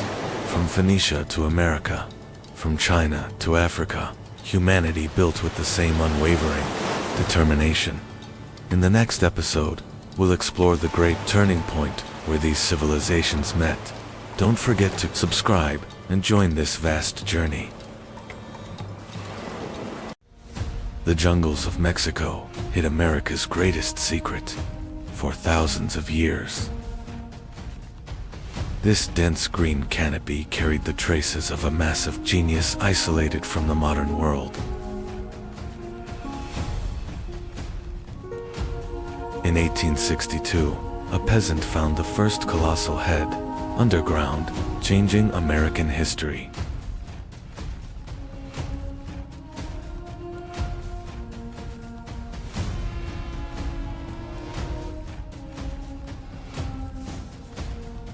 Around 1200 BC, a massive civilization suddenly rose in these jungles. Without any preparation phase, they directly reached the peak in architecture and art.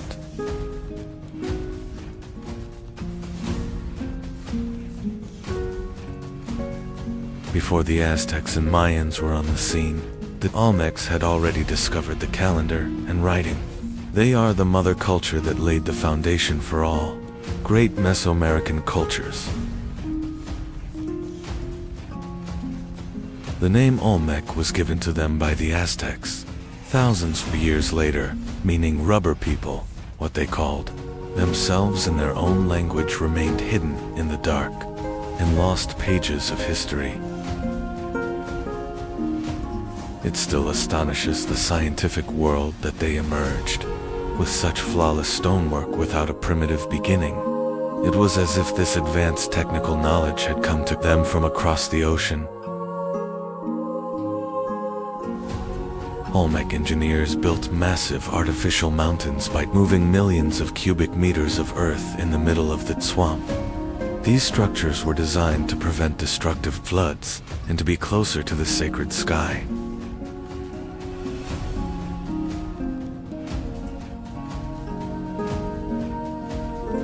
Water channels carefully carved from stone are one of the most advanced hydraulic engineering examples of the ancient world. This system, which brought continuous clean water to the city, is tangible proof of the Olmec's technical genius.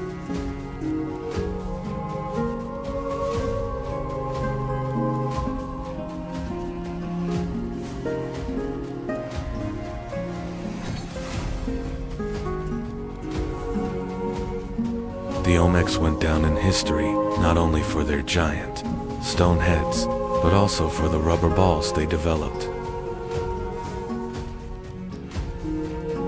By processing latex obtained from rubber trees growing in forests, they managed to produce flexible and durable balls. These balls formed the basis of the sacred ball game, played in Mesoamerica.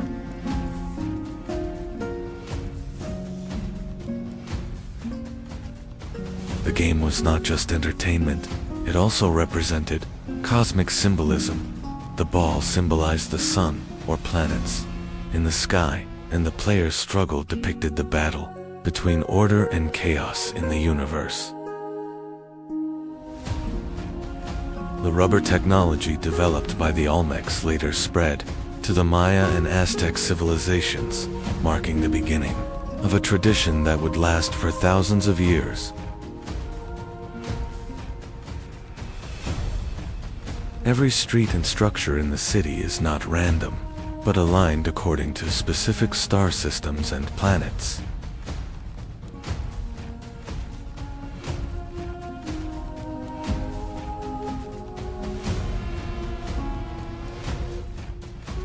They were the first astrologers to successfully translate the divine order of the sky into a city plan on Earth.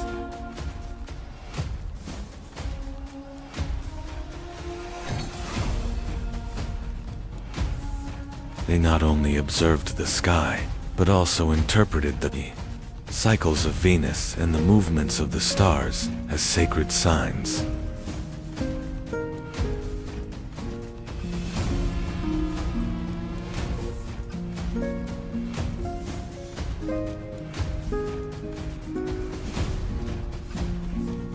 This cosmic understanding would later form the basis of the advanced celestial calendars and astrological traditions of the Mayan civilization.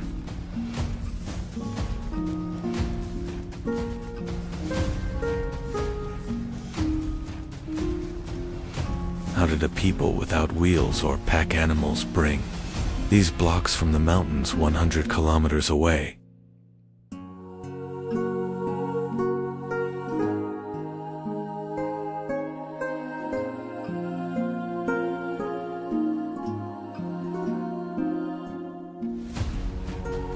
This journey across the turbulent waters of rivers is one of the greatest puzzles in the history of engineering. The thick lips and wide-nose structures on the statues contrast greatly with indigenous American genetics. These characteristic facial features may be a sign of a secret intercontinental bond in the ancient world.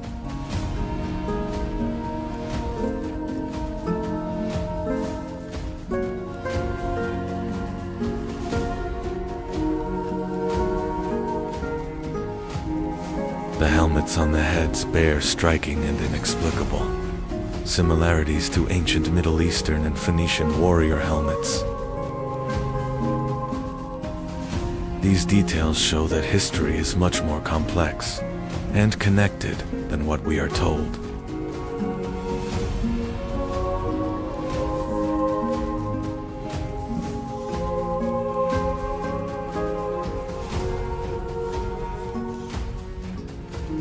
Each head has its own expression and soul.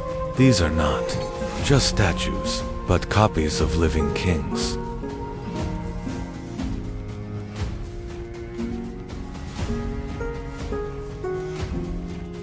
The Olmecs defied time by carving the immortality of their leaders into these massive stones.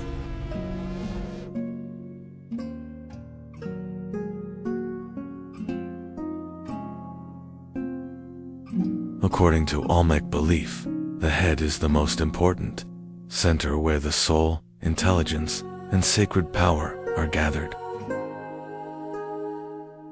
Therefore, by depicting only the head instead of the body, they aim to preserve the essence of the person.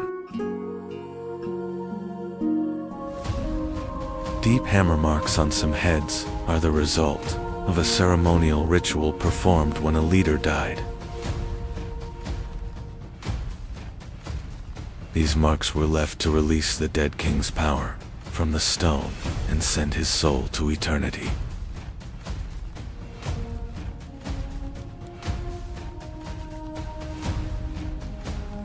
Many colossal heads were hidden by being buried underground in a grand ceremony shortly after being made.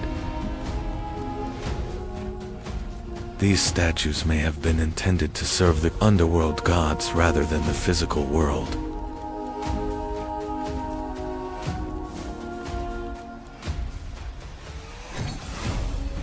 The colossal statues face the precise coordinates where the sun rises and sets during the solstices. These massive stones were also fixed observation points used by the civilization to measure time. Long-bearded strangers with different clothing, never seen among the local people, are depicted in the reliefs.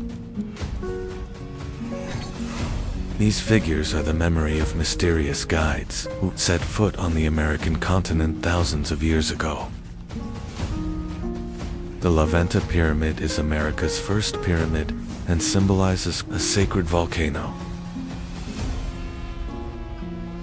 This massive earthen structure was the first spiritual bridge the Olmecs built between heaven and earth.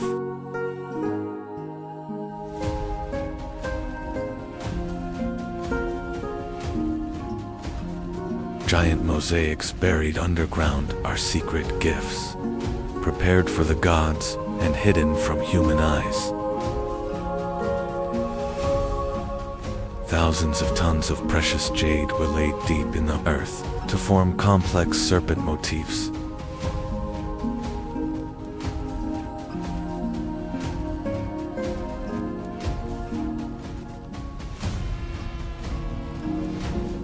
The tools they made from hematite may be the first examples of a compass, showing they discovered the Earth's magnetic field.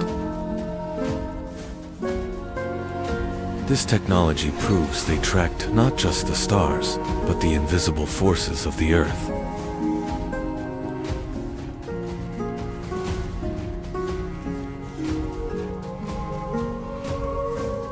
The Olmecs processed obsidian as smooth as a mirror to direct light and energy into dark temples. These mirrors were used in rituals, both for divination and to control the power of the sun.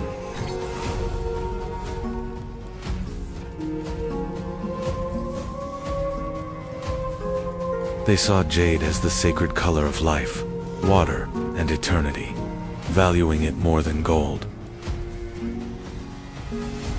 The most skilled artisans carved hard stones as fine as silk to create immortal masks. The Cascile block is the oldest and most mysterious, evidence of the first complex writing system in the Americas.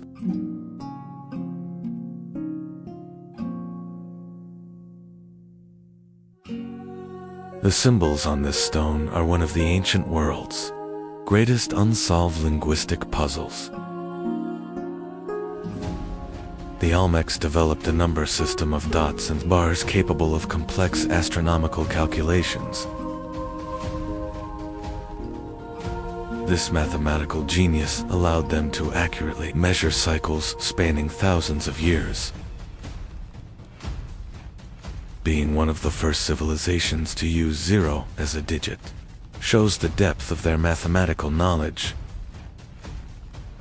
The concept of zero was a symbol of their understanding of the void and eternity of the universe. The Olmecs' adoption of this understanding shows that they were not only mathematicians, but also great philosophers who contemplated everything in the universe. By interlocking two different calendars, they perfectly controlled time from both religious and agricultural perspectives. This system is a massive legacy that would form the basis of the Mayan calendar thousands of years later. The Olmecs' greatest god was a half-human, half-jaguar, being representing power and the underworld. This figure symbolized the union of nature's wild power and human intelligence. Mysterious baby-faced figures were sacred spirits, representing rain from the sky and the fertility of the earth. These statues were offerings for the continuation of the agricultural cycle that fed society.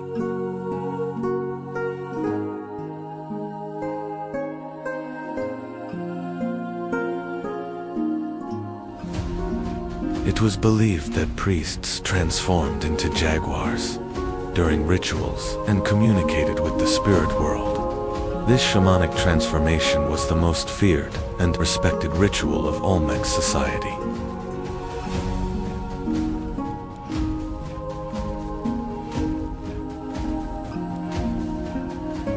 Sacrificial ceremonies to please the gods and maintain the balance of the universe began in the dark corners of Olmec temples.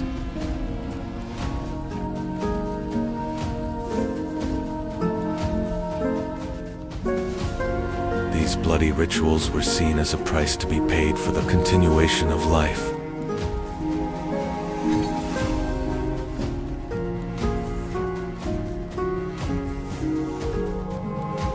They consecrated caves as massive mouths opening to the realm of the dead and the dwellings of the gods. These dark passages were sacred spaces where the fine line between life and death met. The oldest traces of the Mayans' famous feathered serpent god Kukulkan are hidden in these depictions of winged snakes. This motif represented the eternal connection between earth and sky and wisdom. They saw mountains as the true home of the gods and built massive altars to reach these peaks. Every mountain was a ladder stretching to the sky and a source of divine power.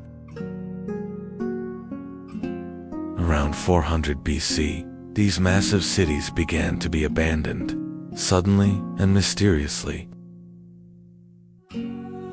Although there is no certain evidence as to why the population dispersed, environmental disasters are the most likely possibility.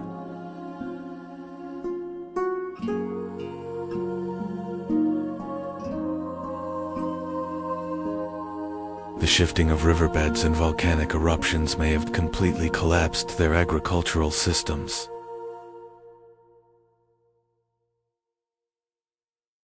Nature, taking back the fertility it offered, also paved the way for the end of this great civilization.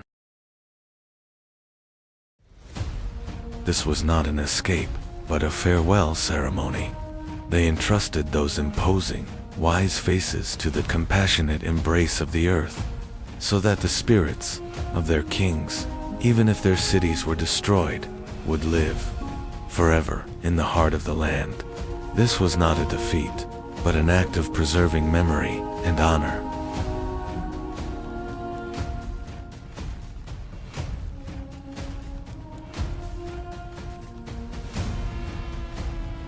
Although the Olmec civilization vanished, their language, beliefs, and calendar systems were inherited by the Mayans and Aztecs. Every great culture in Central America, from pyramid construction to the writing system, was born from this legacy they left behind. The foreign facial features on the colossal stone heads and underground cities discovered with LiDAR technology still make researchers think about mysterious connections. These statues may be proof that human history united much earlier than we thought. This is perhaps the most intriguing question. What if the Olmecs weren't silent witnesses to the history we know, but rather a missing link in a forgotten global network? What if those stony faces were the memories of visitors or ancestors from across the oceans?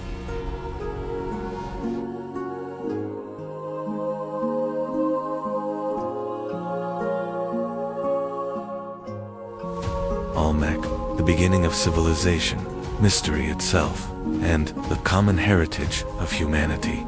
Remember, these colossal, heads deep in the jungles, continue to whisper the truth and ancient knowledge to us. The beginning of civilization, mystery itself, and the common heritage of humanity. We will continue to trace these ancient secrets. Don't forget to subscribe to the channel to join us on this journey into the depths of history and not miss the rest of the series. Hundreds of thousands of years ago, in the caves of Zhaokudian, primitive humans control fire for the first time. The struggle for survival begins amidst dark forests and wild animals. As the Ice Age ends, people leave the caves and settle. Along the Yellow River, the first millet fields are planted, and the art of painted pottery leaves the first marks of civilization.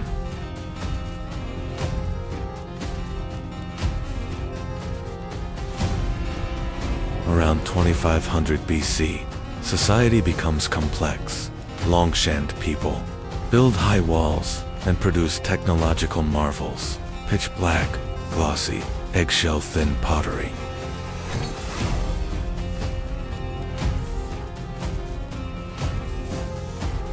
The legendary Yellow Emperor Huangdi gathers the scattered warrior tribes along the Yellow River under one roof, laying the political and cultural foundation of Chinese civilization. Empress Li Su, while sitting under a mulberry tree in her garden, unspools silk fibers from a cocoon that fell into her teacup, starting the silk weaving that would dominate the world for millennia.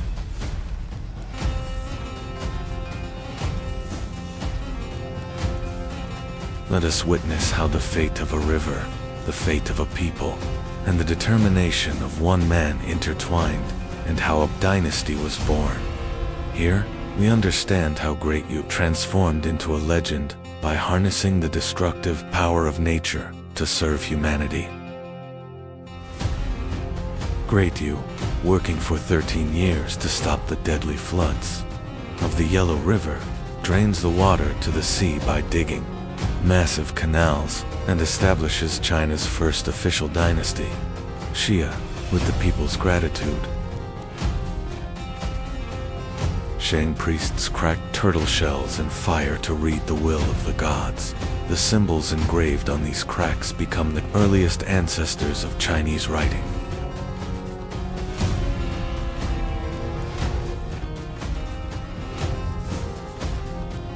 The last Shang king, Di Xin, falls in love with the legendarily beautiful but cruel Daji, indulging in luxury in palaces with lakes of wine, while his people starve.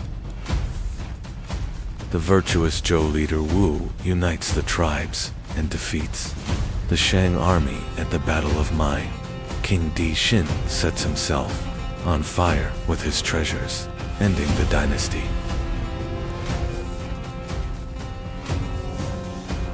Zhou kings declare they have received a mandate of heaven.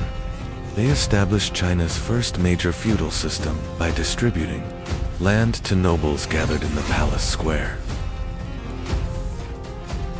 Amidst political turmoil, the sage Confucius teaches morality and loyalty to his students under a willow tree as philosophies that will forever change China's mindset begin to flourish. As central authority collapses, China divides into 7 great states. Technology shifts from bronze to iron, and massive armies clash to rule all of China.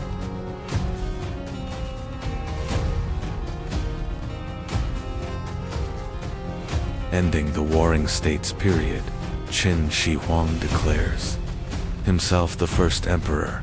He unifies the 7 kingdoms under one flag while standardizing weights, currency, and writing.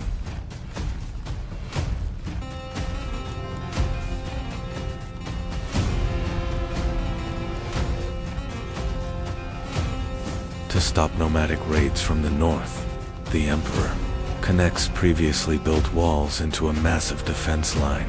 Thousands of workers raise the world's largest structure on mountain peaks.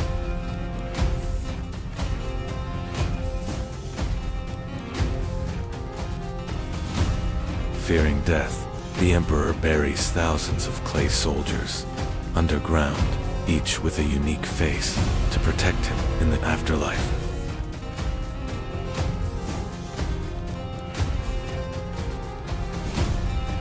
The Silk Road carried not only silken horses, but also the arts and riches it encompassed.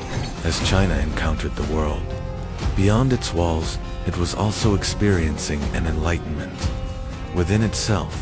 The stability of the Han Dynasty paved the way for some of history's most brilliant inventions and cultural achievements. Now, it is witnessing an invention that will change the very end, and a history that will never allow the past to be lost. CSI Lan, an official in the Han court, produces the first real paper by mixing tree bark and old rags. This invention changes the world by allowing knowledge to move from bamboo sticks to light pages.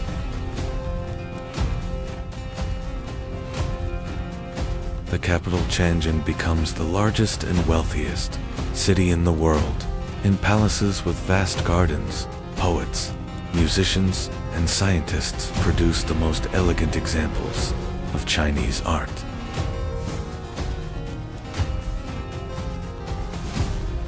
A massive fleet on the Yangtze River is engulfed in flames as the strategic genius Zhu Ziliang turns the wind. Unified, smaller armies engulf the tyrant Cao's massive force in fire.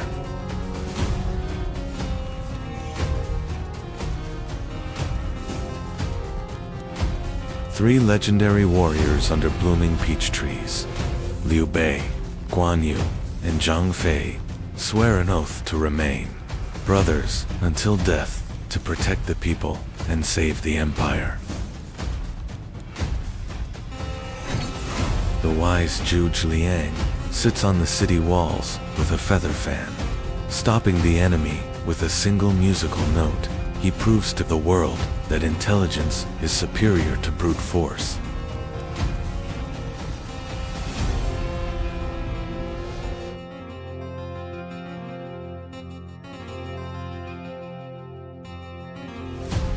The Tang capital Chang'an becomes the world's largest city with a population of 1 million. Arab, Persian, and Indian merchants from the Silk Road gather in markets filled with silk and spices.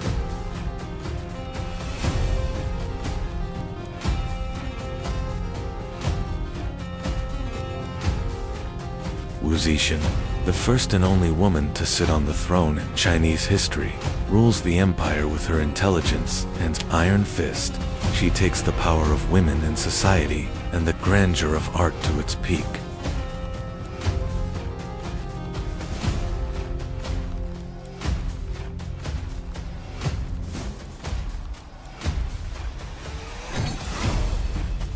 Wise poets Li Bai and Du Fu write their poems by the river, under the moonlight, as Chinese literature and painting produce the most elegant examples that will not be forgotten for millennia.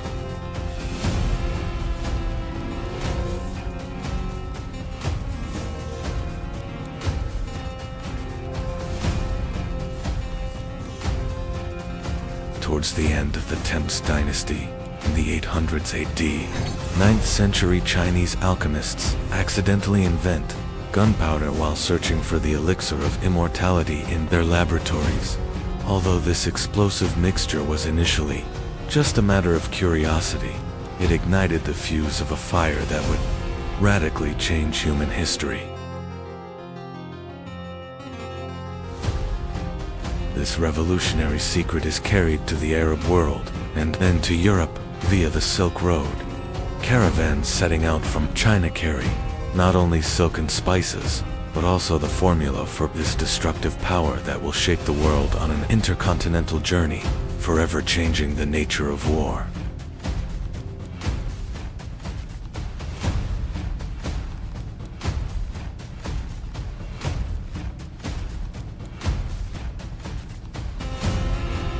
This technology reaches its peak during the Song dynasty.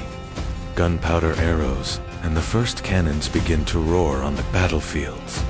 Chinese civilization now guides the world, not only with its philosophy, but also with its engineering.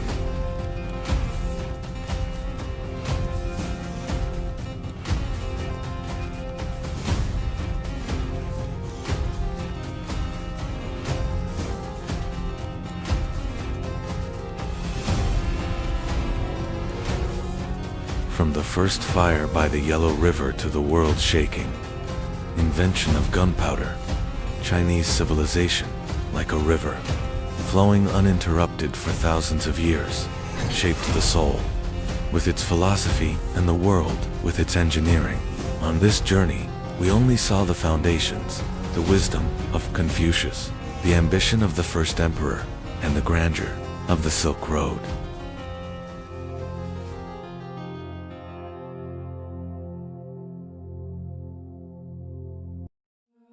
Deep within the jungle, a civilization forgotten by time once rose. In the deep jungles of Central America, a civilization was born.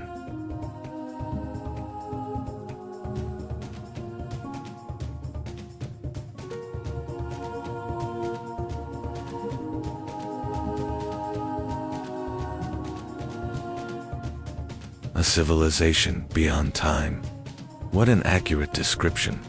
The verdant lands of Mesoamerica, a civilization that was constantly evolving, not just in its calendars. Its pyramids were ladders reaching to the sky, and each GLF on its walls was a code whispering the secrets of the universe.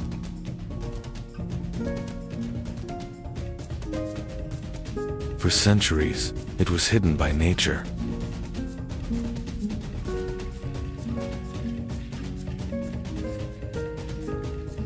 Here are those lost ruins, once nestled in nature. Every stone, every vine tells a story.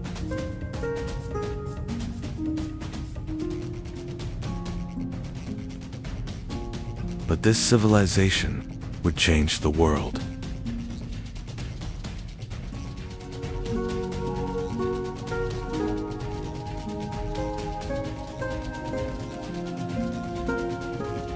The Maya civilization spread across a vast region. It all began with small villages.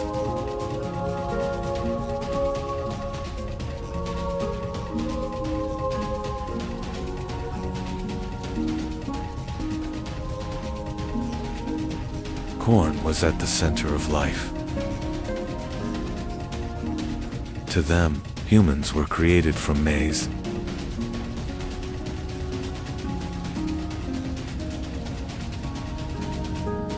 Villages slowly transformed into great cities.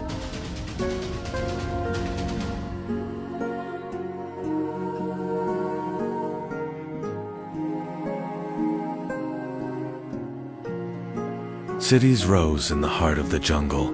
Stone structures reached toward the sky. They built massive pyramids without metal, only with intelligence.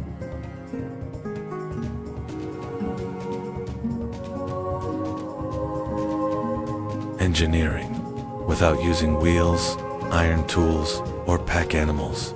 They built pyramids overlooking the sky by moving tons of stone deep into the forests. Population, the total population of the cities, exceeded 10 million during this period.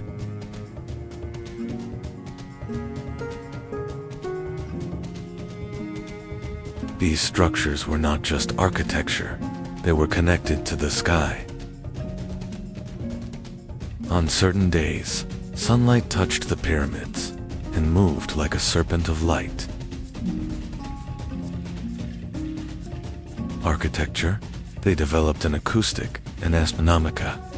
Architecture so precise that during the equinoxes, the sun's rays would cast a serpentine shadow on the pyramid steps.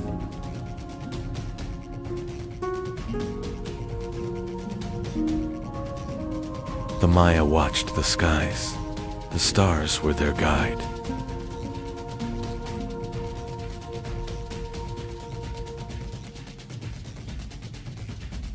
Astronomy and calendar, they calculated the movements of Venus with accuracy.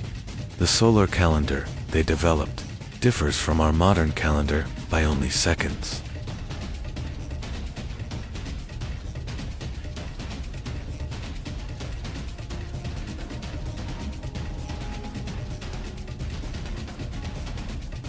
They tracked planetary movements, especially Venus, which was crucial to them.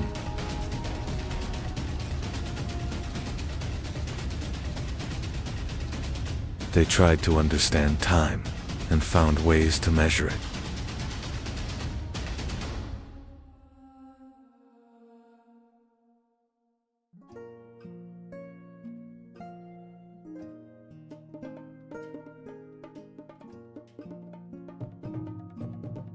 They created complex calendars, still incredibly accurate today.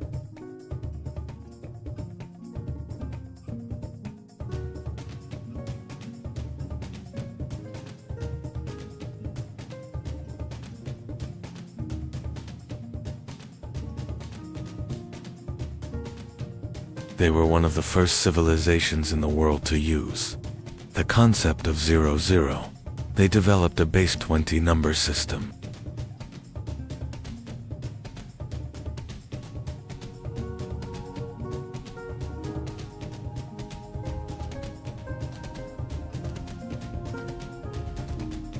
Writing system. They possessed the most advanced writing system hieroglyphs in the Americas. They wrote history books using over 800 symbols.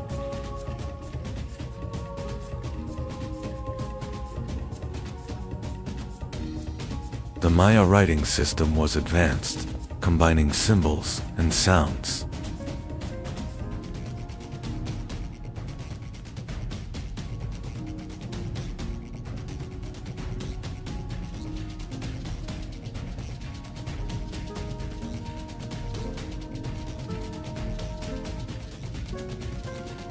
They imprisoned Venus in time, carved history into stone, and discovered zero.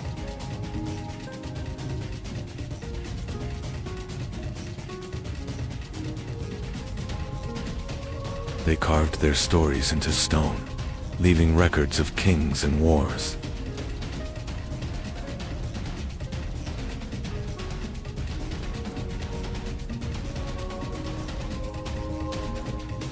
Kings were not just rulers, they were believed to speak with gods.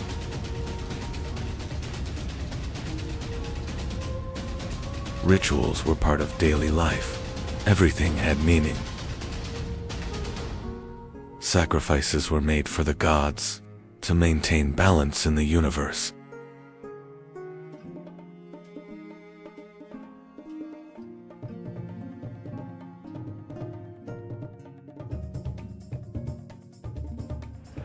But the Maya world was not peaceful. Cities were constantly at war.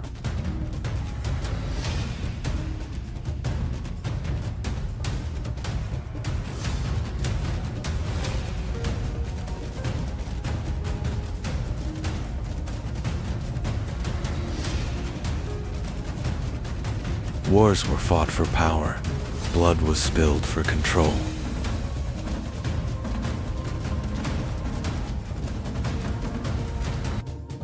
Captives were highly valued. They meant both power and ritual.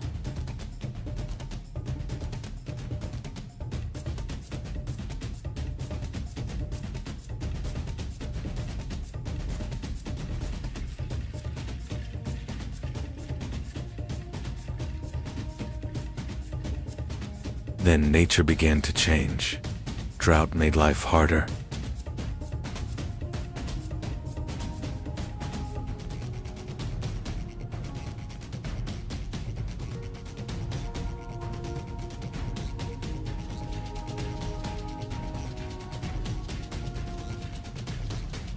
Agriculture began to fail. The land was no longer as fertile.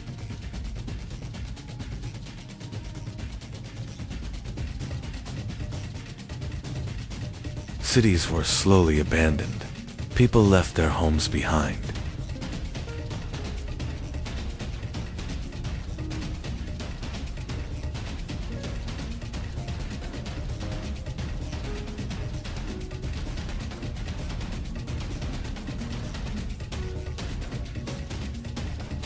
Massive structures stood empty. The jungle reclaimed everything.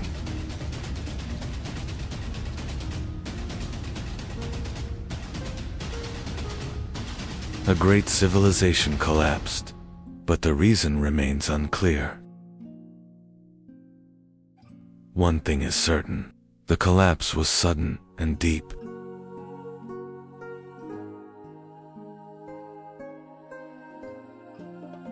But the Maya people did not disappear.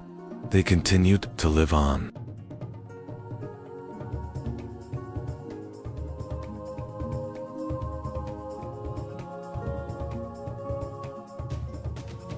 Today, millions of Maya still exist. Their culture and language live on.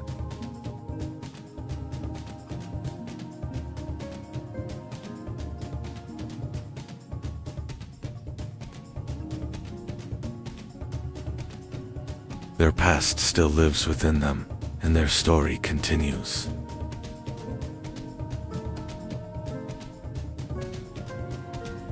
The Maya civilization transcended time, leaving a deep mark on humanity.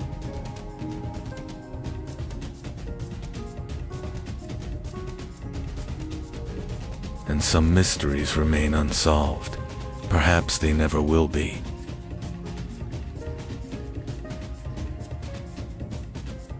The secrets of ancient civilizations and codes from the past. Stay tuned for more. 40 kilometers northeast of Mexico City lies a mystery.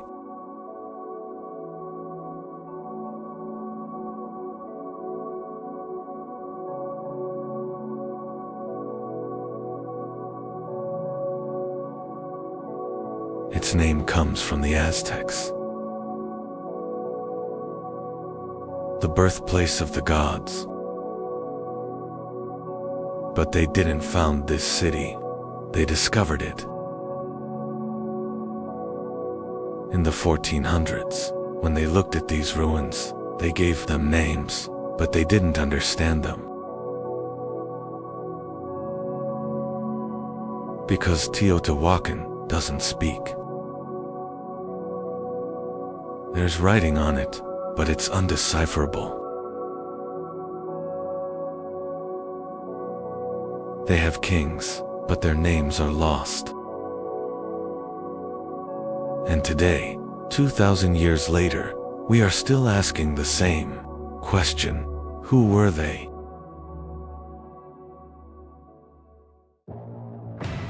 In 100 BC, while the Roman Republic was being established, and the Qin dynasty was rising, something else was happening here.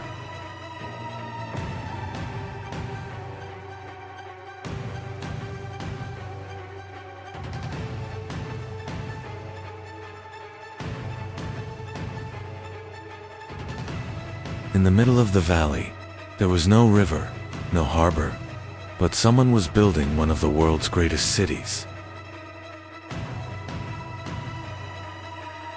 No wheels, no iron, but 100,000 men and a plan, a terrible plan.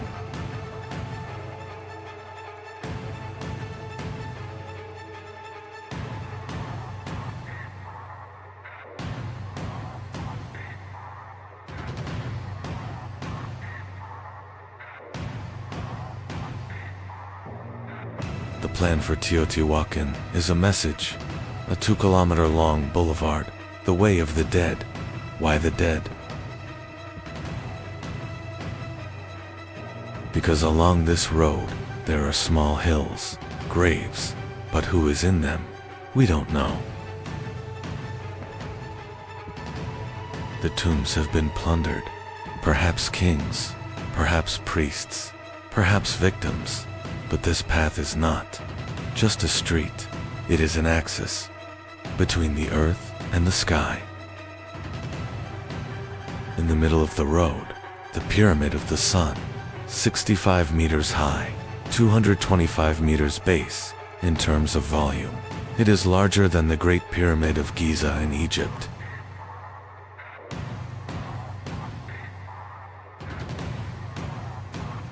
But it's different. This pyramid is made of limestone and volcanic tuff, and it's not hollow. In the 1970s, a tunnel was discovered. It's 100 meters long. From underground towards the very center of the pyramid. But what's in the center? A tomb? A treasure? No, a room. And in that room, in 2015, mercury was found.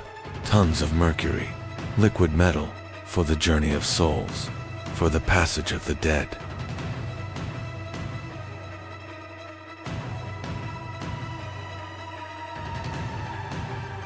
Mercury is poison, but it is also immortality. Chinese emperors also drank mercury to become immortal. They died in Teotihuacan. Mercury is perhaps the same thing, a quest for immortality.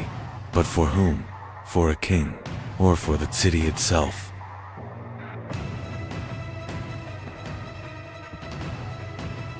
At the end of the road, the Pyramid of the Moon, smaller, older, more mysterious.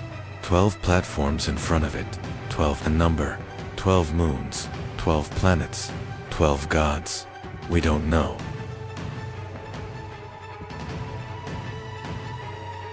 But we know that this pyramid is more sacred than the Pyramid of the Sun. Because here, there are sacrifices, human sacrifices, children, animals, all for a ritual.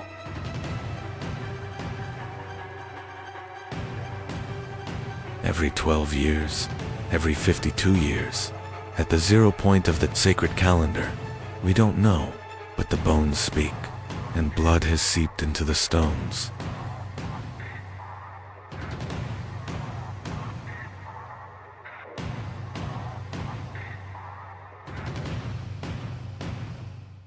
The pyramids are fascinating, but the real Teotihuacan was here. Lavend, Tetatla, Sakawala. The names are modern, but the buildings are 2,000 years old. Multi-story apartment buildings. The first apartment buildings. Perhaps each one housed 60 to 100 people, families, craftsmen, merchants, and on the wall of every room, paintings. Red, green, yellow. There's no wall without a jaguar, because the jaguar is power, and the feathered serpent, and the feathered snake. Quetzalcoatl, sky and wind, knowledge and death at the same time. Teotihuacan is a manufacturing center, obsidian, volcanic glass, the sharpest blade in the world, 100 times sharper than surgical steel, and this obsidian is everywhere. In Guatemala, in Honduras, all over Mexico.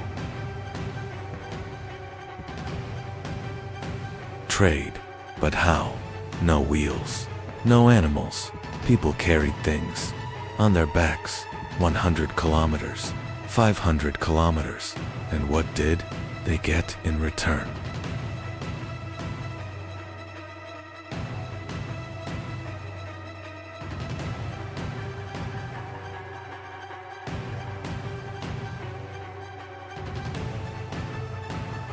Jade from Guatemala, 1,000 kilometers, feathers from the Amazon, seashells from the Pacific. This city is the center of a network, and this network has enveloped the continent.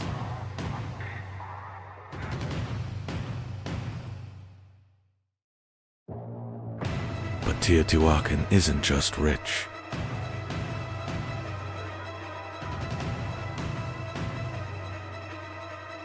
Everything is planned. The streets are like cages.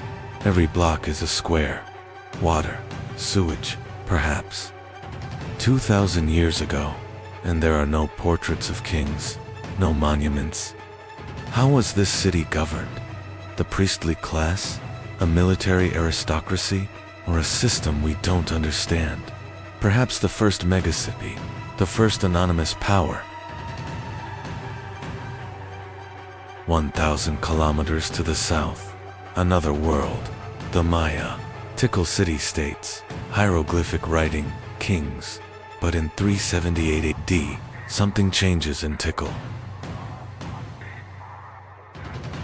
A new dynasty, a new architecture, and this architecture comes from Teotihuacan, Stela 31, stone monument.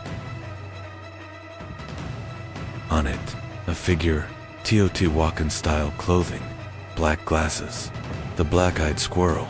Its name is the black-eyed squirrel, and from that day on, Tikal grows up. It's fighting, it's expanding. Did Teotihuacan influence the Maya, or did it invade them?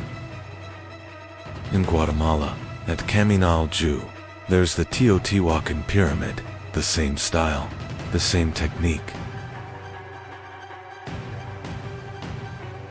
In Honduras, in Copan, there is Teotihuacan obsidian. This is not just trade. This is power, perhaps an embassy. Perhaps a prince ascended the throne through marriage. Perhaps an army came and changed a dynasty. But the result is the same. The influence of Teotihuacan stretches thousands of kilometers. This is not a city, it is an empire. Silent, unwritten, but real. And here's the interesting thing, the Maya wrote. They recorded everything, but about Teotihuacan, they wrote almost nothing. It was simply, that day, people came from faraway lands. Faraway lands, 1,000 kilometers, and then, silence. Why was Teotihuacan so frightening, or so secretive? Around 550 AD, maybe 600 AD. It's not certain, but something is happening.